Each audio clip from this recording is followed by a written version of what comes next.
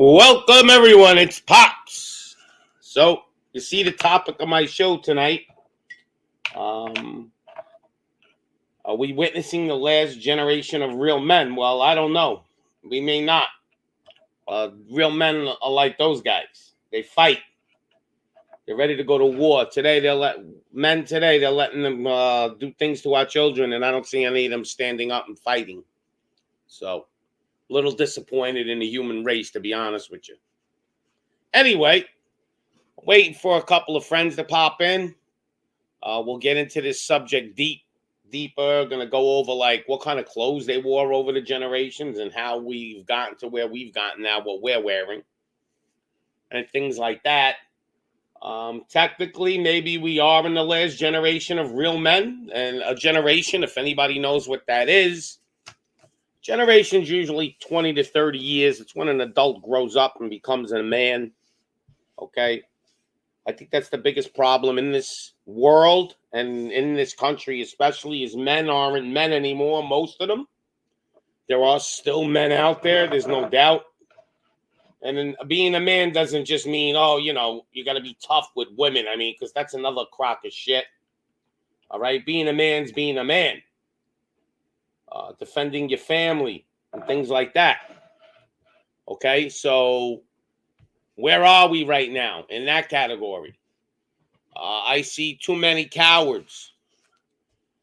Nobody's doing anything. Everybody's waiting and waiting, letting these people do things to us. And when I say these people, I mean these elite globalist animal beast monsters, demons, whatever you want to call these. They don't even belong on this planet. Okay? These sheep, they're really the sheep. They're all hiding. Okay? Because they're basically, but they're coming out now because they're not scared anymore. See? The demons aren't scared to come out no more. All right? This is what's going on because there's not enough real men. There's a lot of soy boys out there. All right? And that's why all these demons are coming out of the woodwork. If you notice, they can do anything they want, basically. And the real men are just sitting back doing nothing. Now, the problem, though, is for the real men is we're outgunned. And what I mean by that, you have to think of it. Hold on. Let me welcome everybody. I'm going to put a link in the chat, too. We got Celine in the house. Thank you for coming. We got DJ Spin.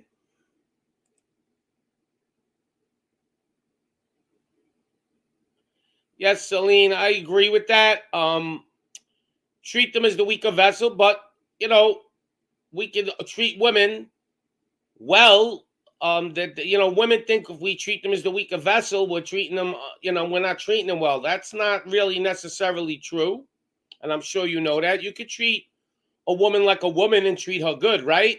So I think there's a misconception. I think that was put out there by all these woman agenda things that, if a man doesn't treat her as an exact equal, it's kind of, it's being a male chauvinist. No, it's not. It's being a man. We were created different than women. God made us stronger for a reason. If not, he would have gave women the same strength as men, but he didn't do it that way. A woman, though, takes care of the family and nurtures the family. A man can't do that. I can't take care of children like a woman. I'll be the first one to give the woman credit for that. I mean, there's a lot of things women do that men just can't do as well. Men cannot raise a family as well as a woman. That's it. Bottom line. Put 100 women in a house with 3 kids and put 100 men in a house with 3 kids and see who can raise those kids better. Flip the roles too. Make the woman go to work. Make the women raise the children better. It's just a thing. It's in them, just like a woman can take more pain. They go into child labor. So we got to get off this kick of this, if a woman's not equal to the man, she's not feminine. I mean, well, obviously she's not feminine then, but, it's just there's a big conception out there. Right. We both need each other. That's the bottom line. Right? But a real woman wants to be married to a real man. There's no in between. Women don't want to be with some little, coward that ain't going to protect their family. I mean, I think the women are going to have to protect their family the way it looks. Because these men are cowards. A lot of them, not all of them. There's some alphas out there, if you want to call that, but I think the alpha thing is a little confused because all I ever see people compare alpha men is in the dating scene. What about alpha family men that raise their children correctly? What about all that? What about a man that teaches his child morals and teaches them the Bible and things like that? What about that guy? It seems like this whole alpha thing's about dating, okay, which is retarded, to be honest. I think it's ridiculous. I'm gonna put a link on the channel. I just gotta go log in to YouTube again. It's such a pain. It's so stupid that I can't do it from StreamYard. I gotta go into the YouTube channel and actually post a link. With all the technology we got, we can't get StreamYard going right. Huh. All right, so there's the link. Any men want to join me? Click up on that. And we'll go over some of this. Are we in the last generation? Because I think we are, If we are even in the last generation, we may have passed it already. Invisible War. He says he's been taken over by anime girls. Well, good look at that. Maybe when they come out with that, they have it already. The virtual reality and stuff. You can hook all kinds of wires up to yourself and have your girlfriend in a pod. Good luck with that. I find dating hard because I'm not very forward, and guys are afraid to approach women anymore, even if they are nice and not weird looking. Yep. We were talking about that in one of these shows that are, the manosphere, they call it. And we were talking about that, and most of the men said, yeah, we don't approach women because they're scared of rejection. See, in my day, it's not that long ago, in the 80s and 90s, we used to walk up to a girl in a bar. If I was in a supermarket, I would try flirting with her when she was in the fruit aisle or something. We weren't scared to say hello. Today, I can't blame some men because it does happen a lot now that women are like, if you go up to them and say hello, they'll call the cops on you like you're some kind of perv or something. I think that was created to do that on purpose. So it's kind of tricky. I think today a man has to make eye contact with a woman. And if she don't smile at you, then don't even bother because if a man walks up to a woman today and says hello, they'll look at you like this, like you're crazy.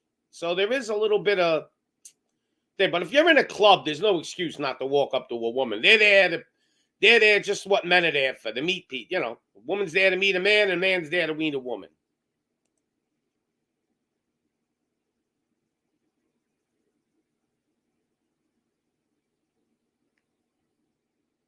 I agree. Even when I was younger, look, we wanted to get right to it and get busy, but we didn't do that. You would meet a woman and feel her out, date her, take her out to eat and do things. Today it's like they want it on the first night. And sometimes when you don't work for something, it ain't good, right? Anything worth waiting for is usually better. So back in my day, if you met a decent woman, it took you, even if she wanted to sleep with you, it still took 2-3 months before she would contemplate it. So, but if you go by religious standings, then you're really not supposed to sleep with a woman till you're married, which in today's generation, it's very difficult. And Invisible War is making me crack up. I've been feminized by cute animated girls. Yeah, well, I'm gonna I'm gonna show you some pictures. Like I was just browsing through the internet, looking at how men used to dress at, let's say, at even the Grammys. Because let's face it, at the Grammys, I know there's guys that wear stuff that they wouldn't wear in real life, but just to show you the trends and the styles of what's going on. It's disgusting the way things are right now. Men should be embarrassed of themselves. Not all men, some men should be embarrassed of themselves the way they're basically showing their true colors. I mean, even I'll tell you when I knew it was kind of over, when the soy boys were starting to come. When I seen a movie, the first, like one of the first Brad Pitt movies, he had really long hair. I forgot what the name it was. It was kind of like a love story and everything. And he had this really long hair. And I was like, oh, well, here we go. It's soy boy time. It was like, as soon as I seen that, he was a good looking guy and everything. But once I started seeing that, men were wearing their hair like women and stuff. I don't know. I said, this is the end. So we got Lop in the house, Legend of the Fall. How'd you know that? Lop, you're good. That's the name of the movie. Once I seen Legend of the Fall when I was younger, I kind of knew it was coming. I just knew it, you know.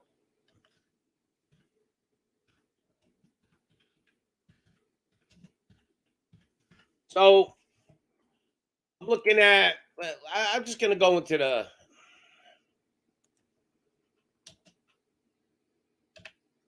I'm just gonna Google into like. I just want to show you the different eras. I mean, even in the '80s, it's starting to get like a little like femboy. I mean, I think the '80s and the '70s kicked it off into the soy boy, but it's expanded. Like here's like soy boys of the '80s, right? So here we go. Let's get some of this stuff up on the screen and share screen. And let me show you like how we've evolved. I mean, like these are like so these are kind of like the soy boys of the '80s, right? Now, if you get into 2020, let's show you the soy boys of 2020. This is Grammy Awards. Like, so these are like just movie stars and stuff. I'll get into the real nitty gritty. I'm just waiting for a couple of um people to log in and get on the show. 20 Grammy. So let's compare now. Just 2020. So in 40 years, look how far we've come. And we're gonna see in a moment because I gotta pull it up. I had all the stuff. I should have just left it on my computer. So here's where we've come. I mean, I'm serious. Look at this. This is how we've developed as a species, men. Too many too much going on out there. It's crazy. This is what they want to dress like now. I mean, like, here you go. This is a nice outfit, Here we go. That guy's masculine, isn't he? I mean, women's rule over that. Here we go. This is what men are going to be wearing soon. This is how they want to dress. It's not one guy. It's tons of guys. Even the guys that dress normal, they still look a little bit soy boy-y. You know what I mean? Come on now. It's crazy. So, they're wearing pants up their crotch. I mean, why don't you just wear the pants even a little tighter up your crotch? So,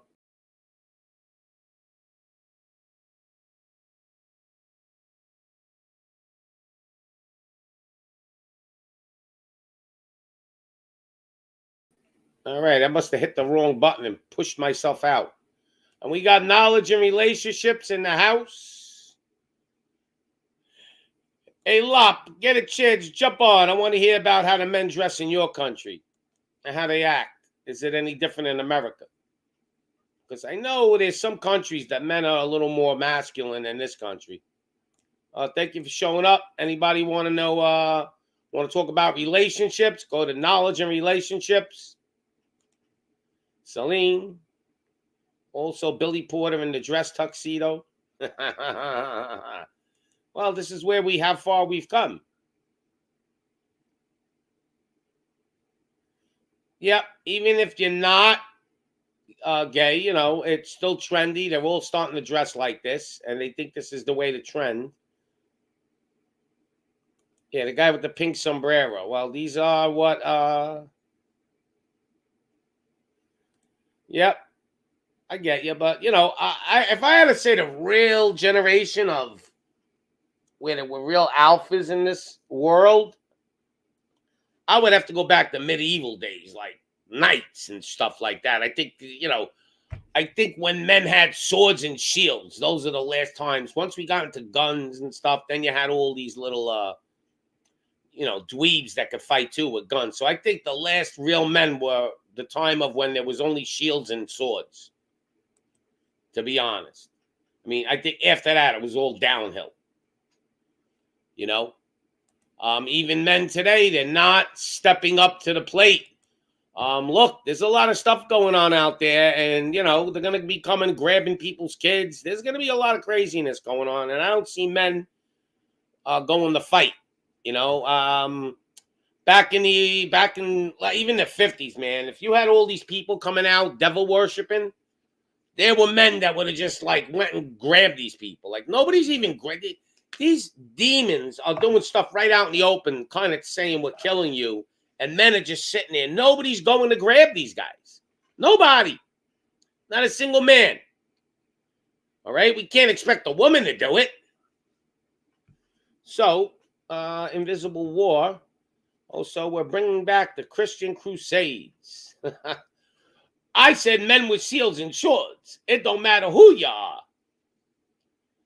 You could be a Muslim, you had a shield and a sword, right?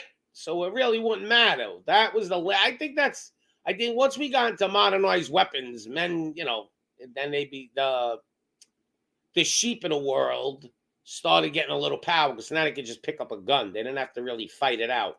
So Lop is saying Vikings. Hey, that may be true too. You never know. But like, it's just crazy the way men are just becoming today more and more and more. I think if anything, this is the last generation of real men where there's still some hope for being a man. And I think that's a generation that was born maybe 30 years ago or better. So I think if you were born from, let's say, 1990 or even the year 2000 down, there may be some real men. But the new generations now that grew up, from 2000 and up, they've grown up to be soy boys. It's in their food. The testosterone is disappearing. And the, what you will call it, I forgot the word. But anyway, I'll think of the word in a minute. What is it, estrogen or something like that's in. Men can go into ladies' bathrooms. Go figure. Yeah, crazy Frenchman. And men are allowing it. Like back in my day, even if a man walked into a woman's bathroom, he was getting his ass kicked. I don't care what gender he was or anything like that. He was getting his ass kicked when he got out of the bathroom. Today, you can't do anything. Everybody's calling cops anyway. So what's the difference? This is the way it is. I think. Lop, would you be seen wearing this outfit? Let's see if you would be seen. Let me ask a question. So, yeah. So, Lop, would this? I could buy you one of these for Christmas. Would you like one? This is what they want men to wear now. Don't you get it? Yeah, there's no man. There's no men that stand up. They're all, even the real men, they're like, they're kind of like, hey, it's not even worth it. I'm going to get arrested, for some bullshit. But there were enough men doing it. I don't think any of this shit would have happened. There's just not enough alpha men out there that got some balls. And even the few alphas, they feel like they're all alone. So why bother trying to, fix the problems when 90% of the men are like just sheep and cowards?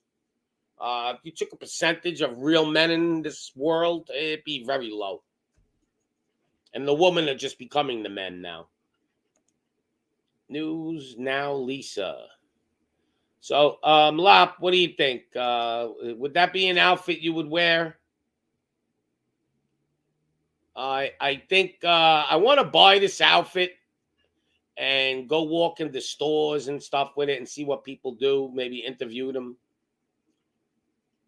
I think this would be a cool outfit if I wore it and put a camera on myself and walked into stores to see reaction of people and interview people at the door. Like, do you love the rainbow? Happy, happy. I don't know how they took away God's creation, and the rainbow is a beautiful thing, and they made it their logo. It's a crazy world. 20% of the Generation Z identifies as LGBT. So when you say Generation Z, Zelene, would that be like the generation born like from 2000 up, like that generation? Let's see what Generation Z is. I'm even curious. I don't even know these generations anymore. Generation X and Z and B and how about real men and not real men generations? Let's find that. Generation Z. And that is begins anyone born between 1981 and 1996. So there you go, Generation Z. There's your new wardrobe.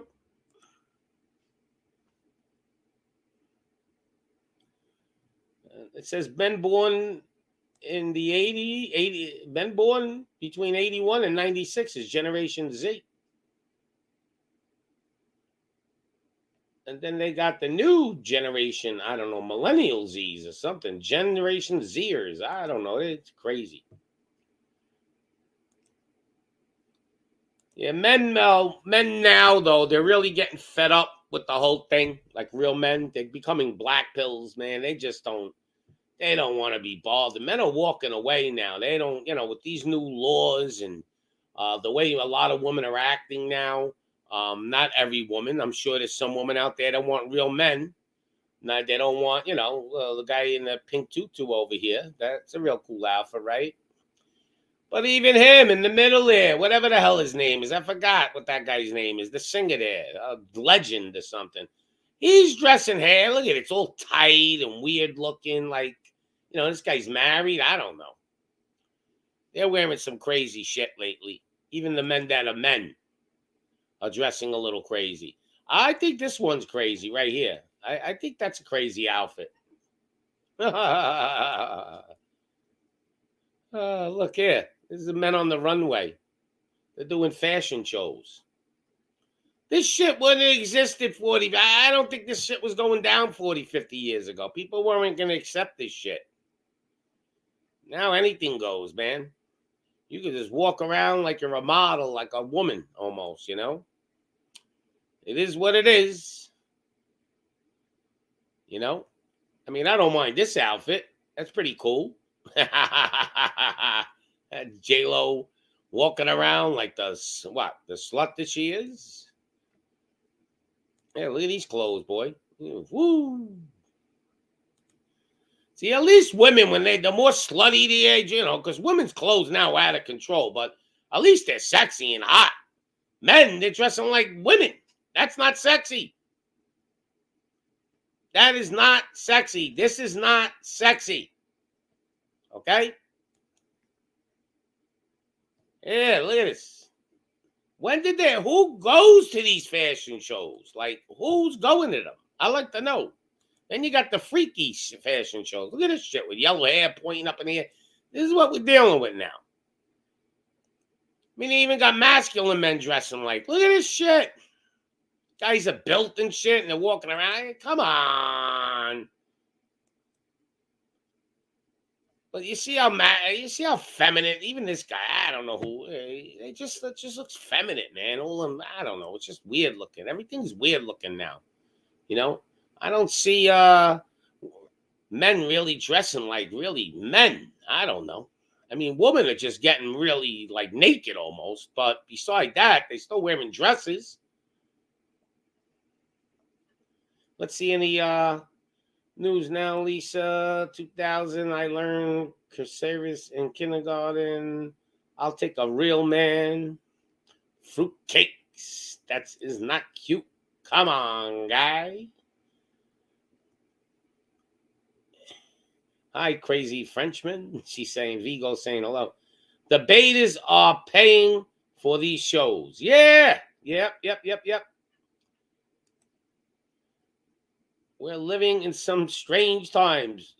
Strange ain't the word. See, I don't only consider a man because of the way he acts towards women or dresses. How about a man that acts like a man with his family? These men are just letting people shit on their children. You do something to my kid, I'm going to jail. That's it. It's over. I'm not sitting there watching you do shit to my kid. I'm going to jail. See, so when all these nerds, these elite cowards, knew there was so many men like that would just take them out if they did something harmful to their family, they didn't pull this shit.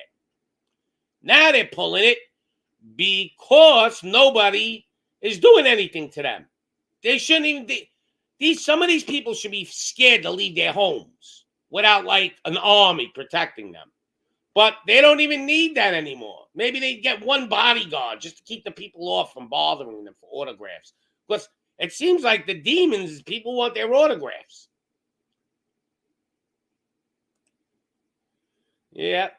Come on, guy. Come on. It's true, though. Come on. Come on. Come on. Give me a break already with this. This is ridiculous. Hey, even Usher. I mean, come on. I don't care what you tell me. Look at this outfit. Like, well, what is that?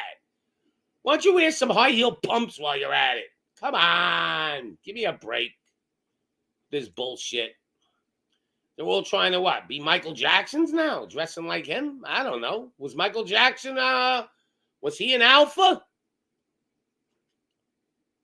Yeah, this is how men want to dress now.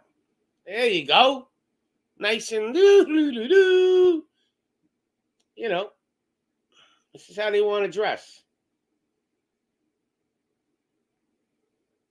You think this guy, if somebody comes and takes his kid for some bullshit reason, you think this guy's going to fight back? He's going to go, oh, honey, they took our children. I think the mother's going to be fighting back before this guy.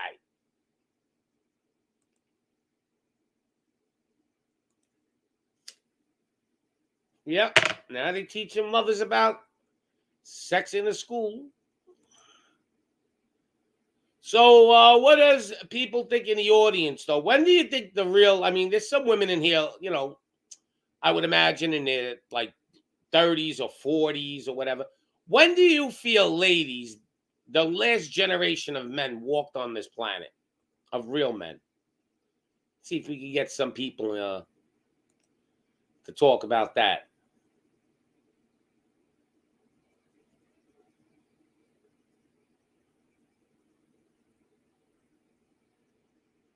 Yeah, the only men that we ever seen wearing headbands, Celine, back in the day was like a tennis player, you know, because he sweat and he put the headband on his head, like I think it was McEnroe, but he didn't wear it like out in the street, and it was just for sweat purposes. Now men are just wearing it to wear it. They want to be, you know, they keep eating that soybean. Men walking around in that shit need to be kicked. I love this. Whoa, wait. Ooh. News Now, Lisa. You just won my joke of the week. Men walking around in that shit need to be kicked in their dick. Listen, I gotta write that down. Okay? I think you should win. If I had prizes, you would get the prize right now. That is an awesome saying. I just like that. I love it. They need to be kicked in the dick. Come on, Lily. News, Lisa. Wherever you came from, I love you. I don't know who brought News Lisa in here, but keep them coming. I'm writing it down because I got to remember that one. Oh, just too funny. That is like a line a comedian should use. They subconsciously social engineer them. Yes, of course. Wait a minute. So let's put this guy back on. Seems like it. So he most likely has a gun in that purse. He may be Generation X. The poor girl was bewildered. Crazy Frenchman. I love though. Has a gun in that purse. Full thing. Some 7-inch stilettos. Yeah, he needs some 7-inch stilettos. And if you notice, the trends always start in Europe. So the soy boys originate in Europe. It took a while to get to America, but now it's here. He looks like Aspirin Ken. Let's find another one. Let's find. Here we go. What kind of outfit is that? Like, what is that? Who's going to be walking around like this? Let me find some, like, in between. Yeah, this is what they want men to do. They want us to. This is the typical dream for the government right now. They want men to dress like this.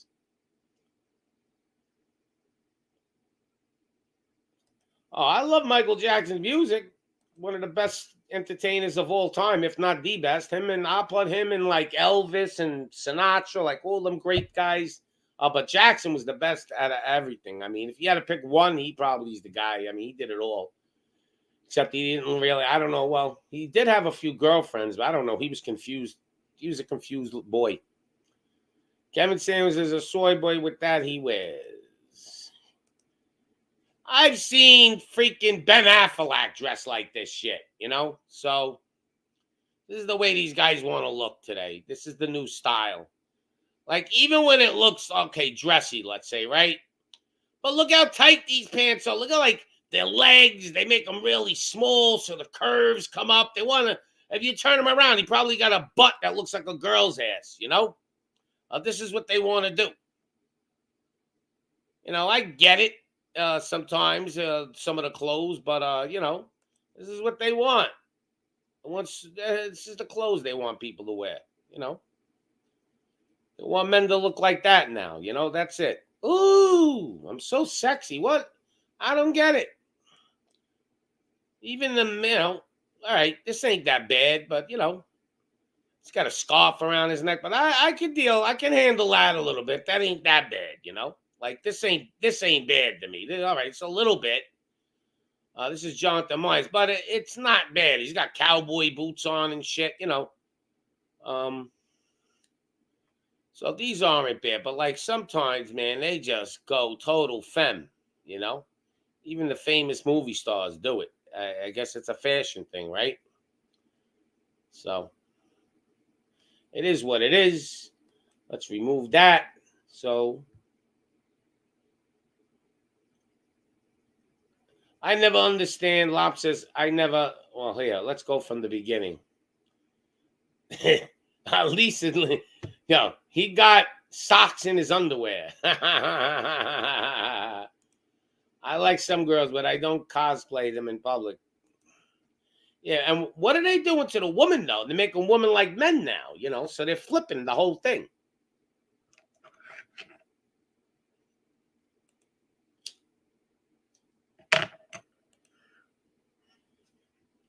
The last real men went to where? Nam, Vietnam?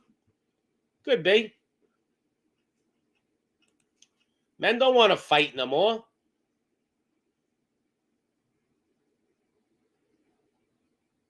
That's okay. News now, Lisa. I like it. You're funny.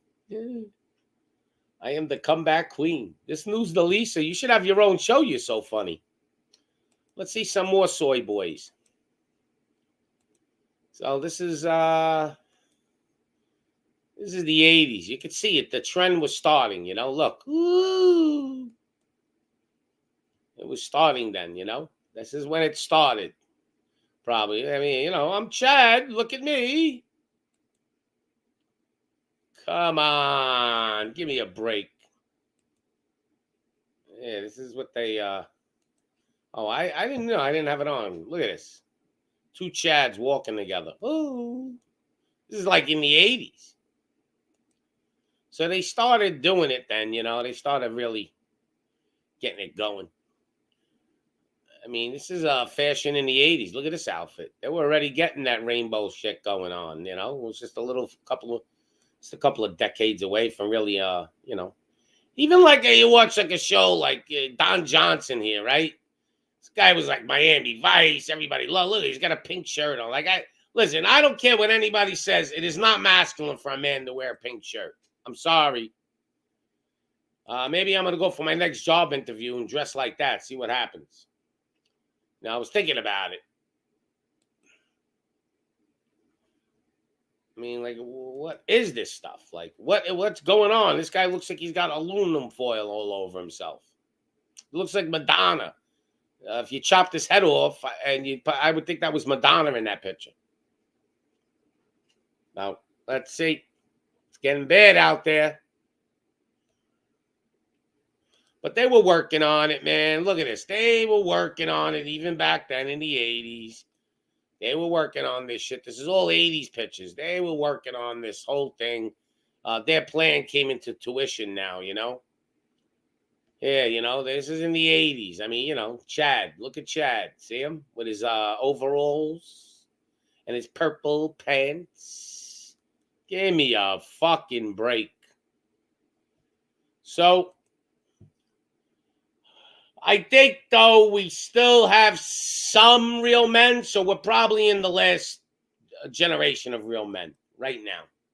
I think this is it. I think any man over the age or around 30 and up is probably that last generation. I think any men below 30, there's so little and few of them that it's over. But if you want a real man, you got to find a man over 50 now. See, I'm over 50, so I'm just bragging. Yeah. When you say it, watch how people watch the expression on people's faces. They'll be like, what did you just say? I don't even carry a purse. And here we go, Invisible Wars again. I like anime girls, but their feminization can work on me as woke as I am. Yeah. Even video games, man. You play these video games now. They got the woman like warriors, yo, and they got the men like more feminized in video games.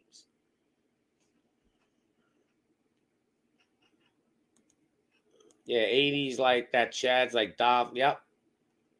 And they were European. She Stole My Thunder's in the house. If you want to go on a website, She Stole My Thunder reads books and stuff. So if you just want to relax and sit back, close your eyes and listen to someone read a book. She was reading, I think, Game of Thrones the other night. I like that book. So, and you're too lazy to read, just let her do the dirty work for you, right? She Stole My Thunder. She does all the reading for you. You don't got to worry about reading. She tells the story. I just want a guy to, I don't know, and make him a sandwich. News Now Lisa's real dirty, man. Woo! Yeah, you be my fantasy News Now, Lisa. How old are you? You can make me plenty of sandwiches. That's my fantasy. Just give me that and a sandwich, and I'm happy. Their succubus brainwashing is negated by anti-Illuminati personality. Listen, these high-up elites, they're cowards, man. They're all they're not real men. I don't think any of them are real men at all. None of them. A real man knows how to cut wood. That's right. My son showed me how to cut wood. He cuts wood.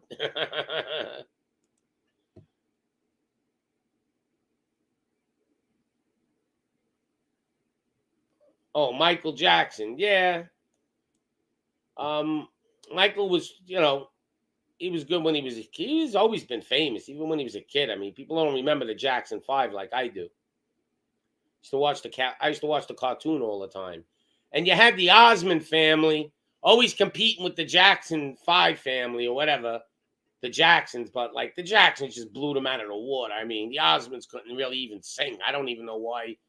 I guess for white America, the Osmonds got big. I mean, they were all right, but they were like, from a 1 to a 10, they were a 5, and the Jacksons were a 10. So it's like you have no clean clothes and you borrowed your girlfriend's stuff to run to the grocery store. That's a great one. Yep. But let's go and let's look at like the 1920s. Let's look at how men dressed in the 20s. You know, let's take a look at that. So let's see how men dressed in the 20s. I'm looking the 1920s Grammy Ren clothes. Let's look at the clothes. Let's see what we got. So this is how men dressed in the 20s. Let's look. Yeah, well, that's older guys. So yeah, men in the 20s dressed like gangsters. You know, that's how they really dressed. A lot of the men in those days, they were like gangsters. These guys are on a boat, but look at them. These two guys are dressed like gangsters. This guy looks like a little bit of a Fruit Loop in the middle, but he's got like a sailor outfit on or something. I don't know. But like if you look at it, men really did dress like gangsters back then. Even when they have like parachute pants on or something crazy, they still look like gangsters. Like look at this picture. Not that one. Not that one. Hold on. This picture here. So yeah, listen. All right, these pants definitely look a little weird. They look like they're going to golf. But look at the rest of the outfit. Gangster hat, gangster suit. I mean, like today they don't know how to, I don't know. Men just dress like tough guys. That's the way men are supposed to dress. What are we supposed to be? Supposed to dress like women with skirts? Yeah, it's a nice outfit. That's something like, even though it's CC, it's cut sharp, but like an outfit like that, I can handle that. I'd be seen in that if I was a young man for sure. You know? But you know, most men wore hats on top of everything. I love hats. I don't know why men don't wear hats anymore. My dad used to wear a hat all the time with the feather on the side. It was awesome. Now men don't wear hats. I got this Peaky Blinder hat. I have that hat. See? These are how real men used to dress. All right? This is real men. Now, and you know, here's the thing, a nice picture. Shows you. Look, all suits, ties, gangsters, baby. That's how men used to dress, like gangsters.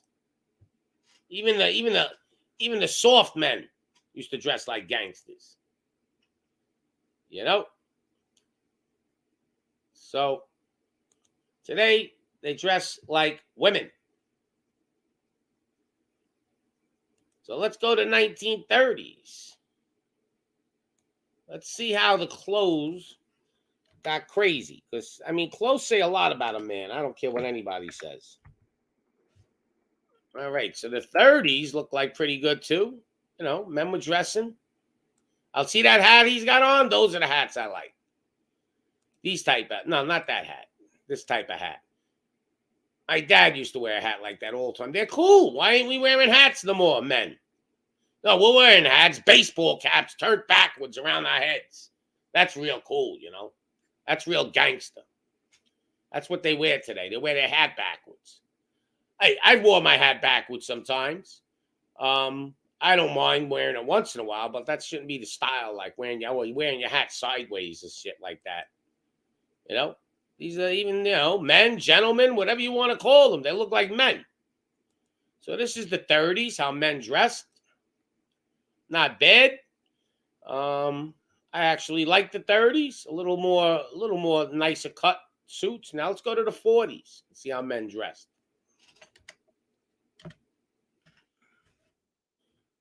Well, the 40s was kind of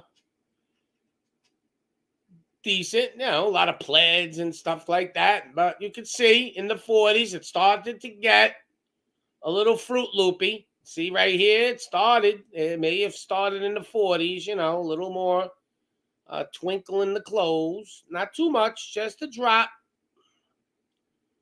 Look at this. Clothes 98 cents, $1.88. But you can see the soy boys started coming. 98 cents for slacks, two pieces, $1.88. But you can see this is probably the beginning in the 40s, and especially right after the war. But not major. A lot of men still dress like men. But you could see it. It was starting. All right. Let's go to the 50s now. Let's see Some men dressed nice with suits and hats and stuff. But so the 40s, I think, is when the soy boys started. It wasn't a lot, but it was a little bit. Yeah, it's a great observation by Crazy Frenchman. Nobody's had long hair.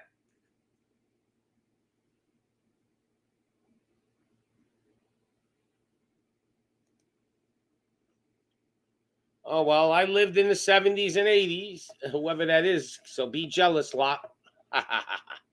So now we got. See, I think the best time to be a teenager probably was the 50s, in my opinion, only because of there were so many heroes. You had all these, even athletes were heroes. Today, they're not heroes. Today, they're prima donnas.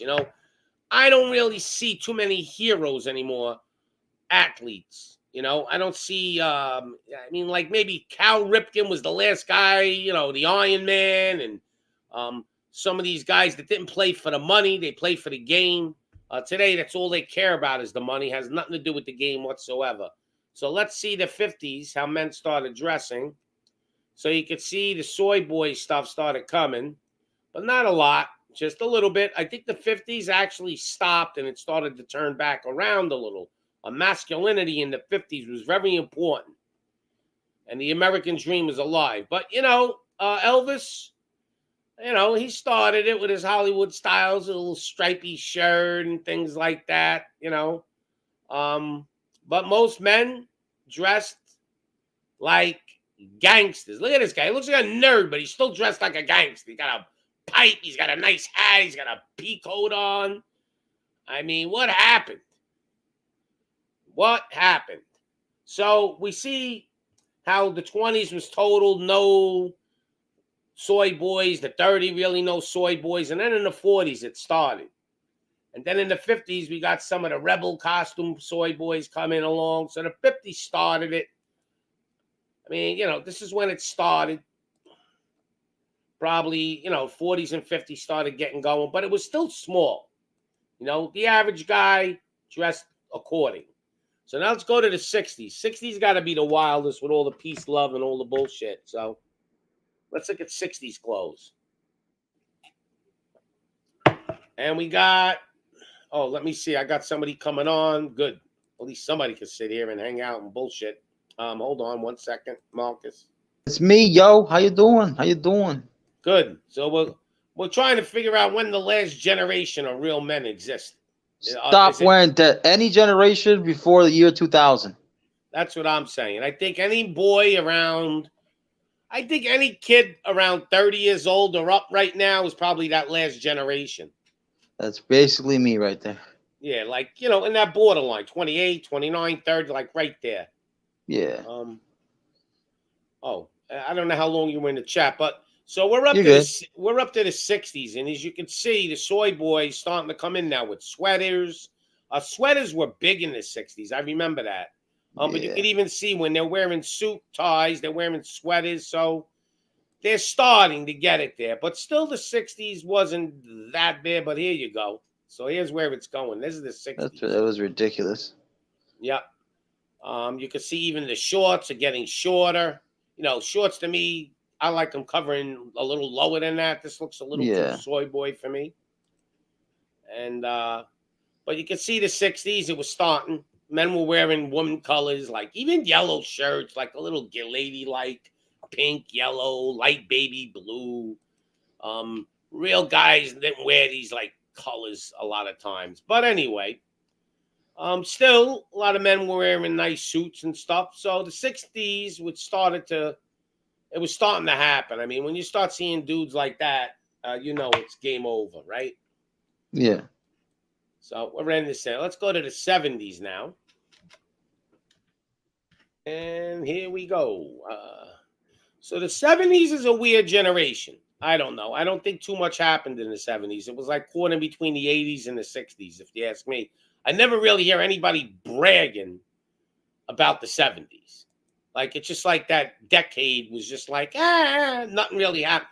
And actually, America was pretty much poor in the 70s, believe it or not. We were broke. A lot of A lot of unemployment in the 70s, a lot of shortages with gas and things. Was The that like, well, 70s, was that like the mid 70s when the when that like the depression stuff happened? yeah, around the end of the 70s, like 78, 79, we started to pull out of it. But as you can see, the soy boys are kicking in full gear. Colors looks like 70s, a lot of different crazy colors were coming in. A lot of plaids. But I'm not impressed at the 70s. To me, the 70s is boring. Here's how they dressing little boys in the 70s. I remember having bell bottom pants like kind of like these, where the bottoms were big and everything, but a little not as tight fit. But I remember that. My mother bought me a couple of those pairs. I actually remember getting those type of clothes a little bit, especially dungarees. I remember we used to buy dungarees like this, where they had the creases, Sergio Valente going up the leg, and they were actually sewed in the creases. Or, and if you didn't have that, you would iron the creases in your pants like that. You see the line going down the middle? And we had shoes like this. Yeah. They used to call them hush puppies. I remember I had a Wow. pair of them. I'll show you. See here? I wore those type of shoes. I remember when I was a kid for a year or two. We dressed a little weird, man. Every time I get the song of Saturday Night Fever, Yep. Now we're going to jump into the 80s men's clothes. The 80s, it started to kick in high gear. This is where I really think it all started to. They were dropping soybean in our food, you know? I mean, this is what I think was going on in the 80s, you know? Even though there was still a lot of real men, they started to really pump that stuff into our food and shit. You know? I mean, look at this shit. Come on. This is crazy. But, you know, there was still suits and stuff, but I think this is really when they really started pushing hard on the, you know, making guys into whatever you want to call them now. But there was still hope at this point. Now, once we start getting into the 90s, let's see.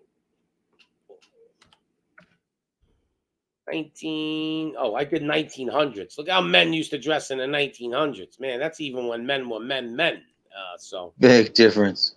yeah, what a big difference. 100 years later, it's like a nightmare. So, here's the 90s. I don't know. The 90s just seem like they're just living off the 80s almost. Just a little more fashionable. I mean, you know, you had the like pajama pants or whatever you want to call them, parachutes and all that shit. I remember all that. I remember in the 80s we were wearing parachute pants. They looked like they were made out of like a pool cover. But here you go. Here's the 90s for you. Chad. What is that? What does he wear on the left? I don't know, man. This Are is those the way supposed to be they roll. coveralls? Yeah. Those sound like they're from the Village People. I'll put it on for you again, make you happy. Oh God, don't, please don't hurt me. Look, even in men's health, I mean, look how short these shorts are. On this guy, I mean, like, I don't know. It's just, you know, weird, man. Weird. Is this parachute pants? No. But you see how the legs are getting tight around the ankles. They want to give men the curve. Like, I'm telling you, I've been walking in parking lots and supermarkets, and there's long hair, and I look, and it's a nice round bubble ass, and then when I get real close, it's a man. It's crazy. Got men's asses looking like women's now. It's that dairy, the dairy, man. You got to stay from the dairy. Yeah. So, why dairies where they're putting all that? What do they call that? Well, because Estrogen? yeah, because a lot of dairy carries a lot of estrogen too, and a lot of soy, and then also it goes to your hips and stuff, and your gut, and then your butt. Yeah. See, here you go. So that's 1990s. Now it all really starts to kick into high gear. 2000. This is when it all starts kicking in. Even people that are supposed to be acting normal. This is when it all starts to kick in. Rainbow colors, all kinds of craziness. You know, this is when it's all going down. Tight, all these crazy shirts. And the 2000s, let's go to 2010, men's clothes. So here now, the revolution starts. So we got, look, I mean, this is, yeah, what you want to tell me? That's feminine looking to me. You know? I see homeless bums wear like dress up like that. Yeah. It just here. This is. I mean, look at this. What is that? This is how they want men to dress. He even looks like he's got eyeshadow on and everything. You know? Let's see this. Even when they got like a decent outfit on, they still look feminine. Look at it. Like, even though he's got a cool outfit on, they ain't nothing he's got. He still looks feminine. I don't know. Maybe it's the men they're picking. But maybe in the future, like another 10 years, this is how men are going to dress. Like this. This is going to be the new Oh style in God. about 5 years.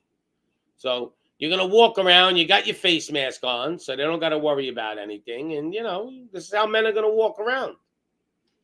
Welcome to my world. I think we're about 10 years away from this actually becoming like a lot of men are going to dress like this. Now, You think it's like just the agenda of demonic or the devil? yeah, I think we're about 10 years away from this being like the normal. Men are just going to walk around like this. I think it's starting, but I think in 10 years this is going to be. I'm actually saving this picture because I got to show people what demonic is, because it is kind of demonic looking. But like, what do you want to be in this picture? You want to be like what? What does this guy want to be when he grows up? Like, what is this fashion? What is this? Sombrero on his head? Like what? Maybe a mariachi singer. Yeah, like, is he confused about what he wants to be in life? I want to be a mariachi bullfighter or something. I don't know what he's doing. Maybe a Dutch singer. Yeah, I mean, like, even he, look at, he's got his button down. Get out of here.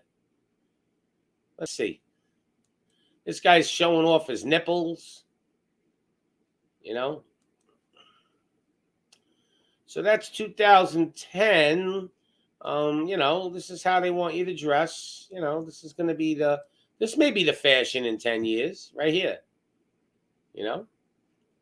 Nice little comfortable outfit, right? That's not fashion. He's wearing a skirt. I mean, shit, if we're going to go to this, then just give me a toga. I want to be a Roman. You know what I mean? Hey, Animal House. Animal House. Yeah, I just want to walk around like Animal House in a toga. Because in the biblical days, that's what men did wear, like togas. So, yeah, but like, this is going to be the new summer wardrobe for men, things like this. Wear your hair in style like this, This is going to be the new outfits for men now coming to a place near you. And even when men dress nice and tuxes, they got to like make themselves look. I got to wear like a fur on my shoulder, like, I still got to be half a girl, Is this guy like in the Wizard of Oz? Like, what is this guy doing here? Like, he looks like the Tin Man in 2020, a modern day Wizard of Oz movie. But everything I've noticed, they want tight fit. Like, they want the curve, like where the legs, they go up. Like, see, they just want it all tight. They want the ankles like narrow so the hips come out. So they look like they got butts. So let's go to 2020s. And we got a lot of comments I got to address because I've been skipping people. All right, let's see where we're at. All right. I was up to here. So the long hair started in the 60s, I'd say. It's Terrence Pop. And when did the bell bottoms come out? So the bell bottoms, I think, came out in the 70s and in the 60s, the late 60s. And let's see what else we got.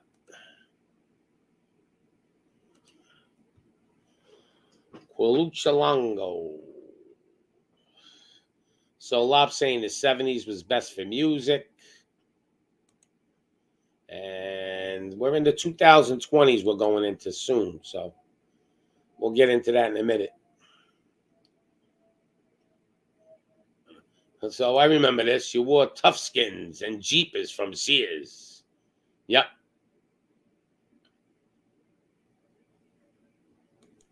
But you know what this is? It's all like feminized, estrogen-filled society. Parachute pants. Making money off these people like that. Yeah.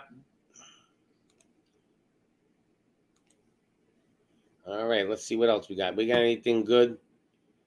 The soy and the fluoride, invisible war, and with it, cell phone waves, yeah, getting testicle cancer. They had a new thing today. They said that if you get tan on your testicles, it's good to build testosterone. This is a new thing going around now. That's So true. I heard. yeah, when you go tanning, just pull your nuts out. Let them get tan. Yeah, right. Next thing you know, Chris Hansen will show up to catch Predator. Take a seat, please. Yeah. I'm thinking about like going to get psyched out so I could collect money and just not work anymore. Go there with like one of my nut. I want to go there in like a rainbow outfit with a nut hanging out of my pants. See if they'll psych Feast me your up. eyes, ladies and gentlemen. Put some wholesome stuff on, pops. Satan at work. Crazy Frenchman's hitting it on the money. Great song. Left out. Let's see what else we got. Look like Judy Garland. Left out loud says 10. All right, so now we're in the year 2020. Here we go. I think down the road, though, everything's gonna go back. I think the styles of the old fan. I can't wait till men start wearing suits, but you can see what's going on right here. I think I want to go buy this outfit. I mean, really, look at it. What the hell has he got here? What is that on his crotch? He's got these gray and white His pointed dignity. shoes. Yeah, His I mean, dignity. like, are they fucking serious? This is at J.C. Penney. I think I'm gonna go to J.C. Penney and buy this outfit. And I'm gonna walk around Manhattan and film Look it. at me. Look at me, guys. I think I'll get like 5 million views with my body in this outfit. Wow. They'll be like, oh my. Feast your eyes, This ladies. isn't J.C. Penney catalog. I mean, this is what they're selling. That means, like, listen, if J.C. Penney bought this shit, it's not like one person's gonna buy it. They're buying, people gotta buy this stuff, right? So people are actually buying these outfits. This is crazy. I mean, like, what is this? Everybody's showing off their meat. It looks like everybody got socks in their crotch. They're trying to show off. Except for this guy, the guy we showed before, it didn't matter. People can't judge. I guess this is for a guy with a small one, so the girls can't notice. But, yeah, these are the clothes that they're, this is what's going in style. Well, look at it. Women dressing like men. Let's see this. I don't know about that outfit. That's a weird. Nothing to brag about. I think 2020 is just either you're dressing super weird or you just got clothes that's nothing to brag about. Like, nothing too crazy. But they are cutting the pants. Also, but even when a guy wears no shirt, it's just look at this. Like, I don't know. This just looks feminine to me. I don't know what it is. It's stupid. Yeah, but it just looks feminine. Like, I can't explain it. Who's in this show? Anybody new? Lango. Oh, Partly Cloudy's in the house. Yep, I think I'm gonna go buy. Shout out to Carly. Yeah, Partly Cloudy. I don't know if you were here before, but I'm gonna go buy this outfit, and I'm gonna film myself in Manhattan, in New York. I'm going to buy this outfit. The new TikTok. Yeah, I could buy this at JC. I'm actually saving this picture. I could go to JC Penney and get this outfit. So for JC Penney to carry this, that means people are buying this shit, right? I want to wear this in Manhattan and put a like one of those cameras on my head, the GoPros, and see what people think. I'm gonna go up and ask them. So, do you think this is a nice, cute outfit? Like, what are your feelings about this outfit? Just make like an interview video. He's like, what do you guys think about what I'm wearing? Yeah, this is what they listen. I was watching a video. One of these guys. This is how bad this world is becoming. He was going up to people, telling them they want to ban the Bible. It's racist and it's all kinds of stuff. And I couldn't believe how many people were like, yeah, they were just signing off on it. Like they want to ban the Bible from being sold. I mean, this is the type of world we're living in now. So here's a nice little cute tootie. You think that guy likes women or men? I think that's always been my issue with these kind of pants because they have to be so damn tight. Like, what happened to women just wearing tight pants and us boys are in loose pants? Yeah. And they go tight around the legs, so when you get to the top, they want your hips to pop out. So men get confused. They start looking at men going, he got a nice hips. Oh, shit, it's a guy. You don't have the balls to wear that. Laugh out loud. I probably don't have the balls, but if I did wear it and with my body type right now, Yeah, with my crazy gut, Frenchman, yeah, crazy Frenchman. But you know what that's called? We have balls. It's also because we have dignity. That's why we're not wearing this crap. no. I If I have lose, dignity. if I lose a little weight, I would wear that outfit just to walk around and make people laugh. I would. I know I would get like 5 million hits on YouTube. Let's see what else we got. Like, I don't know, like just look like I don't know what's wrong with this outfit. It just looks weird, you know? These outfits are just I don't know. I mean, would you walk around like that? I'm not walking around like that. I don't know. I Are can't. those supposed to be like pajama pants or prison pants or something?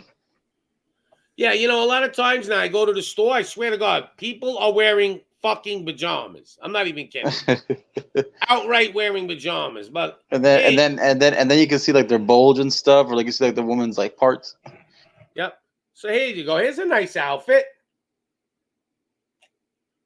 What are those pillows he's wearing? I don't know, but I want to know what's between his crotch. Is that another cup? I mean, do you wear cups now between your crotch so a woman don't go kick in the nuts? I'm still like shocked at the feet. What's he wearing on the feet? Oh, those look like giant footballs that are in front of him. But is he actually wearing those, or it's just a picture? I'm No, wondering. he's wearing them. Yeah, like I want to get those shoes. That would be cool to have. They look like footballs. I can use them for the snow. Yeah, but this is like how they want men to dress, kind of with a pocketbook and shit. This is what they really want. When They want men, us to dress like 80s and 90s TV women. yeah, they want us to walk around with purses. Like even this guy, look at this. I'm not walking around like that with a purse on the side of me, even though it's like a backpack. It don't look right. But that one don't look half that bad. The only issue I have is the pants. Well, you shouldn't. A man shouldn't wear a bag like that. I don't Yeah, care what it that's a is. satchel. Isn't that Indiana Jones? Doesn't he Yeah, have a satchel? you should wear that shit. And we got Exile One in the house. Let me get him in here. You should wear that as a backpack on your back. Is that you, Exile? Yeah, that's me, pops. All right. Sure. What's up? That's all. Yeah. So What's like going on, bro? these How you doing? clothes are out of Good, control. bro. So Exile, this is the outfit I'm buying. As soon as I gotta lose about Show 20. those shoes. Show him the shoes. I The big gotta football. I gotta lose about 20 pounds because I don't want to look totally disgusting. So I got to get rid of my gut, and I'm gonna buy this outfit, and I'm gonna film it, and I'm gonna walk around Manhattan with it. Hold on, I'll show you a better picture. This is gonna be my fantasy outfit. You see it? And especially those shoes. Look at those shoes. Now those shoes are actually mint if you had a suit on, but this is what men want to wear today. Um, they want us to dress like this. This is the way they want you to dress. This is going to be the new style. They've been pushing that fashion hard for about the last 5, 6 years. Yeah, in 10 years, I every say man. 30 years, man. They've been pushing that shit for like 25. But in about 10 years, men will be dressing like that. But Like, we're talking about as far as full designers, it's been about the last 5, 6 years, like trying to push it, put it in the stores, and sell it in masses. It's ridiculous. Started about the same time the deep agenda on television towards that direction started. yeah, I mean, like, look at this right here. They got butterflies and flowers. And look at the way the pants are coming all the way up their crotch of their shoes. This is feminine, man. This ain't masculine. But we were talking about the last generation of men. I would love to get this outfit's pretty cool looking. I want to see what people does it. Are we supposed to dress like clowns now? Like, is this a clown outfit or something? Like, what is this? What is this? What is this guy smuggling inside his kneecaps? What do you do? Do you Hey, blow that hey, hey, up? hey, hey, you remember Willy Wonka and the Chocolate Factory? You Yeah, remember yeah. what the Oompa Loompas looked like when they stepped out? And this isn't a men's clothes collection. Like, yo, they're selling this shit. This ain't no joke. Yeah, this is an immense So this collection. ain't even a fashion show with those last pants you showed. That's like actual pants they sell. Yeah, you could buy that on this website right here. And I thought those MC Hammer pants we used to wear in the early '90s was funny. Oh Yeah, man. Well, this is beyond funny. This is clown. If you walked That around with is this, clown for real. yeah, if you, you know what, you walked around with this outfit, I don't see anybody that wouldn't laugh. What is it? Inflatable? I don't know. Male pants. It's a London collection. I don't know what it is. Just crazy. Okay, if I ever had London as a place to visit, scratch it off my list. But if they had to pick a real dream outfit, this is probably how they want us to dress. Serious, like a little doggy pocketbook, with paint on our face, so you really can't see our face. With a crotch cup over here, flowers on the body, with a nice little bow, a nice tie. Look at this. This is probably their fantasy for men to start dressing like this, with the bandana on. Oh, come on, man, this is crazy. I can't even look at this shit. Look at this. Now, who buys these clothes? This for them to be doing this, men are buying this shit. No, there's no in between. Men are buying these clothes. They're just not fashion shows. Jake, that outfit I showed you before, Exile, with the one I want to go buy, they sell it in Yeah. J.C. Penney. Oh, wow. This one So, here, they so sell this outfit in J.C. Penney that's crazy. and on Amazon. I guess I So could you're go to gonna get so free so you're delivery. gonna go apply for a JC Penney's card? Yeah, or I'll get the Amazon card and I could just go out. I want to do a show and walk around Manhattan with it. How about look at this? Who's gonna walk around with this? What is this? Oh, I don't know. Where's the rest of the dress from the 30s? Yeah, yeah. Look at this shit. What are you, Tarzan or some shit? Like, what's going on here? These look like they're superhero costumes. Like they're trying to dress like they're back in Egypt or some shit. I don't know what's going on. I'm really confused with these clothing lines lately. But look, even regular clothes, the way they're cutting the pants, your ankles are showing, they're coming up your crotch, your ass is popping out. They got this shit where if you're looking at a man from the back, it almost looks like a woman. What's up with them shoes? Yeah, it's just this is what they want to do. Even with suits, they're doing the same shit. Crotches are here. Everything is tight and like a shape where this is going to be the new wardrobe of the future. Shit like this. So they'll do it. You know, but we figured that the last generation of real men was it's not only the way men act and dress. Real men wouldn't let a lot of this shit go on today, especially to their families. That real men wouldn't allow a school to tell them how they're going to teach their child and all that, and wouldn't let them come. No men ain't standing up anymore. Very few. So, and the very few are alone, makes it hard. But if you tried to pull this shit off in like the 50s, you wouldn't need the mothers going to the school. The fathers be going there beating the shit out of the teachers when they got out, threatening them, telling them. Men took shit upon themselves back in the day. Now men are like, they just don't want to do it. They don't want to get arrested. I don't know what it is. There are just Shit, you too lie, many pops. Back cowards. then, men would have taught their kid to whoop the teacher's ass. You better not let them dress you like no girl. You come over here dressed like a girl, I'm gonna kick your ass and their ass. Yeah. So he wants to know how the 89s. What's the 89s? What is that? I think he's talking about like 1989 when Prince was wearing blouse and high heels, but Yeah. Prince was a little bit different. Yeah, they're wearing men are wearing eye makeup now, like their eyelashes, eyebrows. Um, Listen, in my day, you didn't even want to be like men go to nail salons now, get manicures, pedicures. Listen, I get it. Men's nails are disgusting. I think I've had one or two pedicures in my life. I was in the DR. It was so cheap. I wanted the massage on my feet more than I wanted them. I told the girl, don't even worry about the pedicure. Just massage my feet, but this is what's going on, man. You see a man in a nail salon now, you won't even like think twice about it. In my day, if you got caught in a nail salon and you were a man, oh, you would never hear the end of it. Your friends would take a picture of that and show the world. Men wouldn't let perv teachers groom their kids. Absolutely. You groomed my kid. Now, there are some men out here. I'm sure Exile will be the first one at that school, ripping that teacher out of his classroom and drag him in the parking lot. You know, No, to be honest with you, pops, I'll go up there, piss the fuck off, tell the motherfuckers that'd be the last time you see my kid. yeah. Well, Honestly, you I better off take not. and teach my kid at home.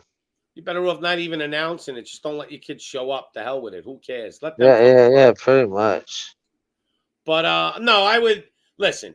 If a teacher groomed my kid, I would find a Oh, way. oh, oh! I heard you wrong. You groom my kid? Oh yeah, he's in the parking lot getting drugged, Yeah, cross concrete. I would wait till he gets out of the school. I wait near his car and make sure there's no cameras. Hey, you can wear a mask today, right? I So wouldn't even give a fuck. I get it. It depends how bad we're talking groomed. Like, molested? Yeah, I'm up there. Don't care. I'm dragging him out by his hair like a caveman. I don't even care if you're trying to groom my kid like you got the intentions to have some kind of sexual relationship with him. So Johnny's saying, laugh out loud, the 50s men were all out of shape and wearing suits. Agree and I don't disagree. So I think men in the 50s weren't as fat normally because of the food they were eating, didn't keep weight on them. I think the reason why now a lot more men have to work out is because of the food that they're taking in their body. You keep taking it. There was no fructose, high corn syrup, and everything in the 50s. Men didn't gain weight in those days. I remember, I see pictures of my dad and they didn't get. Now men are getting obese because they're eating shit. It's what you eat is more important than the exercise because we all work and walk around and do stuff. You don't have to go to the gym to look thin.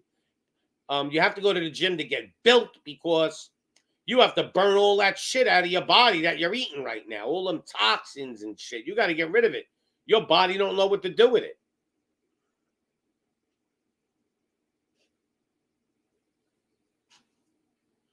So I don't believe men really had guts back in the 50s like today. I think there's more fat men today than ever. The whole country's obese. So you got some young guys going to the gym, in their early 20s or whatever, late 30s or early 30s. But most men don't keep it up. You know, you go to the gym when you're young, you get married, you stop going to the gym, most men. There's still men that do, but most of them don't. There's more that go to the gym today than before, but big deal. You can look fit and you're eating shit anyway. Half of these people are dying of heart attacks from the poison they're putting in their body. So what good is it? You look good and you end up dropping dead from blood clots because you went out and got your magic potion. The sooner the older generation die off, the safer the world would be. We don't need tough guys starting wars. Thank you and goodbye. Well, we don't need tough guys, but if people stood up, we wouldn't have this shit, And Johnny is a troll. Are you there, Exile? Yeah, I'm here. I'm also situating some things at the house too. No, don't worry about it. I just thought maybe, YouTube heard me say a word. Maybe they shut my show already. You can No, say, no, no, eh, it's good. yeah, Show's but still running. yep. And let's see what else. Yep. So we were just going over some of this stuff. I was hoping a couple of the guys that I know will hop on here with the Manosphere verse. I had a few friends I thought they would hop on, but they're probably just not online today. Because they could really break this down even better, But we're definitely not in a man's world, that's for sure. When they say it's a man's world, I think, Sadly, not anymore. It's no longer James Brown days. yeah, I think when they say you're in a man's world, it's only when you're dreaming, you know. Maybe a man's money, but shit, a woman's decisions. Well, a woman got just as much money as men now. There's not even. I don't think there's a big comparison anymore. Well, yeah, you got a few billionaire ladies. Shout out to Rihanna. Good looking out on, you know what I'm saying, you achieving a goal like that. ASAP Rocky, awesome that you hooked up with her. Hopefully you find the same kind of success. And hopefully you don't sell your souls to do so. Who hooked up with who? Who hooked up with Rihanna? ASAP Rocky, Well, some little young rap cat. didn't she just become a billionaire or something? She just Yeah. yeah. That's what I was saying. She's one of them few ladies that's hit that billionaire mark. How did she get $1 billion? Uh, saying she took underneath Jay Z's wing, how he did a lot of it, how he was taught and groomed to do, invested money in a lot of different areas, and seen where money was booming in certain areas and pulled money from other areas to put it in other areas when it wasn't succeeding. Yeah, They had money like that to play around with, not no, like us average Joes. but Jay Z got into producing. He got into all kinds of businesses. You don't hear though of Rihanna in any types of businesses, but she must be. Yeah, she was. She was. She just, a lot of signed clauses and everything else. Businesses and business Yeah, dealings. she kept it low key. Yeah.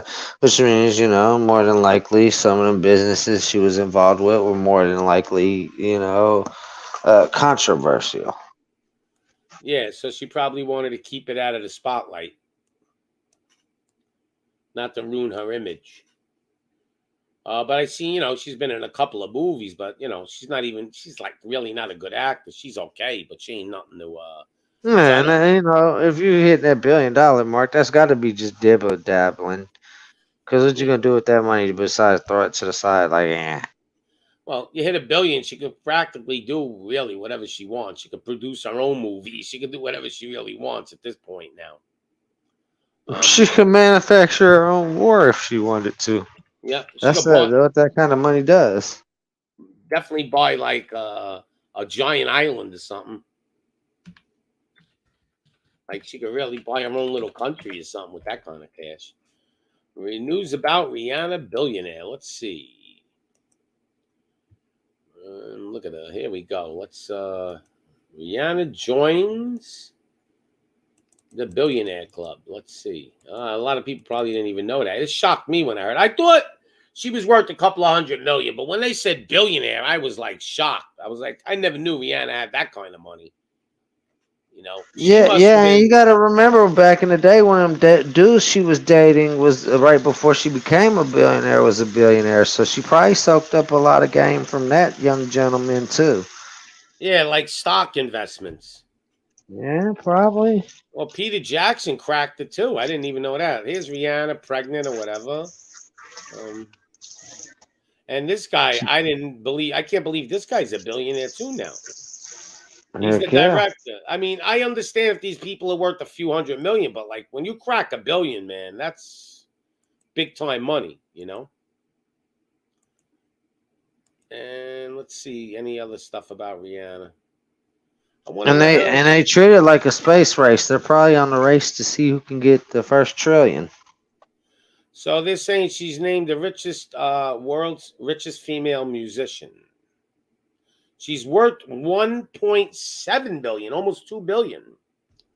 Where did she make this money, though? Let's see if it shows us anything. That's no way. Yeah, it'll show you a few of the things like her makeup line, her Yeah, a clothing beauty line. brand of which she Yeah, owns yeah, 50%.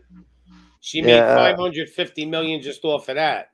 She made a smart move with her music contracts and investments after that first one. She made some moves.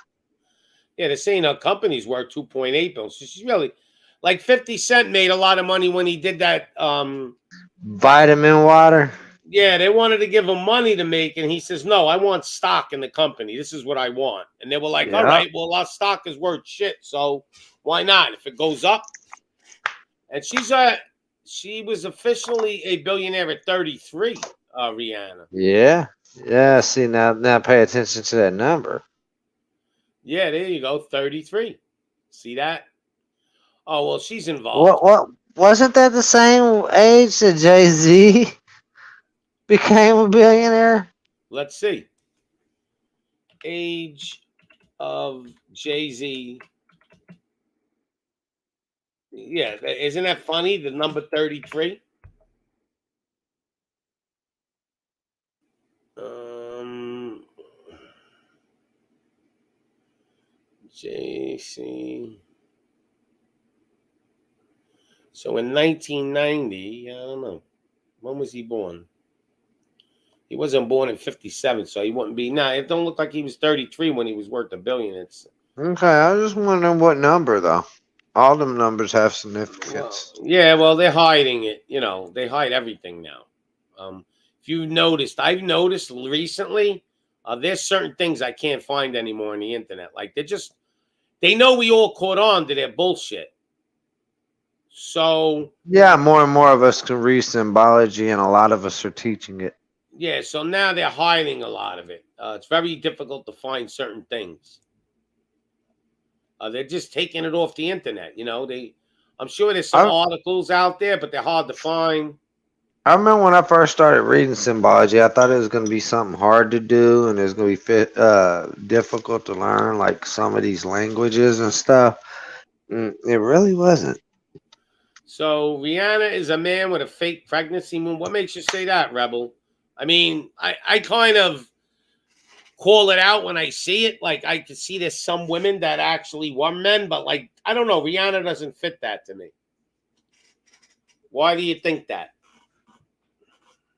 He said Rihanna's a man. Yeah, I don't think so. No, I've seen her China. Yeah, she don't look. I've seen her naked too. They've had her in nude pictures, Yeah, yeah, yeah, yeah. She's but exposed herself. I've seen her nude. but that don't mean she couldn't have got an operation. But what makes you think she's a man? Because she's not built anything near a man. She's very small. She's only like 5'3", I think. She has my wife's body type. Yeah, she's very feminine, like in real life. I mean, even in the movie, wasn't she in the movie Battleship?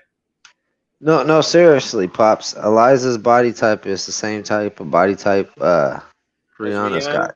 Oh, see Mm-hmm. that? See, you're a lucky man then, huh?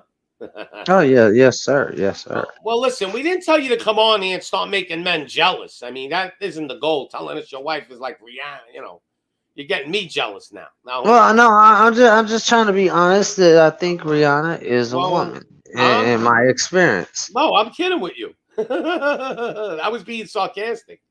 Oh, I I'm definitely just think saying. I definitely think Rihanna's a woman for sure. But what would make you say she's not a woman? Like, I mean, I've seen women with big giant bellies like that too. You gotta forgive me, pops. You know what community I come from, and I just came from some bullshit over there. What are you talking about? You know the drama community. Oh, all right. Yeah, because I was just playing with you. I was like, God, you gotta stop making me jealous. I didn't know. No, I didn't know if you're serious or not. I was like, damn. I was just trying to give credit to your argument that yeah, Rihanna is a woman, Oh, definitely. I put the wrong message up. I put the one where my Cash App. I don't even have a Cash App up.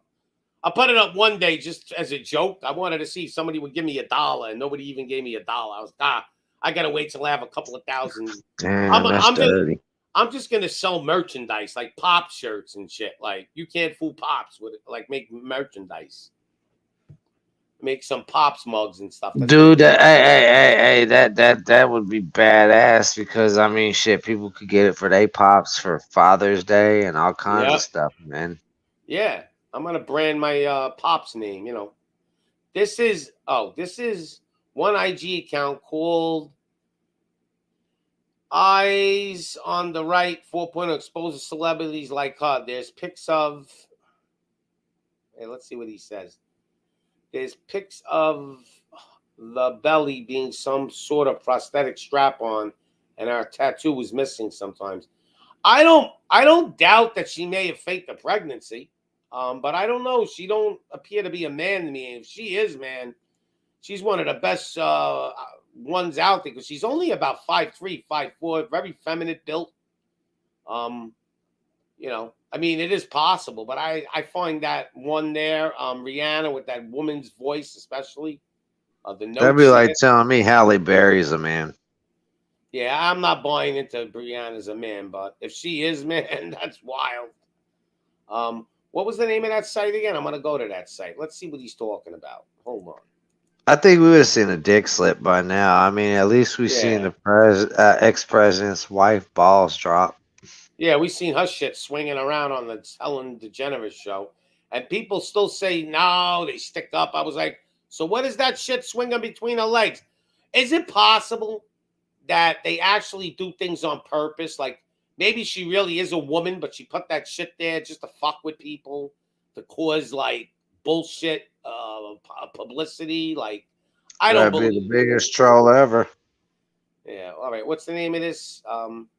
Eyes on the Right 4.0. Let's see where that is. I'm gonna go look for that right now. Eyes on the Right 4.0. Let's check this website out. Eyes on the Right 4.0. Okay, let's check it out. Yep, a believer always stands to be corrected. Instagram photos. Let's see what this is. All right, forget about that. Eyes on the Right. Fully watching the wrong side. Progressive beauty tips includes non-gender beards. I don't know where this. I don't see not so secret society keeping away from. I don't know. I don't see nothing really. Keeping away from the Kardashians. I don't know. Eyes on the Right Twitter. Let's see what he's got. If there's anything interesting. Yeah, I'm on this Eyes on the Right. I don't really see nothing interesting on it. Can you see the Rihanna stuff? That's what I want to know about. Yeah. Playboy exposed the secret life of Hugh Hefner. Big deal. Who cares about that? I don't see nothing really. Maybe on YouTube. Let's see if on YouTube we can find something about Eyes on the Right. Hold on. I don't really see nothing interesting there. Or just look for something that's like Rihanna exposed as a man. Yeah, I could do that. There's nothing there. Let's Google that. Brianna exposed as man. Let's see, because this is the first I'm hearing of that. Brianna exposed as a man. Let's see if there's any shit out there like that. Images of Rihanna exposed as a man. I don't know. Let's see. I don't want to see. Oh. They're showing you, all right. Brianna, small world scandal news. Brianna exposed. Blogger. And Brianna, hello, my fellows. Blah, blah, blah. I mean, there's a couple of little blogs out there. I promise I'm about to Discord that YouTuber Trump dude and be like, hey, Trump, I need you to come over here and say fake news. They got Brianna Amore. I don't know who that is, but this picture here, she definitely ain't no man. This girl, I'll show you this one. Share screen. So I definitely don't think that's a man. That's for sure. She got a nice big butt over there. That's a little big, huh? But let's look at where Brianna's exposed as a man. I don't see any of that going on. I don't know. I can't find any proof of that. So I fact checked it, and I don't see anything there. What is her last name, Brianna? The singer. I don't even know it. So who knows? Neither do I. I'm not concerned with it. Anyway, it's not a big deal to me. All right, Rebel. So on Instagram account, Eyes on the Right it might be private. Even Mega Fox and Sandra Bullock have admitted to being men. Sandra Bullock, I could definitely go with it. She kind of always reminded me of a man, but I don't think she's a man. Megan No, Fox. Pops. The most major thing I see about Rihanna is exposed for spreading STDs. OGIT, yeah, that's my weakness too. I used to love that song. I like big butts and I cannot lie. When that round thing gets in my Sir face, I get Mix-a-Lot. sprung. Yeah, what's this thing with Megan Fox? I've been hearing some shit lately about her now. I don't know. She's probably gone batshit crazy knowing her. And Bonnie Keeley's in the house. And OGIT is in the house. So we were talking about all the different men and stuff like that. Anybody see any news about other stuff? Like I've been seeing a lot of I don't understand why the government ain't talking about it yet, which means that they're definitely doing it and they're trying to sneak it in. They're creating food shortages. I said this yesterday. I'll say it again. I found more and more and more. I keep finding more information. Oh, I was in a stream with this buddy, this ex fucking what do you call them people that radar, they monitor the air flight radars. But anyway, I forgot the proper name for it. But anyway, he was pulling up the radar the other day and showing, oh yeah, we definitely are doing something. There's all kinds of US air flight military going on over there at Ukraine. Oh yeah, but they got Pacific Railroad not bringing the fertilizer to the farms. There's so many things that they're doing to destroy our food. Our food supply. It's not just one thing. They're doing everything they can in their power to just cut our food supply down between not letting the stuff come out of China, not letting it come into the U.S., fertilizer, blaming Russia for everything. Russia supplies 50% of the fertilizer to the world. Not letting the trains even deliver the fertilizer that they have now for the spring harvest. So people must understand, though, we're not going to feel it now. But we will feel the spring harvest, which by September, October, you're really going to feel what's going on. And a lot of canned foods now have went up a lot in price just because they're running out of cans. They're not even running out of food. So canned goods are going up just because the supply of cans, which come from China, they're not getting. I And heard about that. they're going to retool in America and start making cans and doing things. But by the time that happens, it's 3 months from now. And then they're 3 months behind. So to catch up. Now, here's the big thing that they're doing. They're culling all the cows. Like, what happens is the farmers can't get the feed to keep their cows alive, like the milk farmers. So what they're doing, they're saying, well, look, if we can't keep the cows going and making milk, they're killing them and they're selling it. And beef is actually going to go down maybe over the next month or two. It's going to go down in price. And you're going to think, oh, see, everything's back to normal. Yeah, but what happens when they kill out too many like they did the buffalo? Right. So what they're killing off a lot of these farmers, milk farms. We're not going to have that much milk anymore.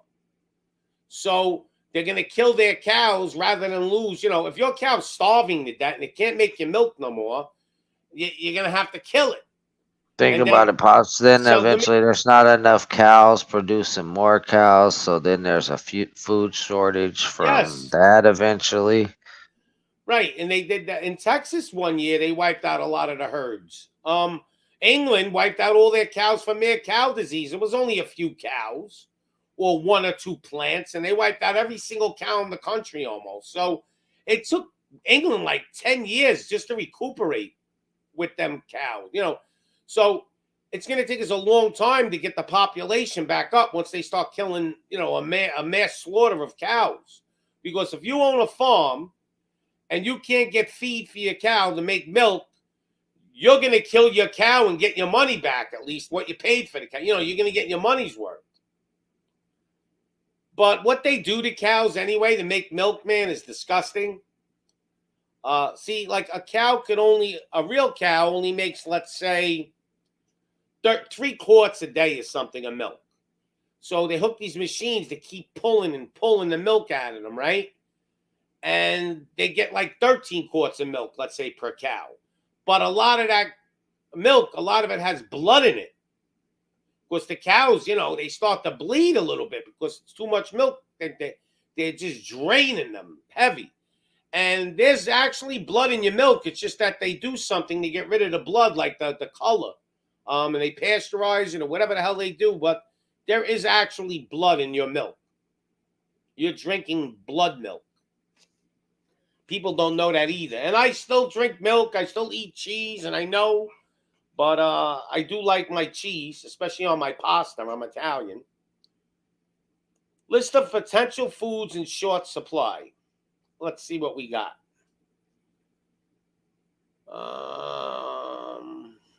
Well, I mean, poultry is gonna beef and poultry will plague us again in 2022. Eggs, there may be an egg shortage. I know that because the government is actually paying egg farmers to destroy their eggs to keep the prices up. I mean, what kind of shit is So that? so them little chiclets that you get for Easter for real cheap, or you win at carnivals for prizes, you need to keep them motherfuckers. Now here it is. I mean, this is 2021. There will likely be canned food shortage in 2022.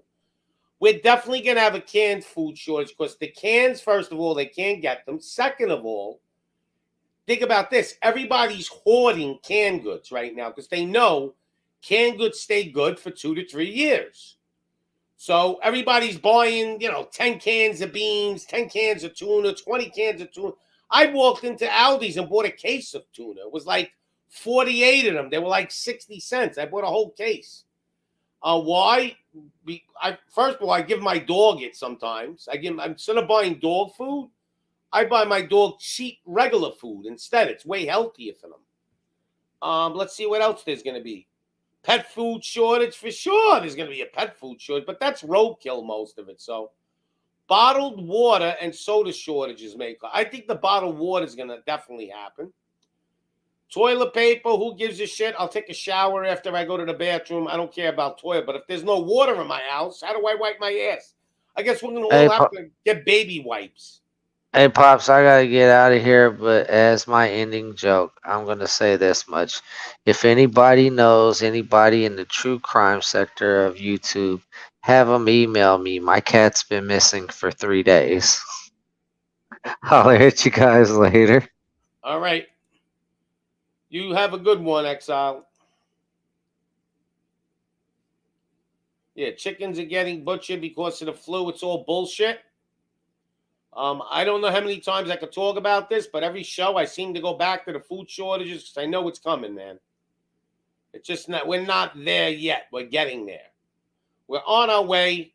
You'll just see drastic little changes and a lot of price hiking, and then all of a sudden you're going to just see shortages.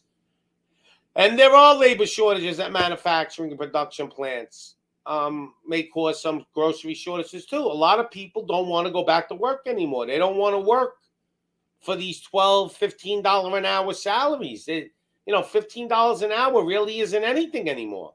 It really isn't. It's not even, minimum wage, 15 an hour is really like, okay, a young kid living with his parents with no overhead. But, if you're making $15 an hour, you definitely can't support your family on that, And people are like, I'm not going to go to work and get abused for, that's why they're letting all the immigrants in because they're preparing for this. They know Americans ain't going to want to go to work anymore. Because we don't want to work for slave wages anymore. I mean, that's basically what it is, man. Which are about to make the coming food. Yeah, here's 3 factors which are to make the coming food shortages even worse. I mean, in other countries, their children are just going to starve. The port Shanghai, which has handled over 20% of Chinese freight traffic 2021, is essentially at a standstill. Yeah, I could show you pictures of thousands of ships near Shanghai, all anchored in the ocean. They're going to announce outbreaks, like in Idaho, they're saying. So a lot of fake shit that they're going to announce. What happened? All of a sudden, the whole world, we got outbreaks. We got supply issues. We got employment issues. None of this is by design. Come on, guy. Come on now. Let's be real. Hello, senor. Political. Looming food shortages. Probably not in the U.S. This is what they're saying. Political fact. I believe there is going to be in the U.S. When was this? But I don't think it's going to be as bad in the U.S. Ukraine will disrupt the supply of key commodities like wheat and sunflower seed oil. Well, you got to understand, wheat is how they feed most animals with feed. Food prices are going to go up. This was 2020, okay, of food, the markers. So it went up and it kind of leveled out around 2021. Here we go. Boop, boop, boop, boop, boop, boop, and it ain't stopping. All right? It's going to keep going and going and going. So food inflation accelerated as the pandemic eased. Ain't that weird? Ain't that weird? So Ukraine and Russian, look at how much. They make up over 50% of the sunflower seed oil. These two, between Ukraine and Russia. Okay? Barley, wheat. So there's a lot here going on. But like that sunflower seed, man, that's spooky. Countries that import most of the wheat from Ukraine are more vulnerable to price stocks. So Egypt's going to be in real trouble. Indonesia, Bangladesh, but I know India now is starting to take over some of the wheat business. They're producing extra because now they're jumping on the the bandwagon because now India is starting to make some money. India is becoming like not China yet, but they're starting to get a little more power. India is starting to become a powerful country as far as economics. India is not playing around. Let's see what else we got. Oh, this was the one I was watching, wasn't it? PolitiFact, yeah. So let's see what else they're saying, PolitiFact. All right, so that's done with them. The looming food shortages is the world's next slowing disaster. Yeah, New York Post. This paper's pretty straight. This is the first paper that actually talked about the Biden laptop and Twitter. Took them off. So I would trust this paper more than I would trust most. And it's a big paper, the New York Post. It's been around a long time. So, the UN's really helping these people, huh? Look at this. Who's what are they gonna do? The people ain't gonna get food, This must be a supermarket, and this is what your freezers are gonna look like one day when you go in there. A lot of floods now. All of a sudden, the whole entire planet's in chaos. Floods are hitting, grain problems, soil problems, government buying up tons of farmland, telling farmers to destroy their crops, and they're saying they're doing it to save the soil. All this bullshit. So, is this real? Is it man-made? Is it a fake food pandemic? People are hoarding, gasoline going through the roof. This is nothing. Hey, I hope I go to the supermarket and it looks like that. At least I can still buy bread, right?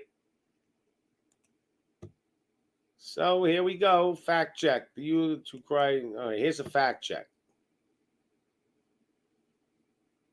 And so these are fact checkers, and they're saying it's false.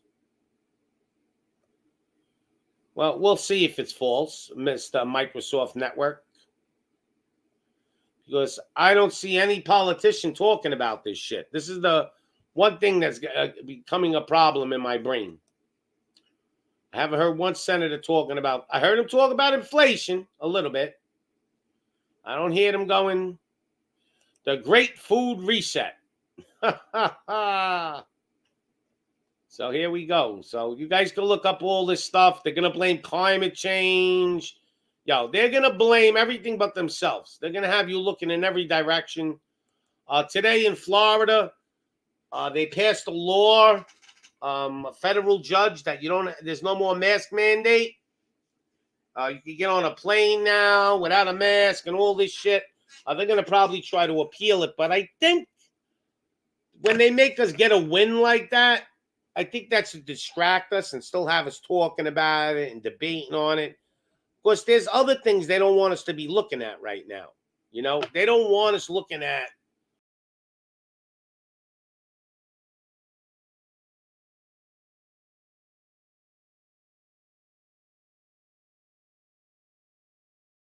And I got disconnected again. I hit the button. It wasn't they disconnected me. I hit the button. So there's a lot of stuff going on out there.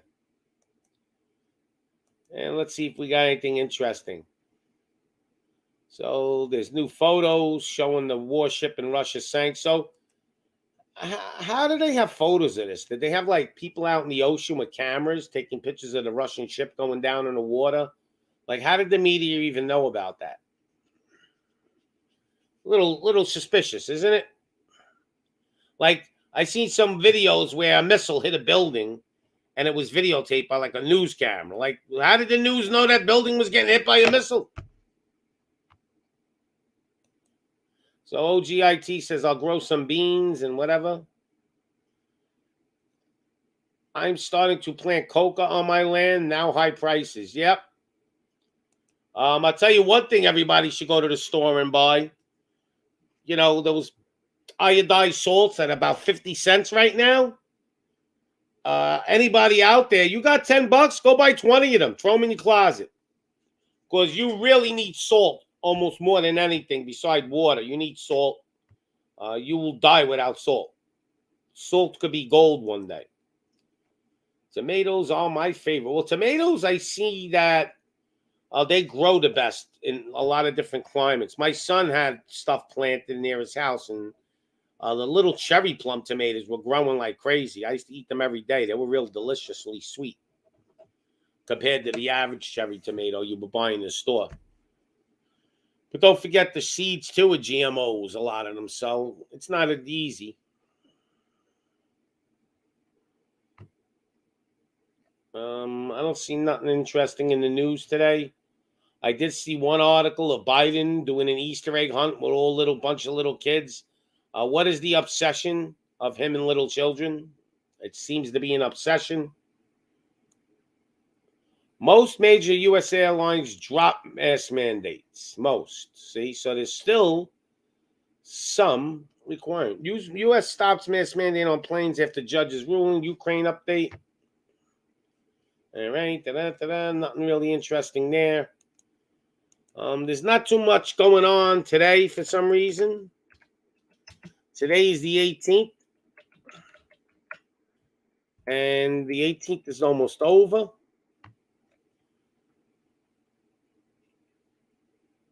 They have a video. People are cheering after the pilot announces no mask mandates. That's pretty cool. But you see, you don't have to wear a mask, and we think we won like a big war. They let us win. The only way we the people get anything is when the elites want us to get it. So they wanted us to get that. They want us to be happy. Like, they want us to feel like we won something. And then about 2 months from now, they're going to make you put it back on anyway. So they just want to play with you. They want to show you who the boss is. We'll pull back. We'll let them get a little win. And then 2-3 months from now, oh, sorry, put them back on, slaves. Put them back on. You're not allowed to be happy and smile at each other. You're not allowed. No, no, no, no.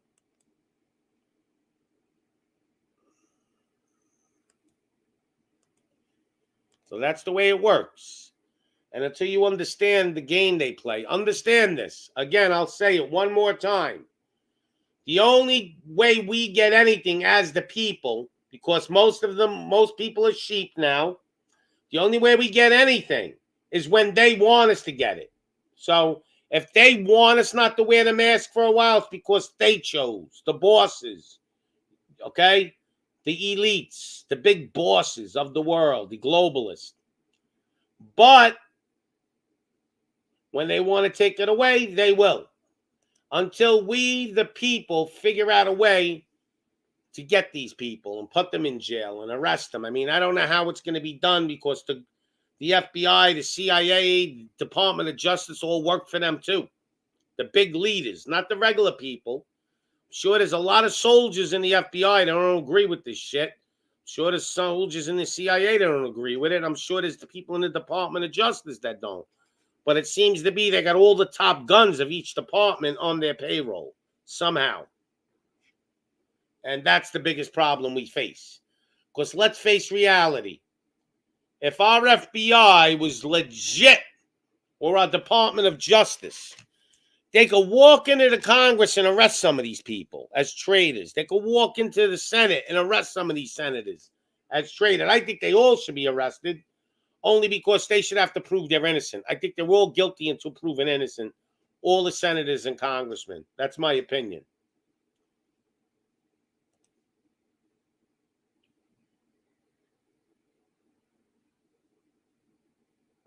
Yeah, no, you're right, Invisible War. People don't realize. They actually think we won. You know, they got you so mixed up. Like, here, I'll make it easier. Like, you watch the NFL football, or you watch baseball, or you watch soccer, and you got your own team from your own city, your own town. And people are like, at the draft, worried about who we're getting, and they talk about it, and people say, yeah, they call it my team, like it's their team. Like, oh, yeah, my team last night. What do you mean your team? You don't own it. It's not your team. You know, and when they win, they feel like they won something. Like, oh, yeah, the Yankees won the World Series. I'm on top of the world now. Who gives a shit? They're going to start starving you, taking away all your freedoms, and you're worried about if the Yankees got a draft pick, or, you know, the San Francisco 49ers signed someone to be they get a new quarterback. Who, like Pittsburgh Steelers now. They need, you know, Ratzenberger. He's retiring right now. Oh, the big deals. Who are we getting? Who gives a shit? We should all stop worrying about sports teams like they're our team, but they do it. They know what they're doing. This is all psychological warfare. They want you to feel like you won something.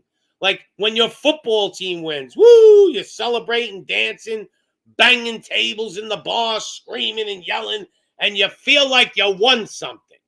What did you win? You won shit. That's what you won. Okay? Get this shit out of your brain. Stop focusing on what they're doing to us, and stop focusing on if your team won the game last night. Who gives a shit? And listen, I loved football when I was younger. I loved baseball. I loved watching sports. But I've realized two things. The athletes aren't heroes anymore. They're all prima donnas that want money. Okay? And that's all they care about. And they all get a little pinky sprain and they don't play for 2 weeks. And I started to realize if I would have worried about what they were doing in the Senate and Congress when I was a young man, and if my whole generation worried, maybe we wouldn't be going through this shit. Because we may be the reason why we are going through this shit. You know, my generation, the generation before me, the generation even after me, we worried more about just having a good time. But I'll tell you what now, politics is bigger than ever. More and more people are politically involved. And once we get control back, this shit will never happen again. Because from now on, people are going to actually even raise their children to watch politicians, not to trust the media. People are raising their children to fight the system now. So all we need to do is we need to take it back somehow. Okay? And that's going to be our battle. Because right now what we're doing is we're climbing up a mountain in the snow, and the avalanches keep falling on us. As we're getting a little high, all of a sudden an avalanche comes and buries us on the bottom again. So we have to get to the top of the mountain and crush this shit. But it's going to be a real tough climb if we even are capable of climbing our way out of this. We may be past that. There may be no turning back. These evil, no good elites are basically, they're dug in deep.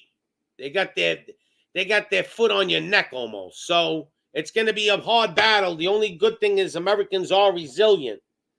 We are a resilient people.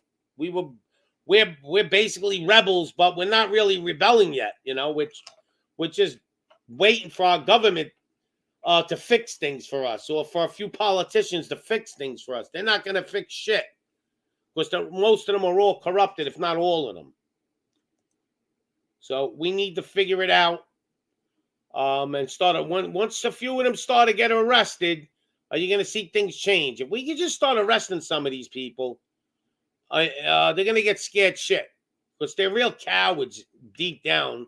Almost all of them live in, neighborhoods with guards and secured gates, and they don't live like average regular person like me or you.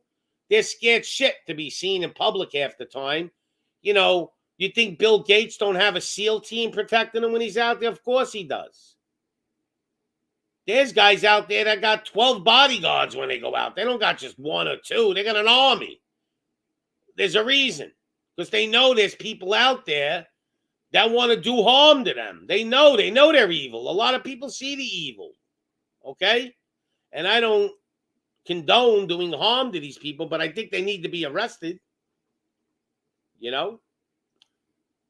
So I think they need to be arrested, and that's it. And we got to get them out of the population. We should maybe make an island somewhere and throw them all on that island and tell them good luck. Take care of yourselves. So Vigo says I'm back, and hit that like button. Yeah. How many likes do we got, Vigo, on this right now? Because you people got to hit that like button. Or last night I didn't get a lot. I almost shut the channel down. I was like, you don't want to hit the like button? You know what? I'll just get off. I don't care. You could go watch something else. I need likes just like anybody else. The more likes I get, the better my algorithm goes. We got 19 likes. Not bad. We're doing okay tonight. But we are, I think, witnessing somehow, some way, the last generation of men. Men are getting softer and softer. And I'm not only talking about relationships with women. I'm talking about just being a man. Protecting your family. Okay? There aren't a lot of men out there anymore for even protecting their children. They're scared. They just go with the flow. Look, I know you got to send your kid to school, some people, because you work, your wife works, but it's really sad that you got to send your kids to schools now that corrupt your children. And you got to try to find a different way because,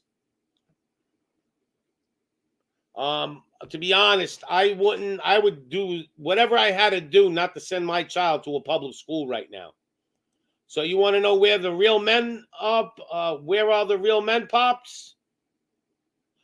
They're actually fed up, even the real men, with a lot of shit that's going on, but there's not too many left. They basically, some of them are in the military being brainwashed, because there are some real men in the military. You got to have balls to go fight like a Marine. There ain't no in between. They don't do it for fun.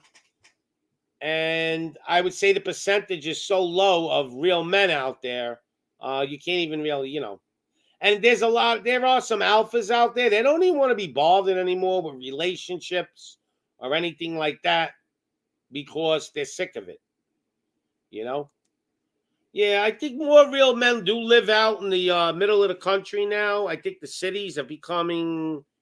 I guess they're pumping a lot of estrogen and stuff in the food and soy boys and all this shit. I mean, you see how everything is on the rise. All this soy boy stuff is on the rise in this country.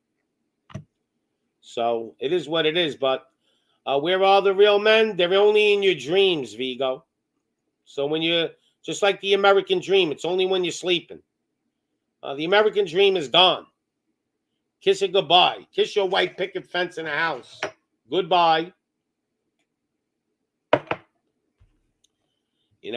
Everything now basically is upside down. Well, they want it this way just to aggravate you.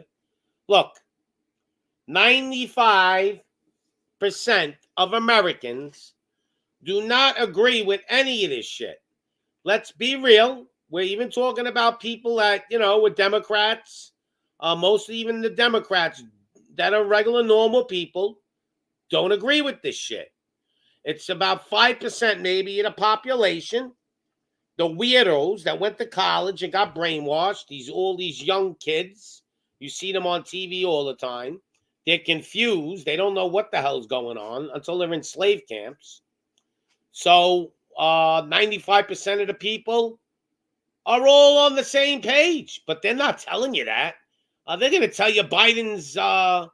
You're going to hear Biden goes for re-election. They're going to have it like he's got 45% approval. He's not 50%, but they're going to tell you he's got like a 45% approval rate, and he's going to win some miracle landslide victory again. And really, probably he's got a 4% approval rate. You know, how many people here know what Biden, who Biden, who did he work for before? Let's see, somebody put that answer in. So what did Biden do before he was president? What was his job? Do people remember that? Anybody got an answer? What did Biden do before this? If you had to think about it, think about how brain dead you are. If you had to actually think about it and you still don't got the answer by now. All right? It's very simple what Biden did before this. What did he do? I'll give you the answer, but I just want to see if somebody got it. Crazy Frenchman got it. See? So Biden was the vice president. If you went out in the street right now and there's 10 people, I bet you 4 or 5 people couldn't even give you the answer right away. Yep, under Obama. Well, he's still the vice president under Obama. People just don't know that. All right? Did anybody see the video when Obama visited the White House and he had his back turned to Biden and Biden went to shake his hand? And Obama didn't even acknowledge him tapping on the shoulder. You're talking about the make-believe or whatever you want to call them. Poppy Poop Pants is going to shake Obama's hand, and Obama don't even turn around and give him the time of day. So what is that telling you?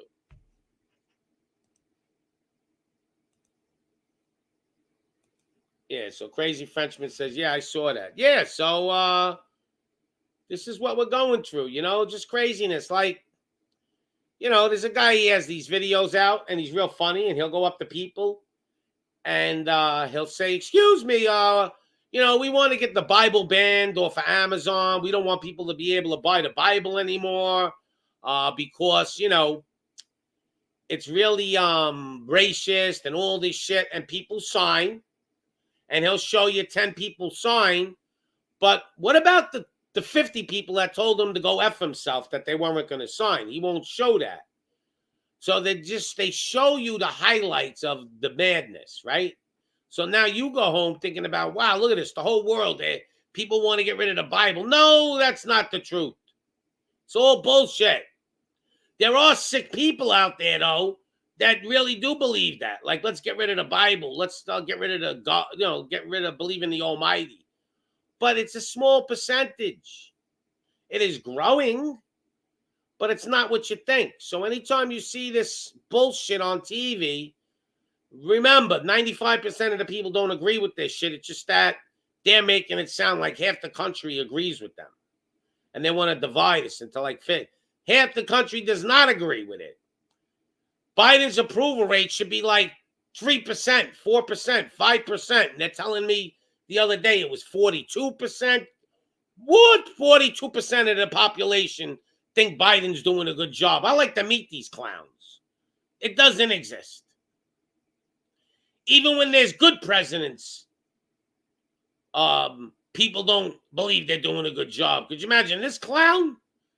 You're lucky. I think you're lucky if you can find 5% of the people that think he's doing a good job. But then there are some percentage of people that don't even watch the news. They may be the smart ones, okay? Because they don't aggravate themselves every day like we do.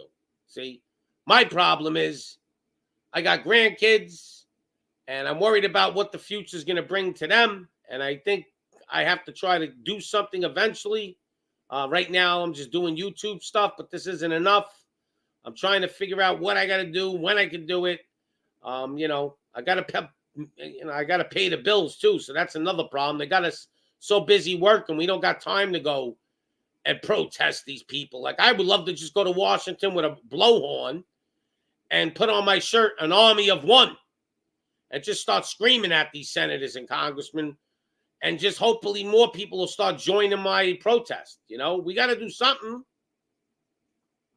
but nobody's doing anything. We're all sitting back waiting for the devil to come knocking at our door. And I'm included in that, and I'm sure everybody here is included in that, Because you keep saying, what can we do? We can't do nothing. And maybe we really can't. But the only way we get anything, it seems to be, is when they want to give it to us. You know, they want to throw us their breadcrumbs once in a while. We'll let them take the mask off for a couple of months now. We didn't win shit.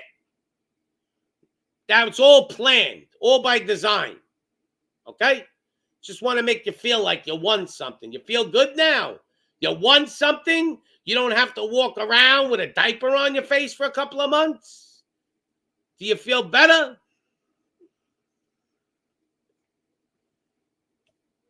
I'll tell you that. The next time they pull this shit again, people put that thing back on. Shame on them. Shame on you if you put it back on. You got to draw a line in the sand sooner or later, people. And that's everybody. Even people watching this. I know yous are more rebels than most, but you got to draw a line in the sand sooner or later. When are you going to draw the line? When it's too late? And you got to get, you know, I tell people, you got to start telling people about things, you know. Even if they don't agree with you, just plant seeds in their heads. Tell them about the food shortages. They're coming. This ain't bullshit. This shit's real. 3-4 months from now, you'll be, look, 3-4 months ago, I told everybody your food prices are going to double real soon. You go to the store, a lot of canned goods are double the price now, okay? And they're very close to being doubled on everything. Even a bag of pasta now is almost $2, $1.50, $1.75. I see it going out like a decent pasta, like Barilla, okay? That used to be 99 cents. Yeah, 12%. Your food is going to go up 12% every month. So I told you, and I'm telling you now, there's going to be shortages. So 3-4 months from now, you'll be saying, Pops was right again. Very rare I'm wrong because on things like this, I see it with my eyes. I don't even need to read it. I see it. And we got Smash TV, who I was waiting to come on today. I figured this was a topic right up his expertise. I'm going to get you on here. I just want to make sure it's you. So, all right. Is that you, Smash? Pops, what's up? Oh, there you are. Oh, man, it was late. I was getting ready to go to bed. I said, let me check to see if you were still on. I was like, holy shit. Yeah, we were going on, is this the last generation of men? Oh, yeah, definitely. And, you know, I was going over clothes from the 20s till now. And I'm wondering, really, when is the last real generation of men? Is it now? Are we the last generation?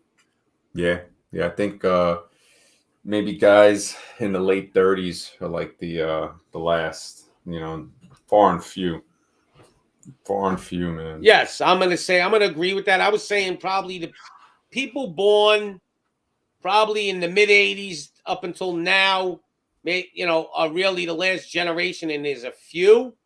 Yeah. And I don't only say men aren't men because of the way they're letting women treat them. How about the way they're letting even the government treat their family? Yeah.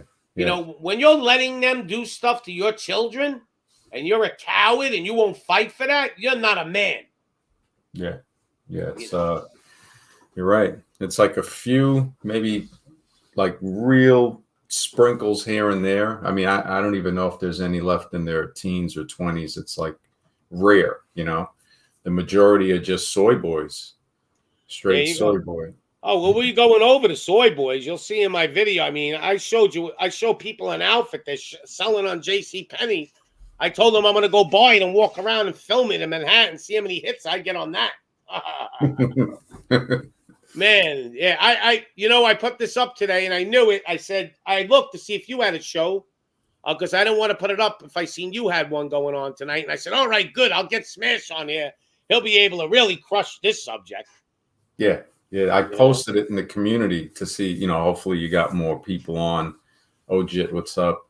So I had to do a few things and I said, let me check and see if you're still on. I was like, holy smokes. Definitely. Yeah, I only stream Saturdays with Smash TV and then Wednesdays with the Wisdom Radio. Scribe's gonna do that with me. Yeah, I gotta go on. I gotta check out your Wisdom one. I got it clicked on my account. But your last video, you did real well. A lot of people watched. like 2,000 hits or something like that. It was good. Oh yeah, they love the roast, man. These guys, this Saturday is gonna be straight fucking super roast, man. It's like these guys, they just, you gotta roast them, man. The clowns, you gotta clown them. Yeah, I wanted to jump on that show, but I had a show. I didn't know you had a show, and I had my show going up, and I was like, I can't, cancel it. But when is it? When you're gonna do it Saturday, so I don't make a show that time? Probably we go on kind of late, like maybe 10 o'clock. Oh, all right. Yeah. So, Yeah, so what are you, Eastern time? Yeah, 10 All right. o'clock New York. I think that went to like one something. I try to just keep it like 3 hours or less, but I think it went close to 4 hours. And so I try to, if anything, I got Scribe as the StreamYard lets you put two people on as the admin. So like in case I want to just lay down or something, he can end the show. Before you couldn't do that, but now I think it gives you that option. I think you put him as another seat or something they call it. So like, but I don't know if you got a co-host or not. Like it's always good to have, that other person in case it just helps out. Yeah, I'm recruiting for a co-host. I'm still waiting for somebody to come to the scene. Yeah, definitely. Yeah, you need somebody. Mm-hmm. Yeah, definitely. I mean, a lot of guys like your show. Hopefully they'll just step up and say, "Hey, you know what? I'll be there." Scribe has been there with me. We've been doing it for almost about a year and a half. Because I started last March. He popped on like about September. That's when we met each other. And he heard me on like some other shows, came on, and he's been there ever since, man. Definitely. Yeah. I mean, sometimes I enjoy when you start going crazy because like when you were on here with Exile, you're both like good friends of mine. So I was like, what do I even told Tony Bruno? What do I do? And Tony Bruno goes, it's fight night. Let him roll. I was like, all right, I'm stepping out. Go ahead, go get him. But there was a scene they said on your last show that got a lot of hits that you were going off on somebody. I don't know who it was. They said, yo, you got to see this brawl. And I don't know who it was. I know one guy was Marquis, the guy that married the same woman twice. He's like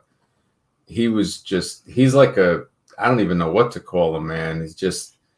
He's like a troll or something. And then this other younger guy, Stefan, they call him Stephanie. He spurged out a little, and I had to like throw him off, and then I kept him backstage, and I told him, look, you can't be saying like it was kind of like a slander, like for the alphabet community, Yep. I told him, I said, yeah, you can't say that. And when I brought him on, again, he's a kid that's in his 20s, not a man. He's one of those soy boys that I told him, I said, look, I can let you back on, but you got to apologize for what you said first. And he wasn't man enough just to say, all right, I apologize for calling. Scribe was ready to go off on him. And I was like, no, hold up a second, let him come a little deeper in the water, so he can drown fully. And, so then of course he did that. So I was like, all he had to do was apologize, but he couldn't do it, man. He just didn't have the courage. So I had to ban him. And then he got mad, started, talking, and I was like, yeah. So I figure, I'll see what happens this Saturday again. That definitely the other guy, Marquis. I'm trying to think who else came on. But you're one of the few shows, or even the few guys, that when somebody apologizes and means it sincerely, you accept it. Yeah. The problem is sometimes they don't accept it. Mm-hmm. Yeah, the one guy, Marquis, he didn't accept it, and I didn't even do anything. They'll just keep harping on it. Oh yeah. I was on a channel right in England. It's a big channel too. They got a lot of people, and I'm on the channel. They love me. And a guy said the alphabet. He said the word, and then they went all after him, like 10 people. So then he gets back on and he says, "Listen, I apologize." He says, "And it won't happen again. I didn't realize because where I'm from, I live in the hood, and that's how I talk with my friends, and I do apologize." And he said a lot of things like to apologize. And he meant it. And he says, it won't happen again. I didn't realize it. This is how I did. So he explained why he said it, why he did it. He went through the whole thing. And he was really sincere. And they kept blasting away on him, blasting away on him, blasting away on him. So finally I got on and I said, what do you want him to do? He just basically told you everything. Why he said it, why he did it. He apologized for doing it. And he said he won't say it again on your show. Do you want him to turn the camera on and get on his knees and beg for forgiveness? What more can he do for you to make all of you happy? Because it was like I was in a room with 10 Karens. And they wouldn't stop. They just couldn't stop because it gave them some kind of leverage to talk about. Yeah. And that's not what an apology is supposed to be. You're either going to accept it, or if you feel the person ain't really meaning it sincerely, because they can be sarcastic, then you don't have to accept it. But you got to at least accept it if you feel it's sincere. Yeah. I mean, we're all human. We all make mistakes in life. Exactly. The fact that he said it won't happen again, that's the best part of it, to say the real apology is changing your behavior. So the fact that he admitted that, okay, I won't let it happen again, shows that he's willing to change his behavior. And that enough is sincere. I mean, even Exiled and I, we got into it. He apologized, was man enough. I apologize. And, I hope everything will be great. That guy Marquis, I apologized to him for shit that I didn't even say, and he wouldn't take it. And I'm like, and I still let him on the show last weekend. And then when he came on this weekend, I said, he's just trolling, trying to get views, I mean, but people are seeing, the internet can sense an idiot. And I think they already know, I mean. Well, you know what I think with Exile, just because I know a little bit about him. I know a little bit of you. When you kind of just, you didn't say it badly or whatever. You just passed a comment of, you don't date single moms or whatever the case may be. Yeah. And he's married a woman that had a couple of kids prior. So I think you hit a nerve for a moment. Yeah. Yeah. That probably hit it. Yeah. Yeah. And it hit a nerve for him, Yeah. And his wife's cool as shit too. Yeah. And, I look at it as, if it doesn't apply, let it fly. I'm not, I don't know him, so there's no way I could have been directing it at him. It's just saying, hey, this is what I do. And I mean, I've dated him before, I've dated single moms before. Usually it don't work out because the ex-husband's always coming at the house. Always.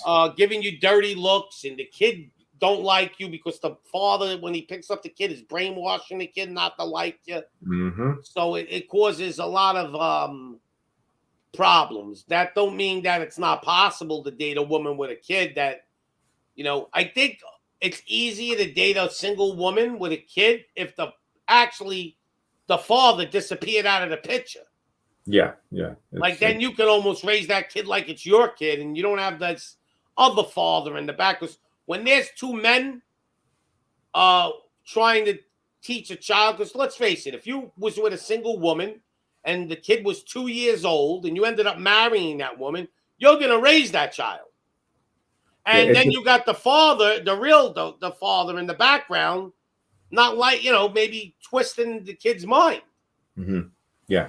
I mean, in the book, I mentioned never date a single mother is one of the laws of dating, just so, it's more or less like, in the sperm book, I'm going to explain the genetic problems with it, because the woman will always have those genes from the kid and the other man in her body forever. It's just like anybody could test somebody's mother, and in their blood will still be the Y chromosome for their son. You could, in their DNA, they'll still have that mixed chromosome in there. Exactly.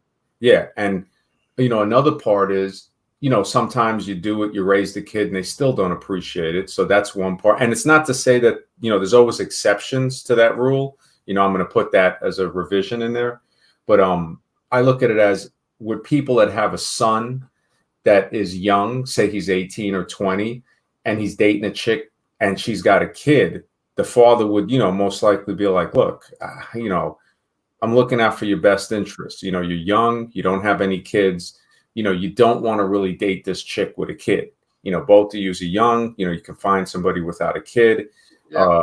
Yeah, so and I even tell women, if you had a son, would you want him to date, a young girl with a kid, and if he has no kids? And when I put it in that way, sometimes people see it, they understand it, and is also it's a preference. It's whenever I dated chicks with no kids, it was much freer. We didn't have to worry about nothing, with the Yeah. kid, it's like you always got that other guy there, the genetic problems. That's why I started, when I was writing the sperm book a few years ago, to show that there is a link. There's a problem. I don't know if it could be called a problem, but a mother always has a link to her son, like some type of mental, psychic link or something like that. There is a, she knows. So you deal with that. She's never really going to be, like there, I mean, the sex is different. Yeah. Um, yeah. So, and it's nothing against the guys that are married or dating, one. It's just to say, look, this is just my preference, and, it's not taking a shot at anybody. So, yeah, I think I'm glad we just resolved it, so that he was Yeah. definitely cool. He seems like a cool dude, He's cool, dude. Now I think the single mom thing um goes by to how old the person is. Like, let's say you're a 45-year-old man and you meet a 40-year-old woman and her kid is already in college out of the house. Mhm. That's a little different. Now it's almost like she's single again. Like, because the kid's not even involved in her life. Like, the kid's almost, is in college going on with its life. So, or even better, you meet a girl, I'm 57, so I meet a girl that's 47, and her daughter's married already. Mhm. Now really there's no ex-husband coming around the house, and Mhm. I'm not raising her child, so it's kind of like Yeah. we're together for a different reason. But I had a friend, he was 23, and he had a lot of money because his father had a business, and he met a real hot girl. She was around, let's say, 27, right? But she was smoking, but she had 3 kids, three. Oh, And I said to him, yo, you marry her, it's like an instant family and an instant super expense. Like, now you're supporting 3 kids, a wife, and a son. I don't care how much child support she gets. You're going to be kicking in a lot of money. I says, yeah. and it's going to be rough on you because you got an immediate family. How many more kids can she really pump out anyway? Yeah. Yeah. Yeah. So I always had this rule of thumb, just my own personal thing, Mhm. is unless the woman, like at my age now, is different. But when I was a young man, I wanted every kid that I was raising to be mine, Yes. Yeah. my DNA in it. Hmm. And believe it or not, the Bible even talks about this, what you were Yeah. saying. Yeah. DNA, men declare the DNA of the child's bloodline, not women. Hmm. So if you got your grandfather's father, that DNA is still in your seed. Hmm. Okay. And when a man does sleep with a woman, his DNA, part of it goes into her and it stays there Forever. And forever. that's what I put that in the book. And hopefully people will take it to heart and they'll realize that It's it, they say what is it? The child takes the father's blood and the mother's flesh. So the bloodline of the father, the flesh of the mother, being that she's incubated. And that's why religious books say untouched by man, yeah. And and yeah, you're right. yeah. And that's why a man can have more than one wife, because when a woman has a baby, and let's put it this way, if you had 2 wives and one man, when either wife gets pregnant, we know whose child it is. But if Mhm. you have 2 men and one wife, that woman don't know whose child it is. That's true. If she's sexually active with both husbands, Hmm. whose kid is it? Now we Yeah. got DNA now to show, but still, you have to think about that before DNA. I believe a man that wants to make a family should try to stick to a woman without children so he could start his own with her. Yeah, it's the only way. I mean, But if you're not interested in kids anymore, like me, I'm 57. I don't want kids no more. Right now, I meet a woman that's 47. She don't want kids anymore. I think that's okay. I don't got to worry about, a little 3-year-old running around the house and I got to take care of her. And it's not even my kid. Because no matter what people say, they're full of shit when they say that. Now, listen, there is exceptions, okay? I am an exception. Like if I married a single mom and she had a kid that was 3 or 4, I would raise that kid like it was my own. And it wouldn't matter if it was from but there are a lot of people, no matter how deep down inside, they'll never treat your kid the same way they'll treat their own child. Like if I married a girl, I had one son, right? And then I had 2 other kids with that second wife. No matter what, she's never going to have the same feelings for my first child that ain't hers than Exactly. to my other 2 children. No matter what, she could be a great woman even, but there's still something missing. Yeah. We see that a lot too. Yeah, that's true. The man will usually accept the kid more than the woman will accept his kid. We usually see that. Yeah, my second wife, I mean, she really liked my kid, but I could see that there was something in a way bothering her about my kid. Yeah. And I got it's rid of her. in her.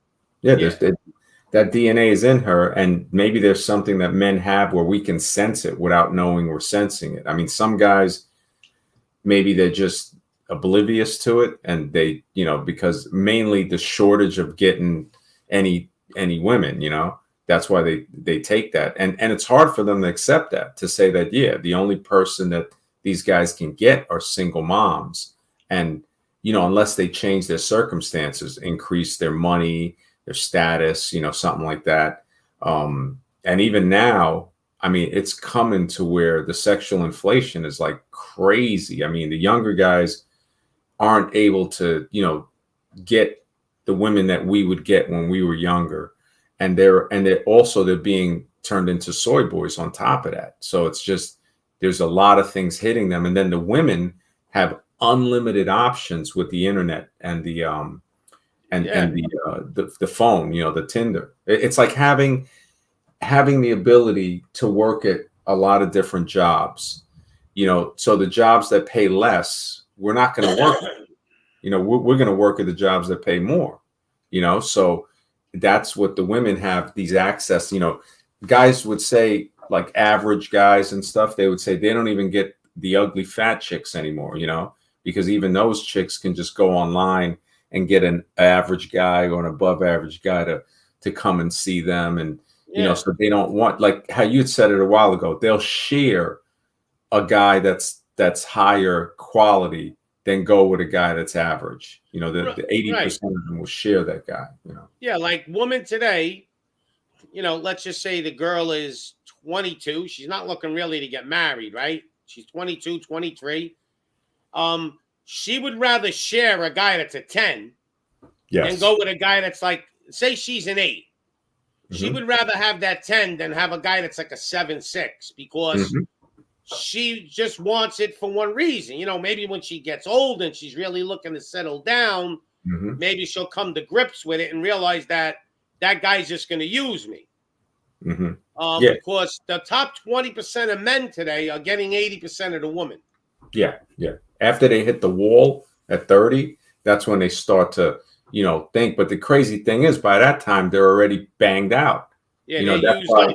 Yeah, I mean, that's why I'm like, hey, I only date chicks in their early 20s, and some people will look at that subjectively, and I'm saying, hey, that's my preference because I've dated a lot of women and I have that experience to say, yeah, why would I want to date, these older chicks? I'd rather stay single and just go for the pay for play or something like that, with the hot chicks. Yeah, and just there's nothing wrong with that. I mean, it's like you said on the other show, dating itself is a pain in the ass. It's just like you just want to go get your business done, and then you go back to your normal life.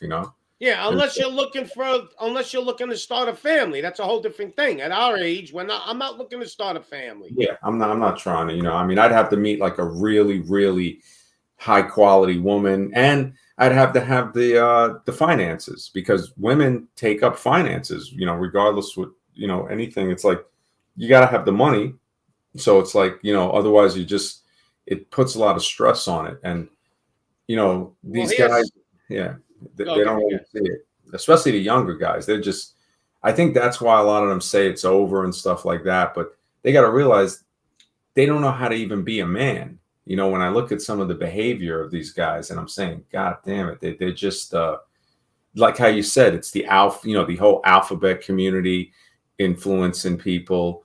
You know, what's happening in the schools and the Disney thing now with these characters. You see what they're doing to the superheroes and the, you know, the kids get affected by that. You know, I think Superman's son's going to be alphabet, you know, shit like that. Yep. Yeah, it's like what the yeah, it's some crazy stuff going on. It really is. You got to look at it like this also. Let's say you're a 55-year-old man, right? And you meet a 30-year-old or 28, 29, 30-year-old. She's never had kids yet, right? Mm-hmm. And she's gorgeous. She's in love with you. You're in love with her.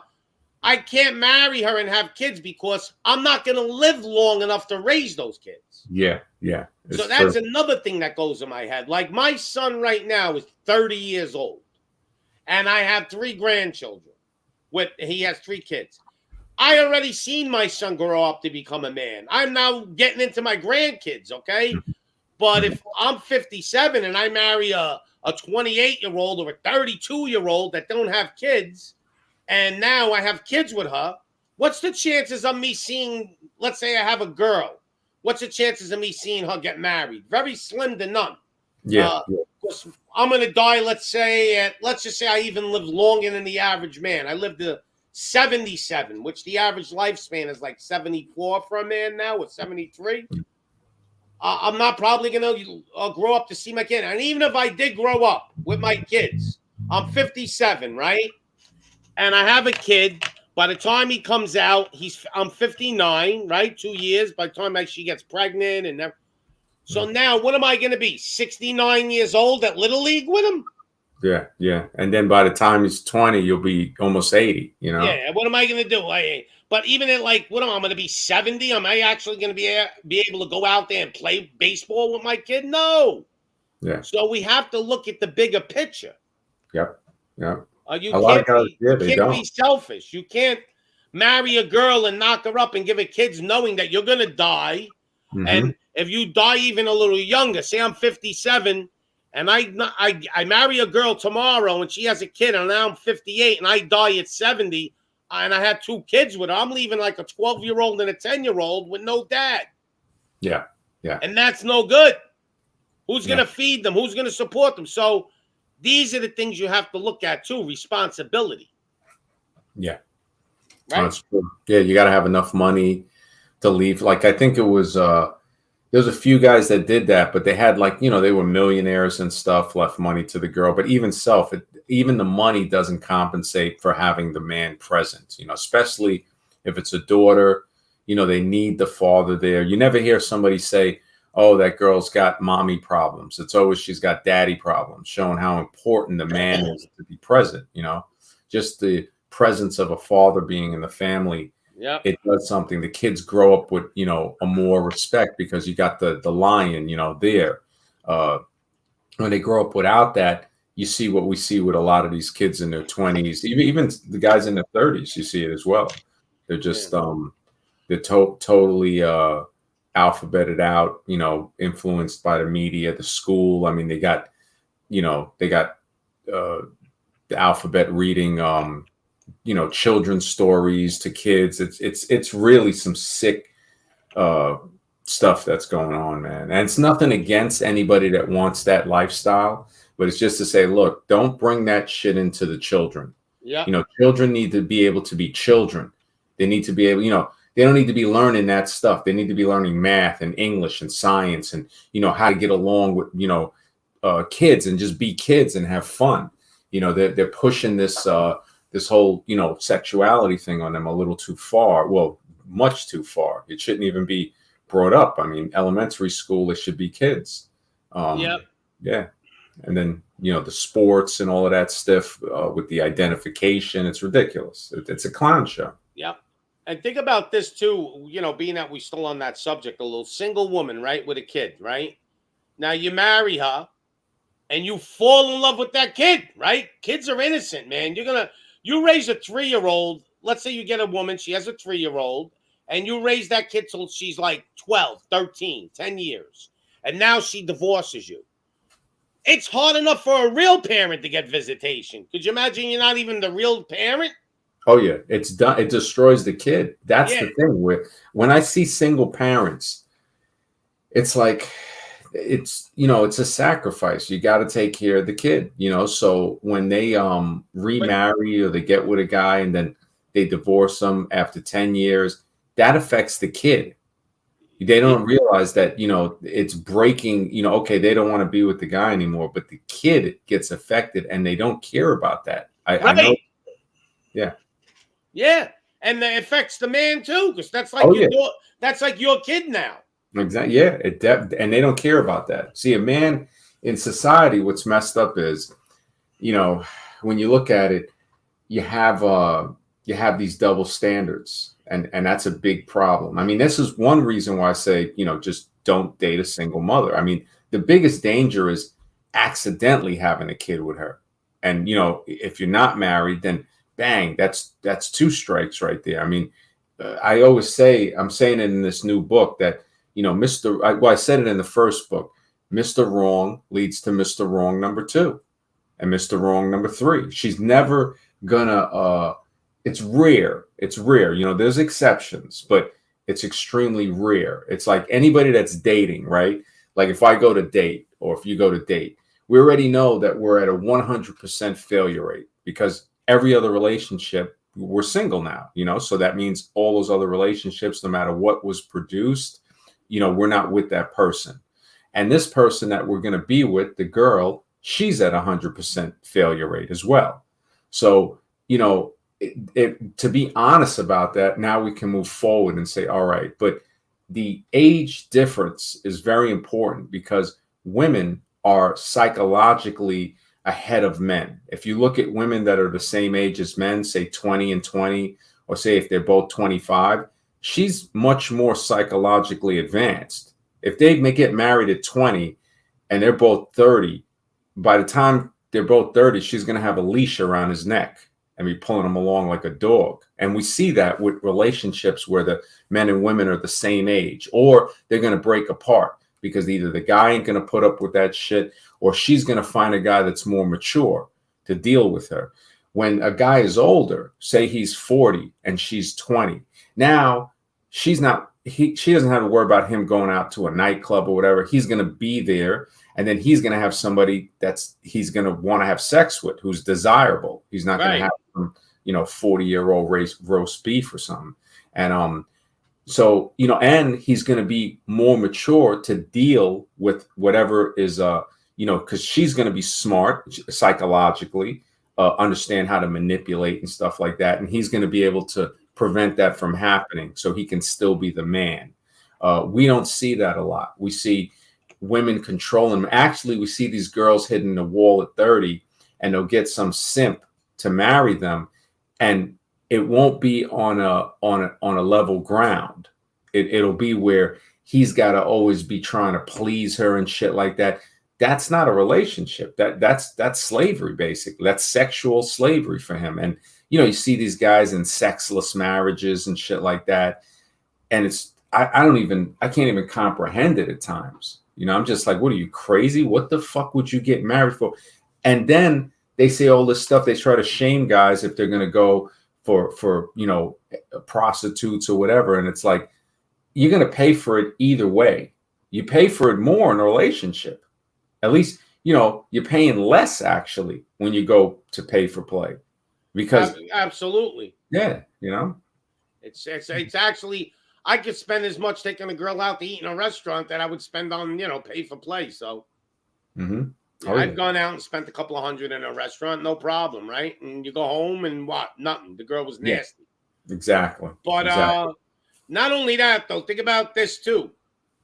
I was married, I got divorced, right? She got remarried.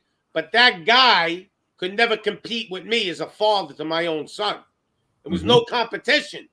I blew him out of the water. Like, this guy couldn't wait to get rid of my son. Because my son didn't really accept him. And he didn't, really go crazy. But my son, that guy now has somebody living in his house that really don't like him. Mm-hmm. And he has a father that's a superstar to him, his hero. And that's what happens. And then the kid ends up wanting to live with you. And that's what happened, actually. My son ended up living with me since he's 11. Let me see who this is. He's never been on. I know he's come on a few times on my show, but not in the talk. So let's see who this is. All right. So who are you? I'm Blaxican, Pops. How's it going? Oh, yeah. I know your name is a little wild. I can't pronounce it Yeah. sometimes. So what's going on? Man, you're what's up, MD? I saw your show title, and I was like, damn, that's spot on. Oh, thanks, man. Oh, I removed him by accident. Oh, there you go. Oh, yeah. Okay. I remember him. He used to come on the show as Gabriel Carbro, right? Correct, sir. Yeah, you correct, got it, man. brother. Yeah, man. Yeah. Now It was a crazy show Saturday, man. Real crazy. for sure. It was entertaining and learned some stuff too. And we got Hold the Appreciate Truth in the that. house, too. We got to Hold the Truth. Black Hold pill. the Truth. He is the man, man. And Hold the Truth's blowing up, man. yeah. Glad Good to guy, see man. him. Good man. Yeah. I love him. He's one of my boys. I like Hold the Truth. He's good, man. He makes me laugh the way he thinks. I like it. But I keep telling him I want to borrow his voice. Yeah. It's got that deep voice, you know. I could go places with that voice. What are you talking about, Pops? Your voice is pretty distinct. Pretty. Yeah. Man, that's pretty. I mean, Hold the Truth is the man. That's a radio voice. But you sound like you can be like on some morning DJ shit. Yeah, I'm like a half a comedian. Like I'm like a Joey Diaz, Alex Jones combo. Yeah. Right. And then you got MD over there. I'm like, I feel like I'm getting voice mogged or something. You guys are like legends. Yeah. Damn. I'm not kidding. I'm really waiting for them to call me up like a radio station and offer me a show because I know I can do it. And I'm even better on the radio than I am actually live, like when you see me talking. Like a podcast, I will crush it. Mm-hmm. Yeah. I'm waiting. I'm hoping that somebody one day is going to say, let's get that guy. That guy got a good personality. We need that. Yeah. The more shows you produce, it's like a resume. So just keep doing what you're doing, man. You know, we're going to support you. Blaxican has been on my shows since last year, maybe even 2020. Last year. Man. Yeah. It's been a while, man. I'm glad. And, you know, we all support each other. Hold the Truth, QB Willie. Yep. Everybody's definitely, you know, Tony Bruno's, you know, I think he streams Thursday nights. I do Saturdays. I think Primal Studies does Sundays. It's always good. We used to have guys almost doing every night, you know, so at any given night you can see, oh, Pops is streaming or this guy's streaming, you know. So yeah, it's definitely grown again. I'm glad, you know, since I've been back, I'm seeing a lot more good shows. Yeah, just keep producing them, Pops. That you know, keep putting titles. If you get a co-host, you know, that's gonna help, definitely. Yeah, I'm still shopping for one. When I find them, I'll you know, it'll be somebody for sure. In the beginning, I was gonna make my son my co-host, but we and him argue too much. It gets real deep and ugly. Yeah. You know? I thank goodness for Scribe, man. I mean, that guy's like a brother to me. He's a great co-host. We argue here and there, but he's still like a brother. I mean, oh yeah. He's just there, just, you know, great. He can carry the show. Yeah. So yeah, if you get you need somebody on like kind of the same page as you. They could be a little different, but they got to kind of be on the same page. Yeah, definitely. Like, I had this guy come on my show about 3 times already, or 605 or something. His name is 605 something, and he's like kind of like me. I like him. I'm like, you got to be my co-host. Yeah, that'd be great, man. Yeah, you'll definitely grow, man. It's definitely every time I see, I post it. You know. No, I appreciate it. You guys have been helping me out. I know. Yeah, it's gonna be. I think Tony Bruno posted too. You know, so he's a good guy, man. Yeah, and then we got guys like Blaxican, Hold the Truth, QB. They come on, support. You know, it's just it always makes a good combo, man. Yeah. I actually saw this in the philosophy Discord. I saw pop somebody put in the live stream. Like, oh, it said probably. MD and Pops are on live. I'm like, oh, I gotta check this out. That was Introduce probably myself to Hold the Pops. Truth. Yeah, Hold the Yeah. Truth spread and stuff. So yeah, that man, thank you, Hold the Truth. Yeah. Yep, I appreciate it. I'm getting a lot of hits from Instagram. I don't know who's throwing Instagram on me, It but might be QB Willie, because QB Willie, he was just in the chat, I think, and he's got Instagram. So yeah, because when you look at your traffic, where it's coming from, you could kind of tell who's doing what for you. Yeah. YouTube statistics, man. It's a marketer's dream, man. It's just learning how to figure it out. I'm not really great at it. Scribe's like an expert at that stuff. So yeah, definitely, man. Well, I'll tell you some real life analytics right now, Pops. You're live and clear in Taiwan right now in Asia. Coming at you from Asia right now. Really? Wow. Yeah. Yeah. I think they took me out of YouTube jail or something. No, Blacks. You're in Asia, right? Remember, I'm D, right? I'm over here in Asia. Yeah, he's over in Asia. So yeah, that's great, man. You're getting exposure now in Asia, Pops. Because he's over there in Asia. That's true. What part of Asia are you in? Like, are you in China itself? No, the Taiwan, the mortal enemy of China. I know. I'm in Taiwan, like 50 miles away from mainland China. Well, how is it over there in Taiwan? Is it okay right now? It's cool. I mean, they've been going at it like on this soft Cold War for like 50 years, but like lately, the last couple months, they've been doing a lot of flybys, China over the water over here, trying to intimidate you. Yeah, but it's an everyday thing. People are still living out here; they're used to it. When I first got here, I was shocked. I was like, "Damn, you guys have planes flying through the fucking city and stuff on patrol."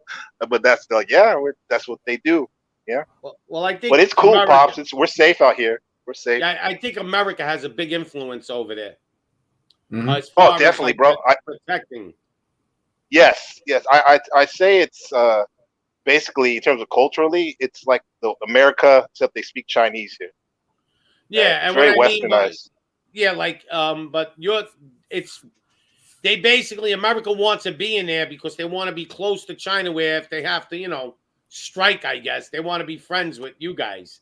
And because it's like an aircraft carrier. The island is basically like a land spot just to get the mainland there. And you guys make a lot of the computer chips. Everybody knows that now. All of them, the semiconductors. Yeah, like you guys are using a real deal over there. Nobody can even come close. So they say that's why we're having issues with the chips, actually. Yeah.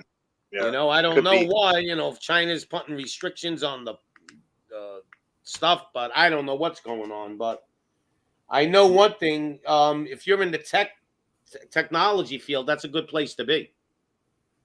Yeah, my brother-in-law is actually killing it out here in the tech field. Yeah. So I'm a restaurateur, actually. That's good. Yeah. You get a lot of Americans going there? There's quite a bit of expats here. Quite a bit of expats. How's the cost of living over there? It's not bad. Not bad.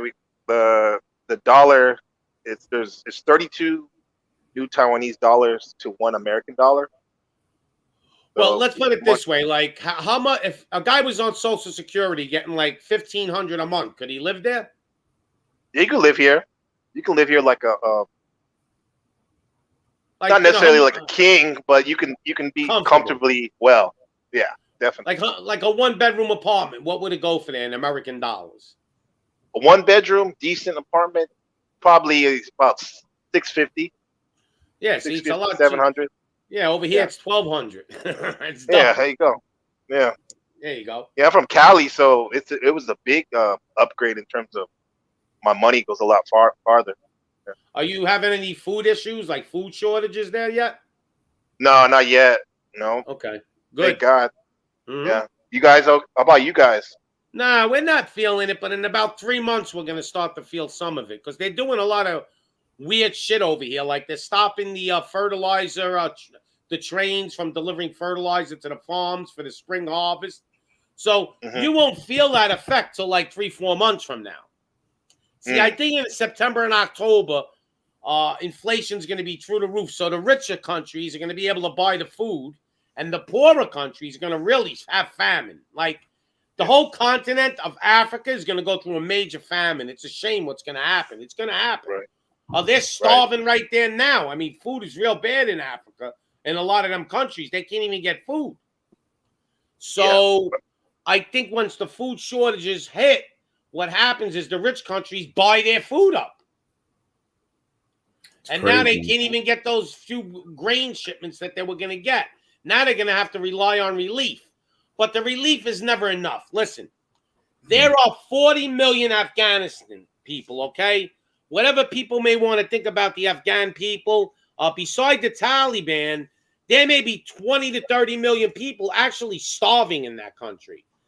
There's an organization, the guy's big, and he feeds like 350 to 450,000 Afghani people. Okay, this is how much his charity feeds. He said, but it ain't even nearly enough. There's millions and millions and millions of Afghani children starving to death. And nobody talks about that. See, they left Afghanistan. Now they're in Ukraine. Everybody's focused on Ukraine. But there's children starving in Africa too. So there's way too many poor countries with starving children throughout the world, and it's going to get way worse for them because America's like Rome. America's always going to get, they're the last country, I think, to starve to death. You follow me? Right. Because we got all the money. So the richer countries are going to be buying the food supplies that were supposed to go to the poorer countries. China bought up a ton of food because they knew this shit was coming. China's hoarding, actually, wheat right now and grain. They're hoarding it because they got over 1 billion people. If you don't feed those people, they will revolt. You got to feed your people. It's a crazy world we live in right now. I just kind of asked you that question because I was just curious. I don't think your country is going to feel it either because you guys, it's a rich country. Per capita, especially, So, absolutely, yeah. But it is coming. You're going to see high inflation. You're going to have to change your eating habits a little. Like I tell Americans, you're all going to lose weight. And they go, well, what do you mean? Well, you're not going to go to the store and buy that $4 bag of Doritos anymore. You're going to have to use that $4 extra to buy your chopped meat or to buy your bag of beans or your bag of... You're not going to be able to eat junk food anymore. Yeah. Unless that's your diet. Because, if you told me what would I eat? Like if I only had a budget, right? And I had to spend $10 a day. And with that $10, I could get a piece of meat, some rice and beans, or I could get a bag of Doritos and just rice and beans. What am I going to choose? I'm going to choose the piece of meat with the rice and beans over the Doritos. So I think Americans are going to start to lose weight between that and between their portions are going to go down. People are going to start to cut down their portions. Like my son has 3 kids. They eat like adults. Okay, my granddaughter's 7. My grandson is 4, and his other son is 2. I'm telling you, the 4 and 7-year-old will knock down a half a pound of pasta. And that's a lot. Like I eat half a pound of pasta, I'm on the couch in a coma, and I'm a big eater. So I said to my son, you better start cutting down their portions. They're eating too much. Yeah. When there's food shortages, you ain't going to be able to feed the kids. But my son's like, I don't care. I'm going to feed them. I was like, all right, don't say I didn't tell you so. And, Joe Rogan said it best, and they try to fry him for it when he said, it's crazy in America when you look at poor people are fat. Every other country, almost, poor people are skinny, Isn't that funny? Think about it. Yeah. I mean, junk food addicts over here, man. It's just, it's actually a good thing if they're eating less. You got a lot of, you think about that. It's like, and things happen, it's better to eat healthy. My friend went to Cuba a couple years ago, and he was telling me, he goes, everybody there, almost everybody's in shape. He goes, because, it's not the best system, because the government is issuing food. It's, but he said, something? He said, you see the difference with that. And, I'm happy living in a democracy without a doubt. But I eat healthy myself. I'd rather stay slim than, I notice whenever if I put on some weight around the gut, which, I got a little bit, yeah, it messes with you, you know. And exercise and eating good. I mean, there's the first thing that comes is health. You gotta have health because everything else follows from that. I mean, they say if Yeah. you don't make time for health, you better make time for sickness, or you will make time for sickness if you don't make time for health. Because Yeah. you know, so yeah, eating healthy. But Pops, man, I just came on to show some support. I Black people, appreciate man. you, man. Yeah, good to see you. I'll pop off. Yeah, I'll check you during the week, bro. Yeah, definitely. Yeah, Bro. when All right, you're take care, doing MD. so, All right, MD, bro. you're doing your show Saturday around 10. So I'm gonna make sure I'm available for that day. Yeah, definitely, man. 'Cause Yeah, I would have loved to go on your last show. It was right up my alley. yeah, we'll definitely be on, man. I'm hoping, yeah, around 10. It depends. You know, sometimes we start a little late, sometimes we might start early. But yeah, man, you guys have a great night, man. We'll talk soon. You too. You too, All right. brother. All right. Good night, bro. Have a good one. Thank you for coming. But yeah, it's a little wild, like just thinking about it, that you're actually like that far away from us right now when we're talking here. Like it's weird, man. You know, Yeah, this man. technology. You must have good internet too. Yeah, it's pretty good. It's pretty good. Yeah. But you know Yeah. what's interesting, Pops? Like me moving here, I moved here about 6 years ago. I talk to my good friends more now than I did when I lived a couple miles away from. This shit's I agree crazy. with Like, you. Yep. I yeah, lived in the Dominican Republic for 5 years. that's right. And I lived there. And I'll tell you one thing, though. I was more happy in the Dominican Republic than I was in America. Yeah. Even with a little bit of money there, it's just like people kind of live their life. They live to live. Like here, Hmm. it seems to just be a rat race. Yeah. And Yeah, there's more to I've life than a rat race. definitely. I've heard that, and I've seen it with my own eyes. Like in a lot of Latin American countries, people are more interested in uh, social interactions or interpersonal communication rather than commerce. Of course, people want to make money and stuff, but Right. they take their social interactions like they value them a lot more. It seems like back in the U.S. Now, how are nowadays. the women over there? Are they more submissive? Because I would imagine they are than American women. Yes, in general, more submissive. However, the Western germ of, I guess you could say, liberated, Cancer. it's infected over here. Yeah, it's Right, here. but I would here. still imagine women there want to be women. Like they Yes, don't want to they be do. the man of the house yet. Not yet. They're not Not at that yet. level. They're getting there probably, just they're like getting there, America yeah. got. I mean, America's at the point where women want to be the man. That's it. Yeah. Hands down, they want to be in control. They want to be the breadwinner, and they want the husband to be the wife. Put the apron on and take care of it. I'm telling you, it's flipping. Yeah. And more I hear about men are staying home, raising a family, and the woman's going to work because she got a better job. Yeah. The roles are flipping here. Right, and also too, to bring it back to the title of your show about this is the last of the real men. I would say too, like they are submissive for the most part. However, the men here, at least we're in Taiwan, that I see, especially the younger men, bro, they're pretty. I don't know what the word beta in general. Yeah, beta. They're pretty pretty- beta. They're what do you call the word for them too? I forgot there's another word, but yeah, they're beta. Yeah, because like you see, They're like soy these women want boys. to. There you go, soy boy, barista. Boy. Yeah. You see them. You see them like, for example, I see them carrying the woman's purse around a lot. Like I can understand if she's, she has her hands full of something, or she's trying to try on some shoes or something. But like, I literally see the woman walking around with nothing in her arms, and the guy carrying her purse. That's scary shit. Now, Yeah. I can understand if the man was carrying her purse, if Mhm. the money was in the purse, and they're scared they're gonna somebody's gonna run by and rip the purse out of her hands. Right. But then again, I would tell my wife, leave the purse home. I'll carry the money in my pocket. I wouldn't. Yeah, that I makes wouldn't sense. be seen dead carrying a woman's purse. Now, I've been in stores where the woman was trying on shoes. Mhm. And she would say, hold my purse because she don't want to leave it down. Somebody will take it. Yeah, I'll hold it for 5 minutes, but I ain't walking around holding your purse.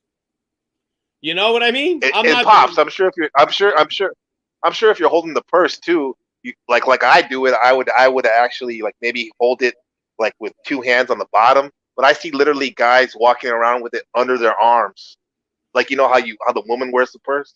Yeah, I'm That's how gonna they're definitely walking, try. I'm gonna be holding that shit like I'm gonna wrap the. like I'm a gonna wrap. football or something. Yeah, I'm gonna be holding it like I'm holding a basketball in my hand, right? Right, Like palming right. it, like no ropes There you hanging. go. I'm gonna wrap that shit up and palm it and make it look manly. Hmm.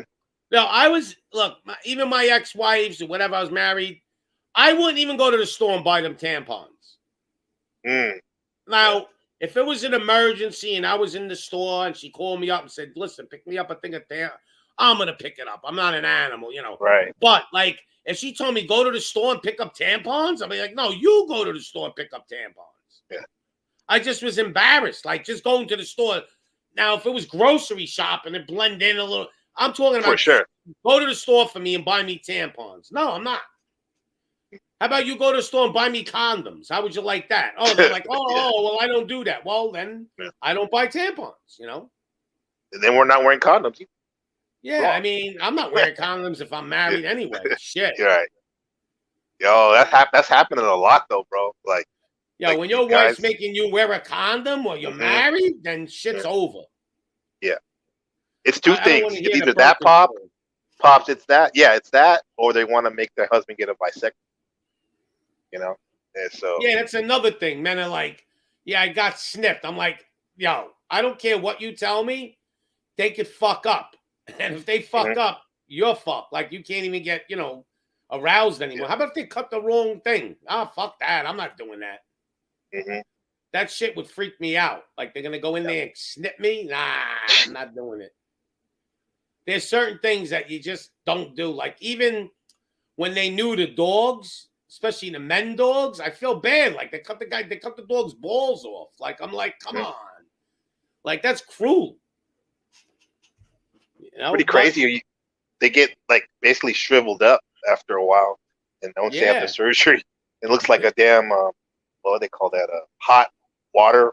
When you're sick, the hot water thing. You put the hot water in, inflatable thing. They look like prunes almost. Yeah.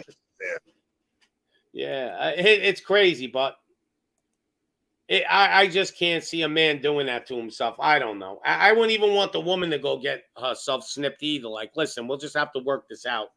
For sure. But, there's always other things you could do. Yeah. I would marry one time. I love oral sex. I don't know about you. It's a lot easier. I don't got to work. Right.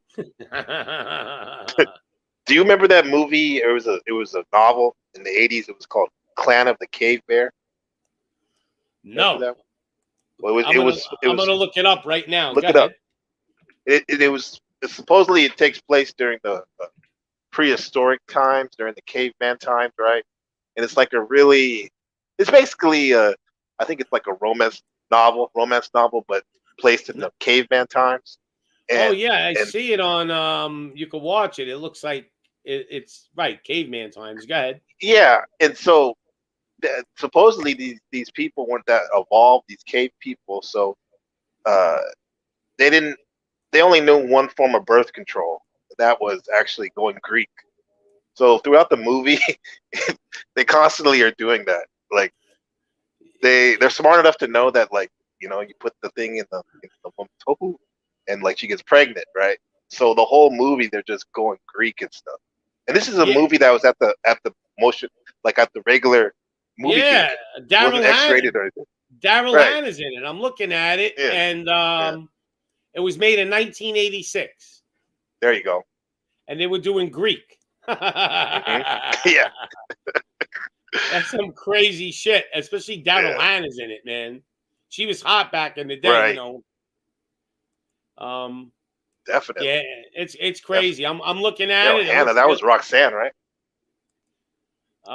She's a blonde. Yeah, I think that was she was it. But it looks like a pretty wild movie. It's cave people. Cave people. Evolution. Right? Yeah, right. It's evolution. It's crazy. It is what it is. But you imagine they made that in 1986 and they were showing that shit in the movie theater.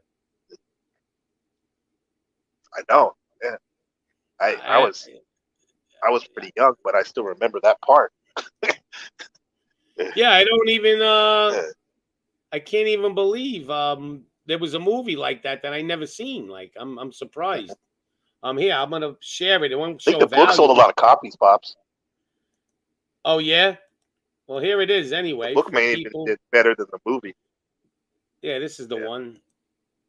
There you Look go. at that, a lion coming up. Let's see if there's Daryl Hannah's in it. The caveman. There she is. Yeah, let's go from the beginning though. So they show you this. Pretty cool though. Like, look at that. Daryl Wrestling Hannah bears and with some shit. dirt on her face. Yep. But imagine that, like back in those days. I mean, I don't even know if they really, but imagine that, like you're hanging out and the freaking tiger comes up to you and shit.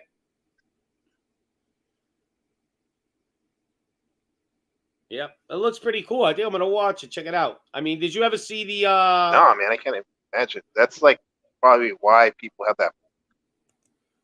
Yeah, I Yeah. think the movie was 10,000 BC. That's another movie like Caveman. Raquel Welch. I don't know if you remember her. I don't think you're that old yet. There's a movie called 10,000 BC, Mm-hmm. and Raquel Welch was the hottest girl back in the day. I mean, she was built like the Kardashians naturally. Like that's how hot she was. And here's a film of it, like just to give you an idea, because I know we're into the caveman stuff. So yeah. Well, maybe it wasn't 10,000 BC. This is another caveman movie, but this one's pretty cool. I don't think Raquel Welch was in this one. I think hers was something else. But this movie wasn't bad. Look at the elephants and shit, like the big giant mammoths and stuff. I don't know if you ever seen this, 10,000 BC. But it's pretty cool. Can you hear me? Oh, I didn't know. Oh yeah, I got kicked out on that stream. Back. Yeah. No, I never seen it. I heard of it though. Yeah, I mean the special effects are wild. I mean, look at this. Like, look at these giant birds, the mammoths. It's a pretty cool movie if you want to see like a caveman type of movie. Is this when was it? When did it come out? This came out. This is not the one that I was talking about with Okay. Raquel, but That's this the came one. out in 2013. Okay. But I'll tell you the name of the Raquel Welch one was. Hold on, Raquel Welch. Let's see. Let's see her movies that she made. I mean, she was super hot when she was young. Yeah. Oh, here it is. This is her. She kind of aged well too. Yeah. The promotion Welch. What was the name of that movie? 1 million year BC. 1 million BC. Let's check that out. Yeah, she's like 80 and she still looks good for an 80-year-old. And she don't really, I don't know if she does plastic surgery, but who knows? 1 million BC. But let's see. Videos. So here she is. And yeah, she was built she was built real good. You could see her body, man. She's built.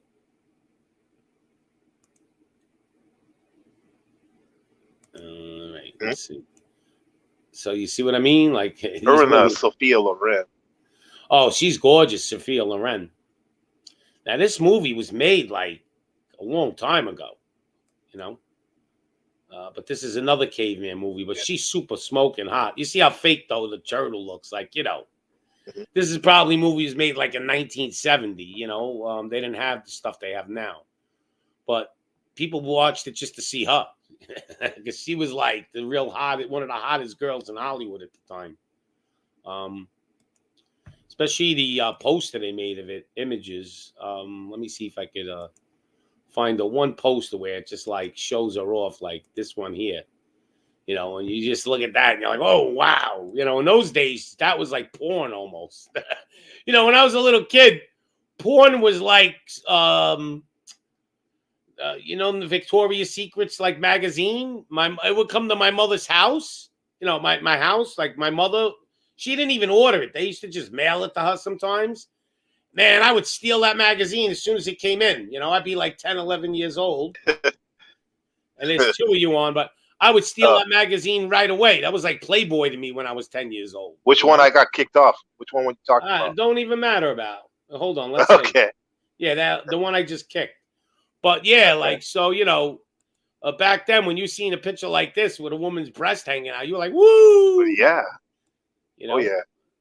Hey, what about Pops? What about Barbarella? Jane Fonda. Oh, so that movie Big- was made in 1967. Okay. Okay, Barbarella's another movie. I'm gonna check it out. That's Jane Fonda. It's like a futuristic caveman. Barbarella. Check out how she looks there. Hanaway Jane. Jane Fonda. Yeah, she's in it. Let's see. I never heard of this. I got to get some movies from you. And I'm not a big Jane Fonda fan, but Me either. But she looks good in this. She I looks can good see right it here. already. Yeah, she's looking good. Kind of a weird movie, huh? Yeah, look at that. Look at her. Oh, here, let's go back and get her.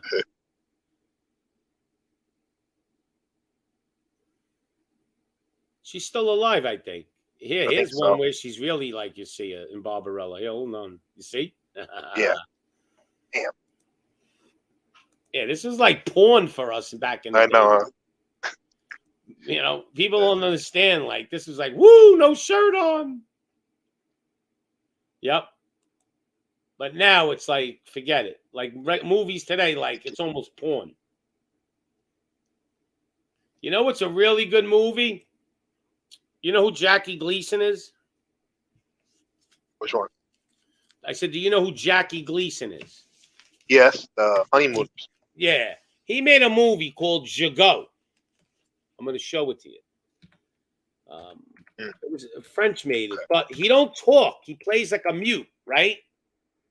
And it kind of make you, kind of almost makes you cry a little bit because, and I'm not a crier, but he picks up this street prostitute and he takes her and the kid into his little, like, he lived in the basement like a dog. They treated him bad. And there he is. And he plays the poor soul. And to make a long story short, I don't want to ruin the movie, but the whole town, like, didn't treat him right. You know, they treated him terrible, but he had a good heart, he would give you his last piece of bread, like that.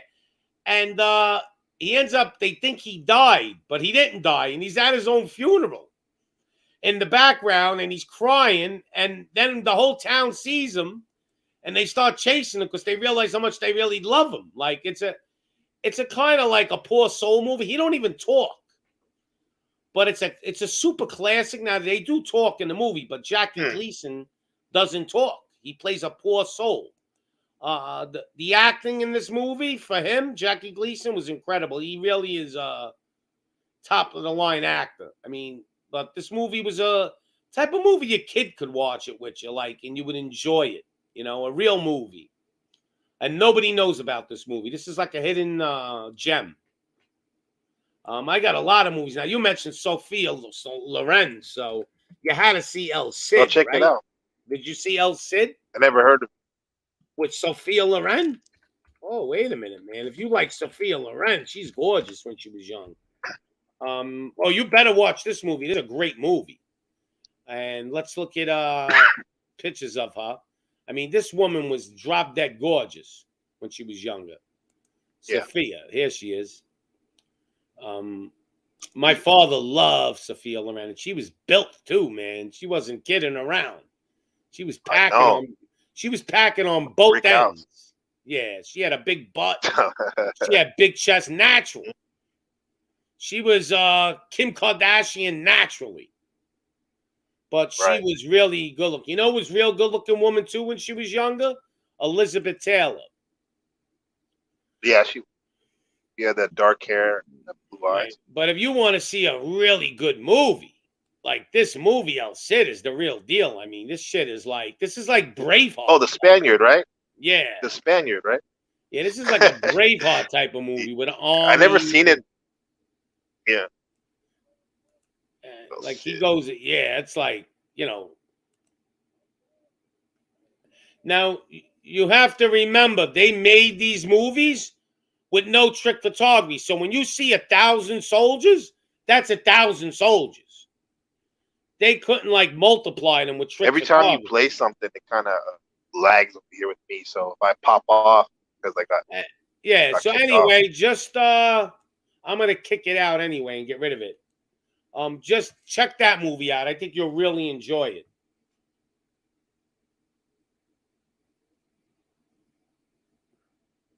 Hello? Yeah, I'm here. You got kicked before? Yeah, No, hello? Can you hear me? yeah, I can hear you. Can you hear me? Yeah, 'cause when you would play something, it would kick me off. But yeah, Yeah, I'm not gonna I can play hear anything you. more, but check that movie out. You'll really Thank you. like that movie. It's like I'll check it out. it's like Braveheart with thousands of soldiers, a love story, Hmm. Sophia with a king, castles. You can't lose with that story. Yeah, The right. Christians and the Muslims, like a whole really good movie. I recommend it. It's epic, huh? Yeah, I'm making another channel. I have it already, and it's called I don't know. I may change the name, but right now it's called Movies with Pops. I may make it Movie Time with Pops, but I'm gonna go over like I'm making a separate channel, so I think I'll get monetized real quick on that one. Because I'm a movie I'm a movie guru and a television guru. I've seen more movies I think than almost any human on the planet. And the reason why is I'm a night owl. Like I can't go to bed. I'll watch 2, 3 movies from 12 o'clock at night till 6 in the morning, Mm, yeah. and then go to bed and then wake up. And when I was younger, I had so many DVDs that I bought in my house. I probably could have retired, but on that just the money I spent on them. Yeah. But my friends used to come over my house like I was like a blockbuster video, and just like I almost felt like renting them. Like I was You were renting that them. guy, huh? You were that Yeah. guy in the crew. They had all the movies, whatever. Yeah, I must have literally yeah, no bullshit. I had at least 1,000 movies. yeah. That's quite a It bit, is blockbuster. Yeah. And so I'm gonna do a movie show, and like my first show, I have it all put together. I just got to put it out there. It's gonna be 10 movies, 10 greatest movies you probably never seen. Mm, And actually, El Cid is like either number 1 or number 2. I mean, yeah. because this is such a great movie that most people like you never seen it. I never seen it, but I've heard of El Cid because in high school, I used to have this buddy. Right, he was his parents were from Spain, and like all he used to do was talk about El Cid and how he was related to him, like back in the day, and like the other guys used to like just roast him, be like, you're lying, la la la la. But hey, man, who knows? Maybe he was telling the truth. But like I remember he used to tell the story of El Cid had like 5 feet long swords he would swing and fight all these battles. Like so, I heard of El Cid, but I never actually seen the movie. I'm gonna check it out. Definitely gonna check it out. Yeah, I'll give you another Thanks for one. telling me about that. Yeah, I'll give you one more. I don't want to give away my whole show, but there's a gangster movie that is like Godfather, but even a little different. Mhm. And it shows you the rise of the gangsters when Luciano came to rise with the Jewish mafia and the Irish mafia, all the mafias in America, how they all rose together, kind of, and they had how the Italian mob really started. And it's called Once Upon a Time in America. It's about 3.5. Yeah. I think De Niro's in it. Somebody's in there. Yeah. Yeah. I'm pretty sure Robert De Niro's in it. Let me see. But I recommend that highly. It is on the Okay. level of like a Godfather movie. Okay. So it basically shows you, and it shows you how these guys it starts out they're kids. So I like that. Like it shows you when they were kids, they were hoodlums and how they grew up. And De Niro's in it. There's a few good actors in it. But this is a movie that you probably never seen. No, I haven't seen it. I heard of it. And I've it was heard made of it, in but never seen it. 1984. Right. It's a little slow in the beginning, but let's face it. If you've seen Godfather 1 and 2, they were kind of slow movies too, but they it was a story. And this movie actually probably has just as much action as The Godfather, if not more. The problem is it's like 3.5 hours long.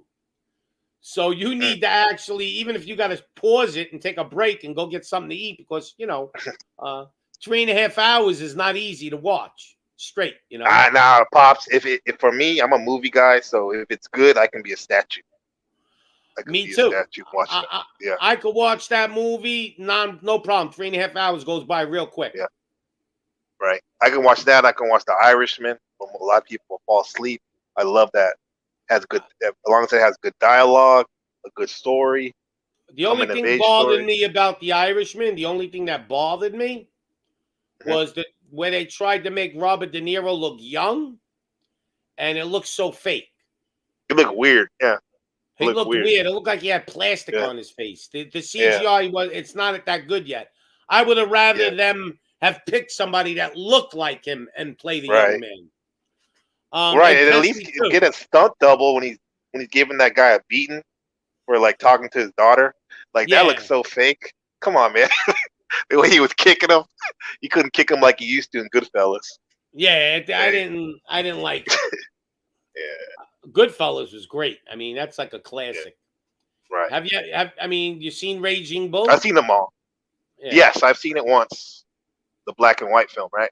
Yeah, that was pretty good. I wish they would have made it in color, but they made it in black and white. Okay. What'd you think of the first Scorsese? What was it called? Mean Streets. Mean Street. Who was in that? Cartel. All of them. De Niro, Harvey Keitel. Yeah, Harvey Keitel.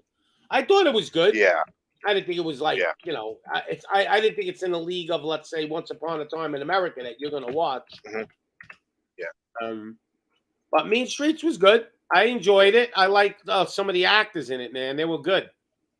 Yeah. Harvey Keitel. Who else was in there? Robert De Niro, I know. Are you the guy from The Sopranos? The guy that played Dr. Milfy's husband was the gangster in that. Uh-huh. I forgot his name. Remember from The Sopranos, Dr. Milfy, her ex-husband? Like he was in that movie. He was kind of like the bad guy, kind of. Yeah, Richard Romanus, I think his name is. Richard Romanus. He played Michael. Yeah. Michael, but yes. I liked The Sopranos. I mean, that's my favorite show, bro. That to me is the #1 TV show of all time. Absolutely. And then number 2, I mean, I could pick 5 others, but nothing to me is in the league of The Sopranos. Like people go Breaking Bad. I go, no. It's not in the same league, man. Man. Now there's sci-fi that, you couldn't put against The Sopranos because they're totally 2 different types of movies. I mean, but I think #1 TV series of all time is The Sopranos. Right. Man, I couldn't wait. Ultimate family show. Uh-huh. Yeah. I said the ultimate family show, as my friend used to say. Yep. The family show. Yeah, the only thing I could put even close to it, only because I was hooked on it too, was Game of Thrones. But they're two different types of series. You follow me? Yeah, 2 different genres. Right. But I loved Game of Thrones. Yeah. The last season, the last episode. Power plays. Yep. I didn't like what they did at the end, though. They didn't end it right. They said the same thing about The Sopranos, Pops, remember? Nobody liked the way they ended it. The Sopranos ended like shit, but I'm going to tell you why they did that. People don't notice. They were making 2 movies that you were going to have to go to the theater to watch. And they were going to be like 2.5 hours long. They were going to continue the story. But they never did it. They were going to do it. He died. And they left it really open for them to make another season. But he never wanted to do it again. But the main reason was they were coming out with 2 motion pictures. Because Sopranos was just like the following was out of control. Yeah. But I thought the ending sucked. Man, that ending was like I wanted to punch my fist through the television. Because you're wondering, did he die? Did he not die? Did he get whacked? He didn't get whacked. They didn't even give you a hint. They just left you hanging right in the air. The last words of the show was "Don't stop believing." That song, "Don't stop believing." That was it. You have to use your imagination. Now they were supposed to make a prequel to The Sopranos. They never did that either. It came out, Pops. It came out earlier this year, and it was a bomb. That's how bad it was that you didn't even see it. I didn't even see it. What it was a movie? It's called like The Saint of. It's called a show. It's called like The Saint of No, it was actually on HBO and also at the movie theater. It was called The Saint of New Jersey or The Saint of Newark, something like that. Yeah, Look but it up. I think it was only a movie. It was like 2.5 hours or something. Yeah, I think I seen it. It sucked. yeah. I didn't see Yeah, it even. but I'm It didn't even talking come about out here. they were gonna make they were gonna make a TV series like Oh, okay. a prequel. See, because the Okay. movie they couldn't get it all in. Yeah. Yeah, that sequel sucked. I remember. I'm gonna His get it son for was you. in it, right? His real life son, Gandolfini. The Many Saints of Newark or something. It Yeah. was called. Yeah. Gandolfini Jr. was in it, right? Yeah, Gandolfini. yeah. Yeah. I didn't like it at all. How can you fill the shoes of that man? He's one of the greatest TV actors of all time. That character. Yeah, the problem is he played the character so good he couldn't really play any other movies.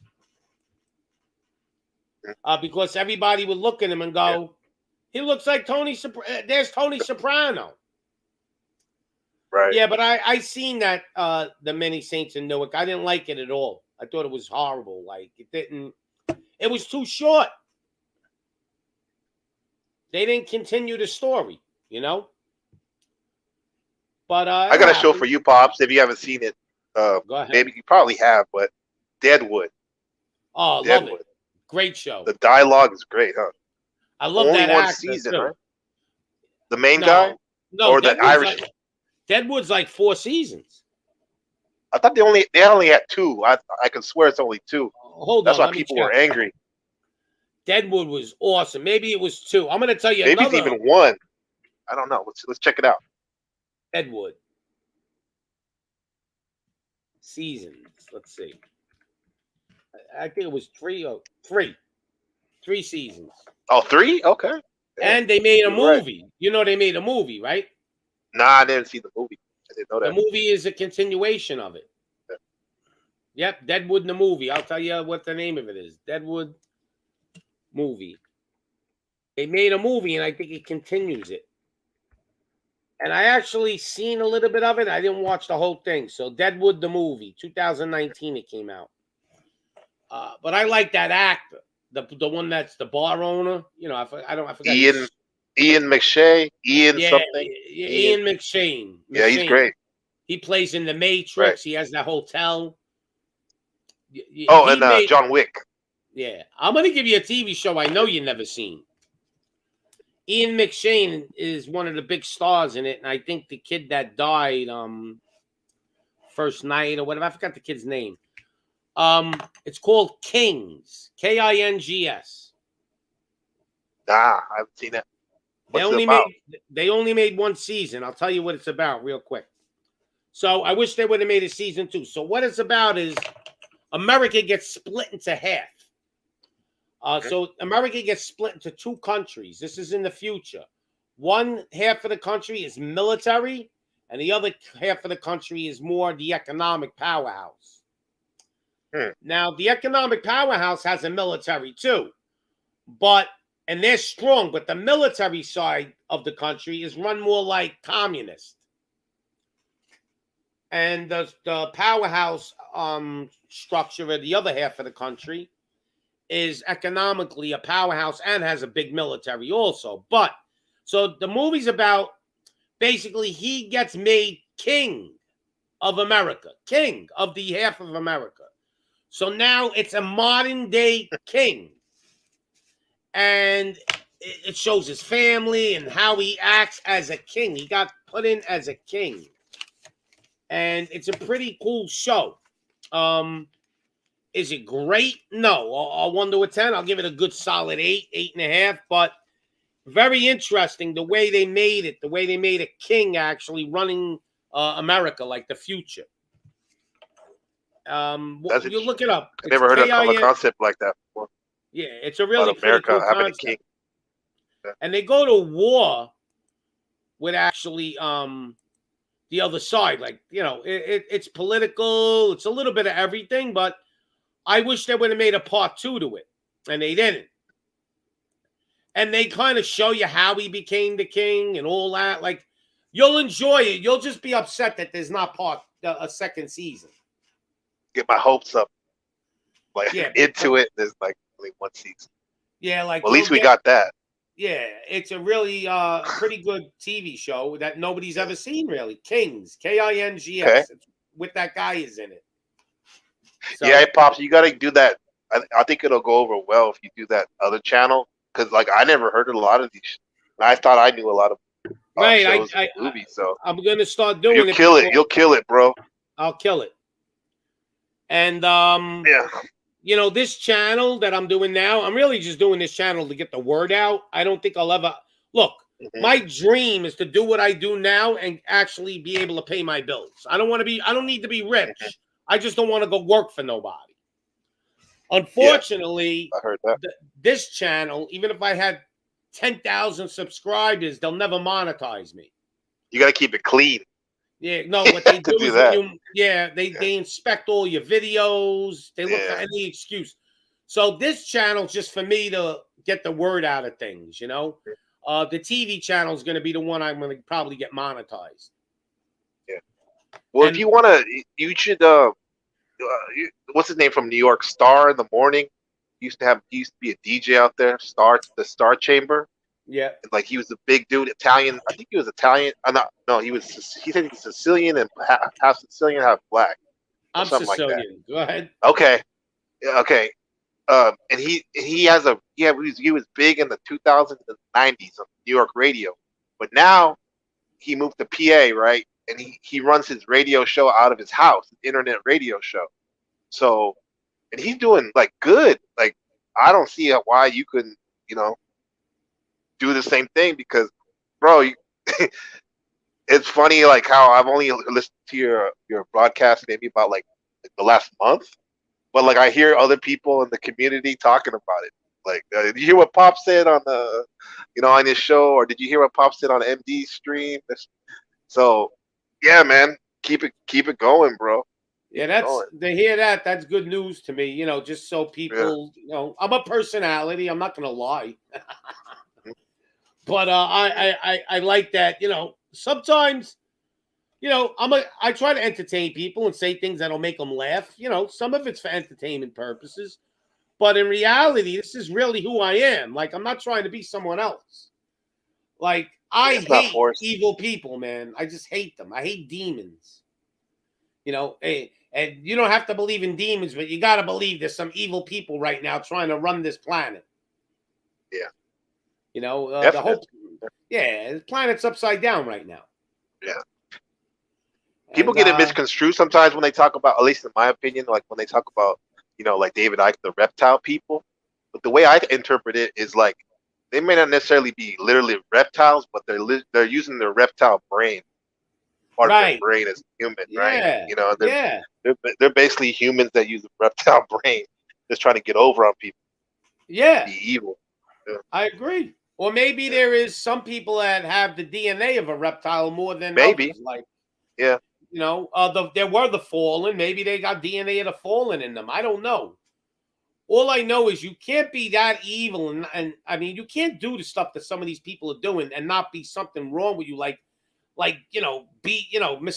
Gate. I don't even like mentioning his name on YouTube too much, but like, so you invent something that's going to kill millions of people. You're like a real mass murdering psychopath. Like, I think some of these people are like Dr. Evil. Like, they're really, really nuts. Like, we got psychopaths, billionaire psychopaths running the planet. Like, it's crazy. Right.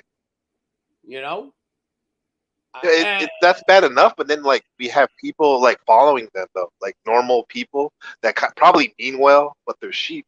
Yeah. Or whatever. They're not paying attention. Like, they follow these people. They worship them, some of them. It's crazy, man. Can't do it. Real crazy. Nah. So in your they're pushing that. I'll just say this. I don't want to get your channel messed up, or anything, but I'll just say that they're pushing that penetration over here on the kids here. With the it's horrible, bro. It's a worldwide thing, bro. It makes me sick. Man. Yeah, I don't know why. Leave the kids alone. Kids don't need it. They don't die from that shit. Yeah. So. Right. Your country now, you have a female president or prime minister. What is it called? Yes, sir. Yeah. A president. Female president. And a president, yeah. Right, a president. So Now you live there. Do you have? I mean, did you stay? Did you go to visit and met a woman and ended up staying there, or you just went to live there for business purposes, or a I went combination? backwards. I met a Taiwanese woman in America. Then we moved here. Try All right. try something different here. Yeah, And we got a house over here now. all right. So you like it better there? Yeah. Yes, well, yes and no. It's good for me right now. It's like, I'm happy to be here. I don't have Right. to look over my shoulder when I go to the park at night or anything like that. Right. But I do miss some things about America, definitely. Sure. But I it is mean, it's good to be out here though. now you must You know? speak their language, no? Or broken. No, very little Chinese. I'm still learning. Yeah.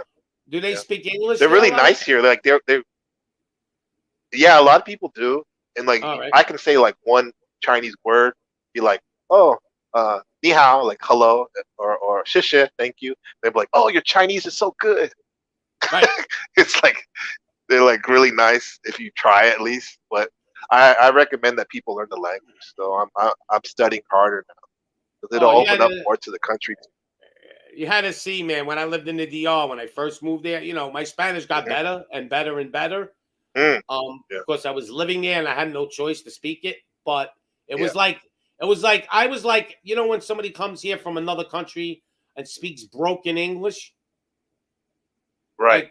like, their English ain't good, but you understand what they're saying.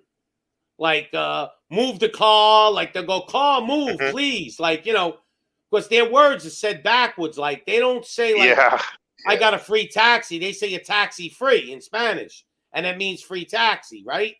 So they'll say, like, if I say, yeah, I got a free taxi ride last night, they'll say I got a taxi free last night if you put it in like the way it's said, but they understand because it's reversed. So I would go and Right. when I first started living there, I was dating girls that was Spanish, spoke no English.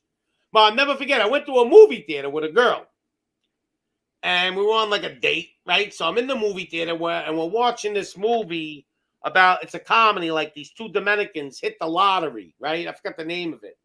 So we're both looking at each other, smiling, and we're going, yeah, funny, and we're like grinning our teeth at each other, like we're trying to make believe we're talking to each other, but we have no communication, right? So I'm just looking at her, smiling, but nodding my head up and down, like it was like a clown show. And I never felt so weird dating somebody in the movie theater, and I didn't even understand. Actually, Yeah. this movie had subtitles, so I understood it because it was in Spanish. But anytime I went to the movie theaters in the Dominican, 95% of the movies were from America. I understood everything because they were subtitling it in Spanish, and I'm the only one in Right. the movie theater that don't need to read the subtitles. Yeah. It was funny, man, living there, but you never get the language right. Your brain does not think. Like, it's hard to think English and then translate it into Spanish. No matter what would happen, I would always have to think English first, right? But Mhm. so you would never be able to rap Spanish like you would rap English because your brain is not thinking Spanish first. Yeah. You would sound really basic and slow, probably rapper. Yeah. Like So yeah. but it got better as time went on, and I got to the point. Here's when you know you understand the language, when you're watching TV in Spanish and you understand what they're doing. Yeah. That's when you kind of know you understand. Now, I think I understood a lot more than I spoke as good, Yeah. because I would watch a lot I of assume they shows in speak fast Spanish. too, right? The Right, Pops? Dominicans, They speak fast Spanish. super fast. The Dominicans are the Yeah. worst out of all the Spanish. People from Spain would come there and Yeah. say, I don't understand what they're talking about. And nobody there really speaks English. Like, you go to somewhere, like you go to the Philippines, probably 50% of that country speaks English. They all It's their speak second English. language. Yeah. No, we You got a go lot to- of Filipino nurses here, so they speak English. I see them at the park with the old people. They come here because they can make more money. Yeah, they all speak English. I actually was dating a Haitian girl. She was smoking, and she spoke English perfect. I was like, I love it. Like, I could have a conversation with her. So this girl was real smart. So she spoke Creole perfect. She spoke Spanish almost perfect. and she spoke English almost perfect. Mm. Yep. So it was Shout out to pretty Hold well. the Truth and the Haitians Oh Americans. yeah, but you know the real hot Haitian girls are in the DR, because only the real pretty ones get out. You know, you got to be Yeah, because they make money. You know, and they made money yeah, in their country. yeah. So you know, you would say, but the thing I found with the Haitian women was they were way more educated. You Really? actually, yeah, they were just that much smart. Now they even spoke French too, on top They of speak French, Creole. right? So Right. this girl I was dating, she spoke 4 languages. You speak 4 languages, you're a pretty smart person, and I mean It's fluently. insane. I can barely speak English. That's my first language. Yeah, like I speak Italian better than Spanish actually because I learned it in school. So when I got to translate something in Spanish, it screws me up because my first thought is English, then my second thought is translated into Italian, then I'm taking it from Italian and making it Spanish. Damn. So it's like my brain goes through 3 tiers just to get the word out. So it kind of fucks you up. Yeah. I see it like well, for me, like my mother's side's Mexican Spanish, my father's side's from Africa. So like I know a little Spanish, but like for my son, because my son is old as your grandkid. You said you had a 4-year-old grandchild. Like Yep. that's all. My son's about to be 4 on Friday, right? He was born here, and like this guy is going to be ahead of the game because he speaks English and also Chinese. And like you can, when you talk to him, you can see sometimes like how his brain processes it. He processes it in in Chinese and also English, and it takes a couple seconds sometimes to get the long sentence out. So it's So, interesting to watch him do that. But he speaks both pretty good, so you can have a really good actually. conversation with him in English. You. Oh, definitely, definitely. How cool His is school that? though is all Chinese. Like when he Right, comes but home, he speaks to me. Me and his mom speak English, and well, she speaks Chinese too. Yeah, but it's mostly English in our house. But at so school, it's all Chinese. you work in the tourism industry, you said? I have a restaurant, and also I teach English to clients. Right. So you teach English, but how do you teach English to somebody that speaks Chinese if you don't speak good Chinese? That's what I used to. I used to be like, how am I going to do that? Like before, but then I realized that once you get here, you realize that the people that you can teach if you don't speak Chinese are people with a high level of English, like a Right. conversational English. Yeah, they You can know, speak business English English. already, so you They don't got to understand write. Yeah. exactly, You must exactly. love So it though when you're speaking that's to why actually. somebody. Oh yeah, when they're speaking English, it Yeah. makes me feel good. Doesn't Makes it? me feel good. I've been too coddled here because so many people speak English that I didn't force myself to be immersed, you know, in Chinese. You know what I'm saying? Like if you're in a Chinese is country the where hard language to nobody really learn. speaks English, it's backwards to English, bro. It's like It, so bad. it's one of the hardest languages to learn, Yeah, not especially impossible, but one of the hardest. especially writing it. It's all Like, symbols, basically, yeah, that is crazy. characters. Like, Yeah, yeah, it's they say I think Chinese is the hardest language to learn. Russian is yeah, they hard say too. that. Russian's a very hard language. Hmm. But Chinese Yeah. is like, woo. Hmm. You know But what once you language get it, you're a star. yeah. You know what Here, you languages can I speak find it. hard too? And ones where you gotta roll your words, like Hebrew or Arabic, you gotta roll your tongue like when you're Mm, speaking. Those are hard too. yeah, yeah. You do it But a little hey, bit in Spanish with the double R. That's about it. But the right. Hebrew is hard.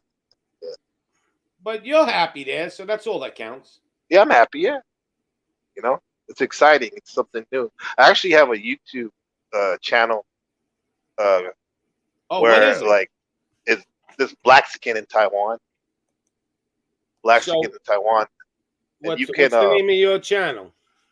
well, my name black skin, Oh, black skin, BLA A what? X A X. ICAN? Yes, and you can put in Taiwan on the search. It should come up. Yeah, we'll put that I used to So I used to, when I first got here, I used to make a lot of vlogs and stuff. But then like once I had my son, I stopped I got making it. videos of. You got a dog in your picture on the top with your wife's, like you see your half. Yeah. Yeah, I But see yeah. your dog's eyes and shit, and you have That's 600. Winston. You got 600 subscribers. Yeah. Yep, I Yeah. just subscribed to you. So Thank you, Pops. I just recently started making videos again, but the ones I make now are more for people want to come out here, like how to find a teaching job. So one of the videos I made recently, and also how to get your immigration stuff straight. So you just in should case people want to heads up on that stuff. Are you on your phone or computer? I'm on my phone right now, actually. I was gonna say I could give you a wrench so the next time you come on, but I don't think you could go in YouTube chat. You got to type something in the chat. Did you type anything? Okay, I'll do that right now. Let me do that right now. This way, I give you a wrench whenever you come in. I'll know it's you. I don't even have to look. I'll see you have a wrench. I know it's not an imposter. I dropped your link in the chat too. Thanks, Pops. This way you could drop it, but I think that's the channel. And let me see if it is. Yep, that's it. Thank you. Yep. And drop it. I'll give you. All right. Let's see. Thanks, Pops. Yeah, I got you. And, got it. Yep. And I added you, so you got a wrench now. Cool. This way you don't got to worry. Yeah, because you know why? It's good. If I see you have a wrench, I know that's you. Because I've had people come on with your picture, and they'll just nude me, boom, show me, and I'm like, oh, they did it to man, with my picture.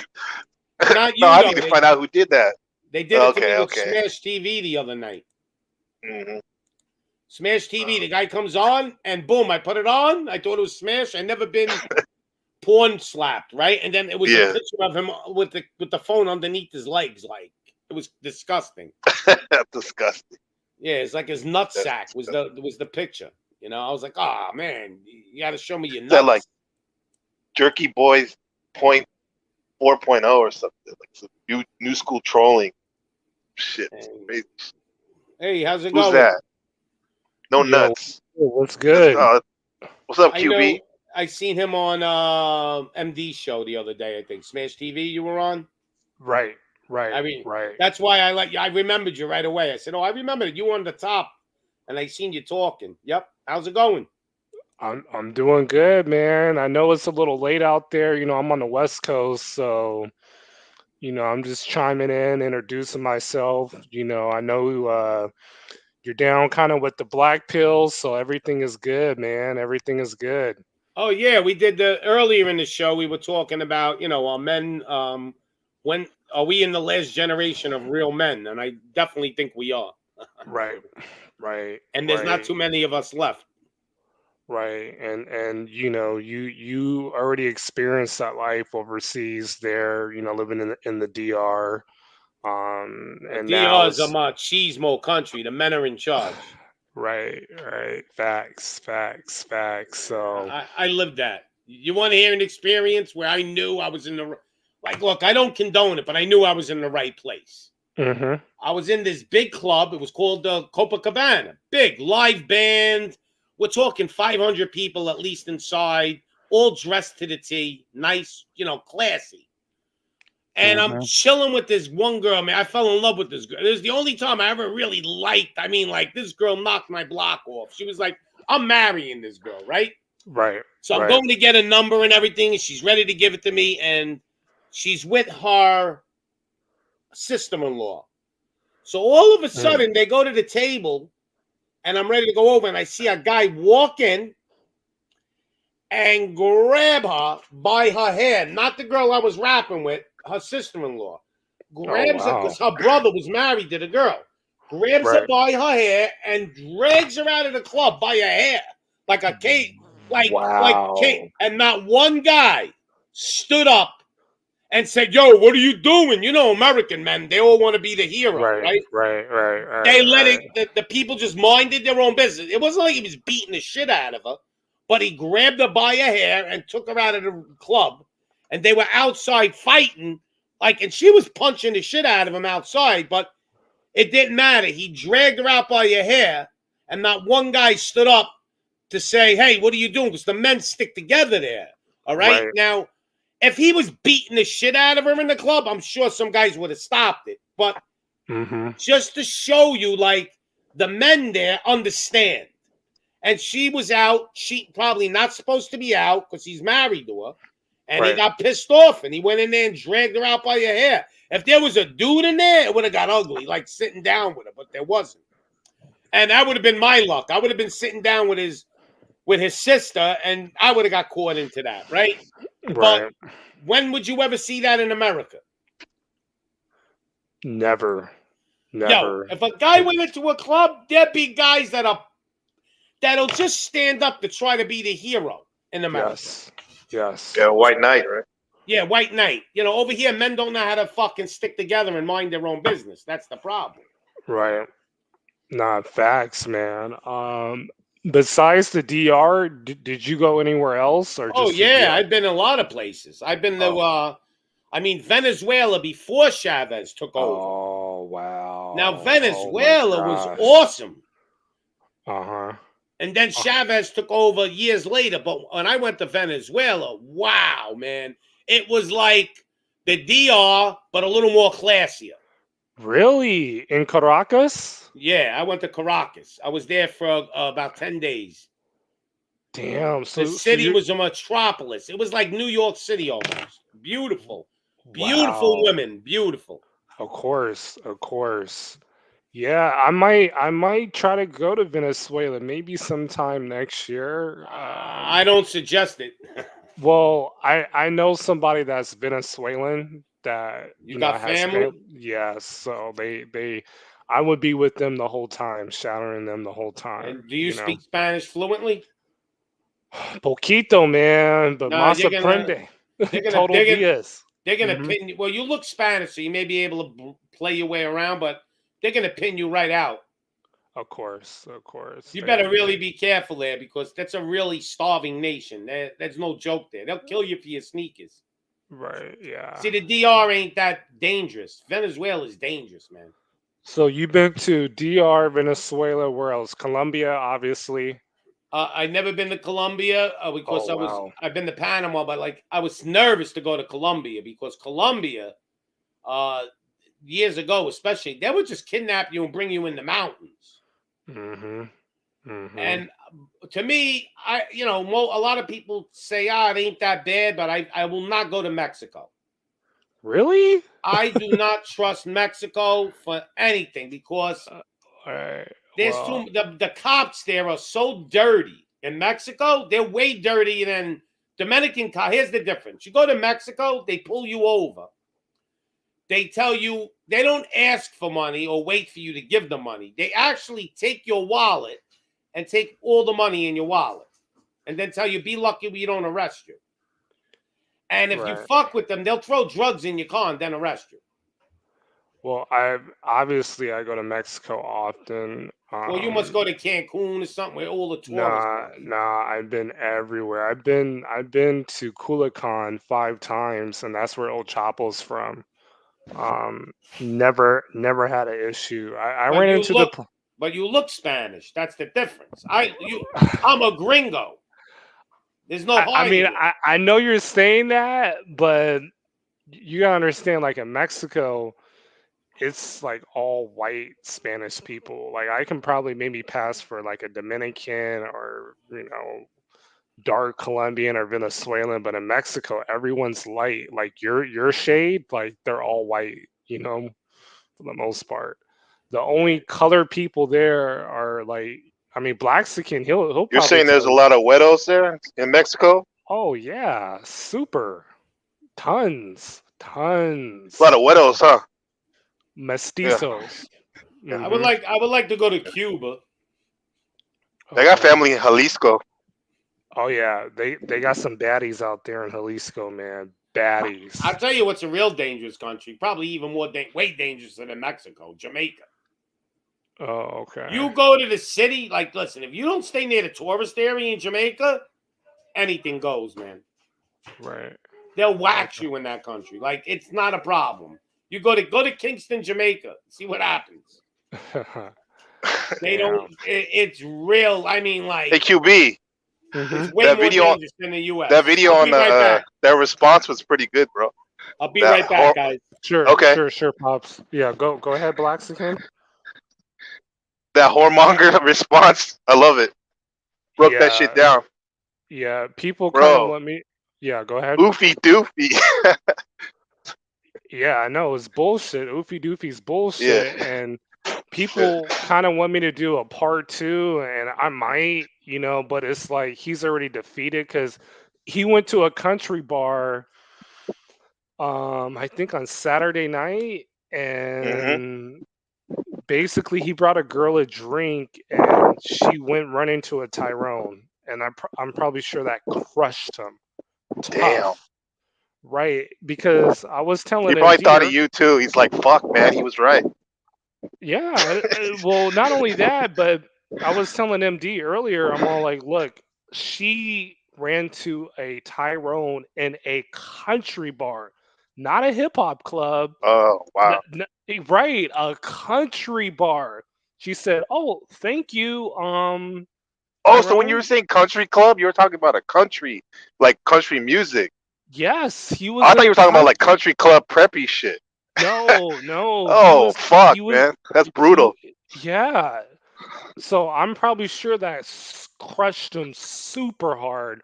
But again, here's the thing: like when it comes to Las Vegas, and see, this is what he's dealing with. He is a whoremonger, but he doesn't want to pay $350 to $500 for a local Vegas prostitute. And that's brutal. And he's only getting like women that are 35 and older, and I don't blame him for paying for that. So the alternative is to meet a girl at a bar or a nightclub, where you don't have to pay, and if she's older, so be it. But his best Tinder match was a girl that was 40 plus, and he's 44 himself. So it's Mm. like, dude, why are you playing with your emotions? Like your black pill aware, you understand? It's to me is a nightclub can be a very, very intimidating environment. You go in there, people are with their friends, they're secluded, Mhm. and if you don't have anything that kind of sets you apart from the crowd, you're just going to be standing there by yourself. And Yeah. here's the cope. They want to use oofy doofy theory, like, oh well, I was there by myself, but I saw a Chad and a Tyrone, and they got turned down by this girl, that girl, so I don't feel as bad. But again, you don't know those guys' situation. Chad and Tyrone, they could have been there waiting for somebody. They could have been there and don't even like women. You know what I'm saying? Mhm. A lot of The, variables. right. So why are you focused on what other men are doing? You're there to pick up on women. And if it's not a good ratio to pick up on women, you leave. But you do your research. You go to places like, okay, I look at the Instagram, I look at, the women that are in there, and I say, you know Mhm. what? Okay, I need to go to a bar or nightclub where there's a good ratio of girls. Yeah. Because if there isn't, then you're gonna be in a situation where it's a sausage fest, and you're not gonna have a good time. That Yeah. really limits you.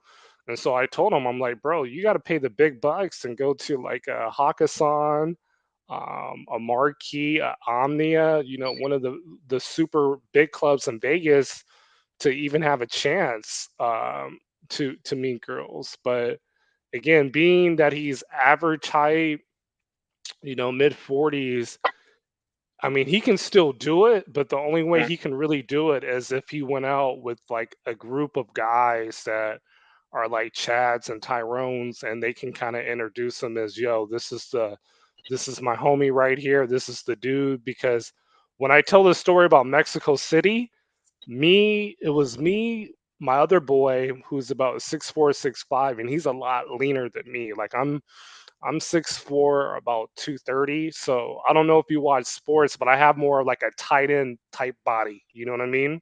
Yeah. My other homie, he looks more leaner, more like a real basketball player type Yeah. body. Wiry, strong. Right. And Uh, so, because I'm trying to tone it down, you know what I mean? Like I'm trying to lose it down.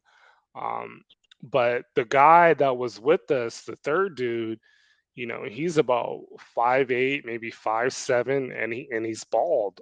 That's And this 420 Asian dude, right? That you promoted on your in your Mexico n- video, one of your no, last videos, no, right? right, That's a different guy. 420. Yeah, it's a different guy. This guy's a Okay. brother.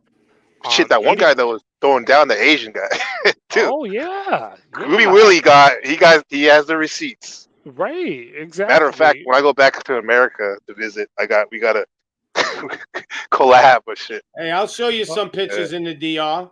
okay, Hold yeah, on. bring him Yeah. up, pops. I Bring got him up. I got some. I don't got a lot, but I got a few. I'll Okay, show you my yeah. houses. Here we go. Okay. His So receipts. this is my house in Santiago. I lived All in right. 2 different cities, and then I lived in Puerto Plata also, which I lived for longer. I like Puerto Plata better, but you'll see some girls are going to start popping up too. All right. I'll show you quickly when they come. So that's my house in Puerto Plata, right there. Hmm. And the house is there. That's my bedroom right up there. I mean, it's huge. But this guy's 70. Ooh. Damn. Yeah. That girl I went out with, that one, the other one. This one, like, I shared her. This one I went out with, like, Oh God wow. damn. yeah, the other one, like, Dang. I gave to my son's friend a couple of times. I was like, yeah, go have some fun. But that's just a little bit, man. I have so many pictures. Fuck, I man. gotta let me see what else I got here. Let's see. Did I unload them all? What did I do with them? Oh, here's a picture of me with my son. I don't know if you guys know my son. I'm about 30 years old in this picture. That's me and my boy. Your son Okay. Mike, Yeah, that's him right there. he's cool. Yep. Okay. Yeah. Here's Okay. me in the DR. I'm 57. I'm about 47 in this picture. I don't look it. People now. I don't know. I look. But here I am. I'm in the DR, hanging out in a club. Hmm. Mm. Over Mm-hmm. there, a car wash is a club. It's another Wow. picture of me and my boy again. He got a little bigger, but Right. I got more pictures of the DR I'm gonna put together and show people. But it's a different life there, man. Absolutely. Hmm. Absolutely. I've never So, been more happy in my life than when I lived there. I'll be honest. Mm. nah, facts. So, Blaxican, where are you at right now? I'm in Taiwan, southern Taiwan, Oh, Southeast Asia. okay. Oh, Yeah. okay. Okay. Yeah. So to finish up that story, old dude, he took down the bottle service girl. I was out Hmm. doing my thing. Like, it was weird because I was basically taking a video like the whole club and shit. And Yeah. I got my iPhone 13 coming in tomorrow, so the videos are gonna be a lot more crisp when I post. Okay. But I was kind of like, yo, this is going to be some great footage for YouTube, this and that. And the girls, and they enjoy being on camera and everything. So I wasn't really with them throughout the whole night because I was just thinking, like, I want to get as much footage as I can Hmm. because, I'm only out for one night. Um, and my boy, like I ain't got to worry about the one that's 6'4". Like he's good, man. He piped down about 3 girls in Mexico City with ease. Like sliced bread. Damn. And yeah, so he came up to me like, I think I told this story on MD's channel, but he came up to me like around 3 o'clock. I think like around 2:33. He was like, "Yo, we're about to leave. I got something on deck. Like, are you good? You're okay?" And so I'm all like, "All right, cool. Like no problem." And so I end up staying. And then as I left, like my phone was dead, like dead. And I already chipped in money for the table, so like I was just on credit card and debit card. And then there was this Venezuelan girl that she spoke somewhat English. And so she remembered me, and I'm like, hey, what's going on? I'm like, oh, chilling, chilling. I'm like, hey, can you give me an Uber to the hotel? Like, I'll cash app you. I'll take you out to lunch tomorrow. Like, no problem. Like, I need to go. And she's like, yeah, yeah, no problem. So this girl literally Ubered me home and didn't want That's nothing in funny. return. Nothing. Bro, some of those dating coaches, they probably try to scheme a girl, lie about that situation, but that's some real life stuff QB's Yes. doing right there. You know what I mean? Right. That's real life. Ain't no Right. manipulation right there. Nothing. And I'm gonna be real, like she wasn't like really sexually attracted to me. Like I wasn't her type, but she just seemed like, yo, this is a cool American guy with status. Like, Mm-hmm. he just ran into a situation. Let me help this brother out. Mm. And she came through. And then, I'm following her on Instagram and stuff. And I'm like, well, hey, since it didn't work out with you, like you got some homegirls that like brothers. And she's like, yeah, absolutely.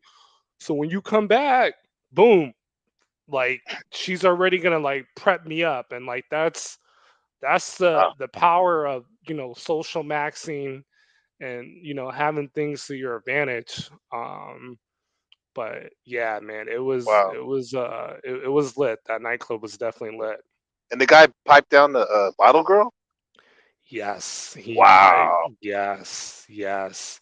She was a little older. I think she was Hmm. probably like young to mid 30s, but she was solid. And I have a little snap of her like on the video. And I'm like, man, he took this down for real. He did it. But again, when you come in with two tall black dudes, I mean, it just, you know, and he was there. Like we gave him the money. Like it made him look like, yo, this is the El Jefe. This is the boss. Hmm. This is the leader.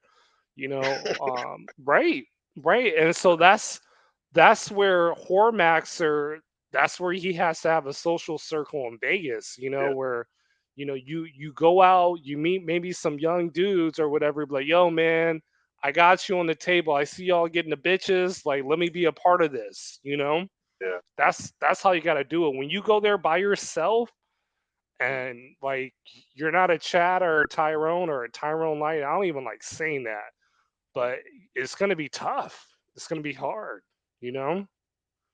I'm But if really you, interested to see what what's going to come about with what you're doing, QB, because it's, to me it's like uncharted territory and shit.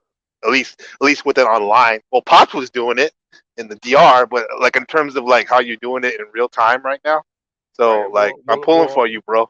no, I And appreciate it. I appreciate it. Like the thing is, when I go against these dating coaches online, instead of me referencing my Instagram, now I can reference my channel, and hmm it's tough. It's tough to punch through that. It's tough to be like, yeah, like damn, he got receipts on every fucking video, damn near, and not yeah, only just me, but my other boys that are getting it too with passports. Okay, it's none of these bullshit testimonials of guys. Oh well, I took John Anthony Lifestyle's product and I met a girl. No, I took nothing. I just hopped my ass over the border. I went to Tijuana and I had a fucking blast. I had the night of my life. yeah. Well, hey, well, fellas, I'm about to pop off. I gotta Okay. I gotta go get this massage, and then All right. All right. so Pops, No I doubt. appreciate you having me, man, and thanks for the wrench. No, And anytime, man. yeah, Stop on anytime you want. I'm gonna definitely, actually end this anyway because I've been yeah, on quite a while, four Yeah, yeah. hours. no, you've been on 4 hours and I came at the very end. I just kind of I knew it was getting late since everybody's on the damn East Mhm. Coast time. It's all good, but Not me. You'll catch us later. Don't worry. Next time. Yeah. right, right, QB, right. are you from the Bay? No, I'm actually from LA, but I work Oh, in the okay, Bay. because I'm from the Bay. Hmm. I thought you were from the Bay. You got that? Yeah. Well, Cool. you got nice weather over there. That's for sure. Oh yeah, yeah. It's Definitely. good.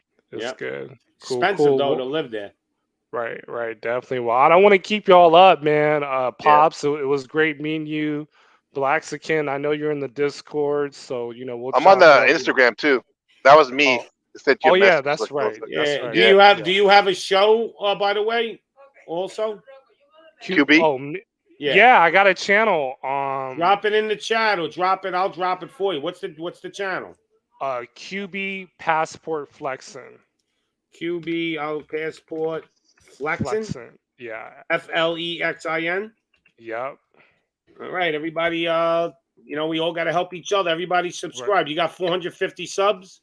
Yep. That's Well, me. you got 451 now. I just Nice. All The right. Mexico I video is gonna be off appreciate the hook. that. Right. Hey, Right. we all gotta help each other. I'm gonna drop your Yeah. link in the chat. Like I Okay. spread the word for you, you spread the word for me. Oh That's how yeah, we I gotta got do it. you. I got you. I'm gonna start live streaming. Once I get over 1,000 subs, I'm gonna start doing like travel talk radio, and it's gonna be kind of like MD style. Roasting dating coaches, looking at receipts, and Yeah. traveling places. So I it's just gonna be lit. It's gonna be lit. everybody join Blackskin's channel, and your name of your channel is what is it? QB Oh, black passport. skin, Oh, black skin in Taiwan. No, the other Oh, QB's QB. channel is Yeah. QB what? What is it? passport flexing. QB Passport Flex, and I just dropped the link. Everybody hit the like button and make sure you subscribe to everybody. We all got to help each other Yeah, no grow. doubt, pops. I appreciate it. No doubt. I Yeah. appreciate it. And you guys, thank you for coming. May the Almighty God bless you and your family. And anything you guys want to say before I'm done? Thank you, Pops. Peace in paradise. You too now. QB. How about you, QB? No doubt. Pops, I appreciate you having me on. Best of luck. Definitely happy you putting me on. Subscribe to the channel. And Yeah. look forward to doing collabs with you and hopping on your streams in the future, man. Yeah, no problem. Anytime you guys want to come on, I don't Okay. always talk about manosphere stuff, Right. No, but I know. I mix it up, Right. But I Right. love going on the manosphere, the manosphere shows, Right. you Yeah, know. definitely. All right, Definitely. you guys Okay. have a great one. Pops out. All right. No doubt.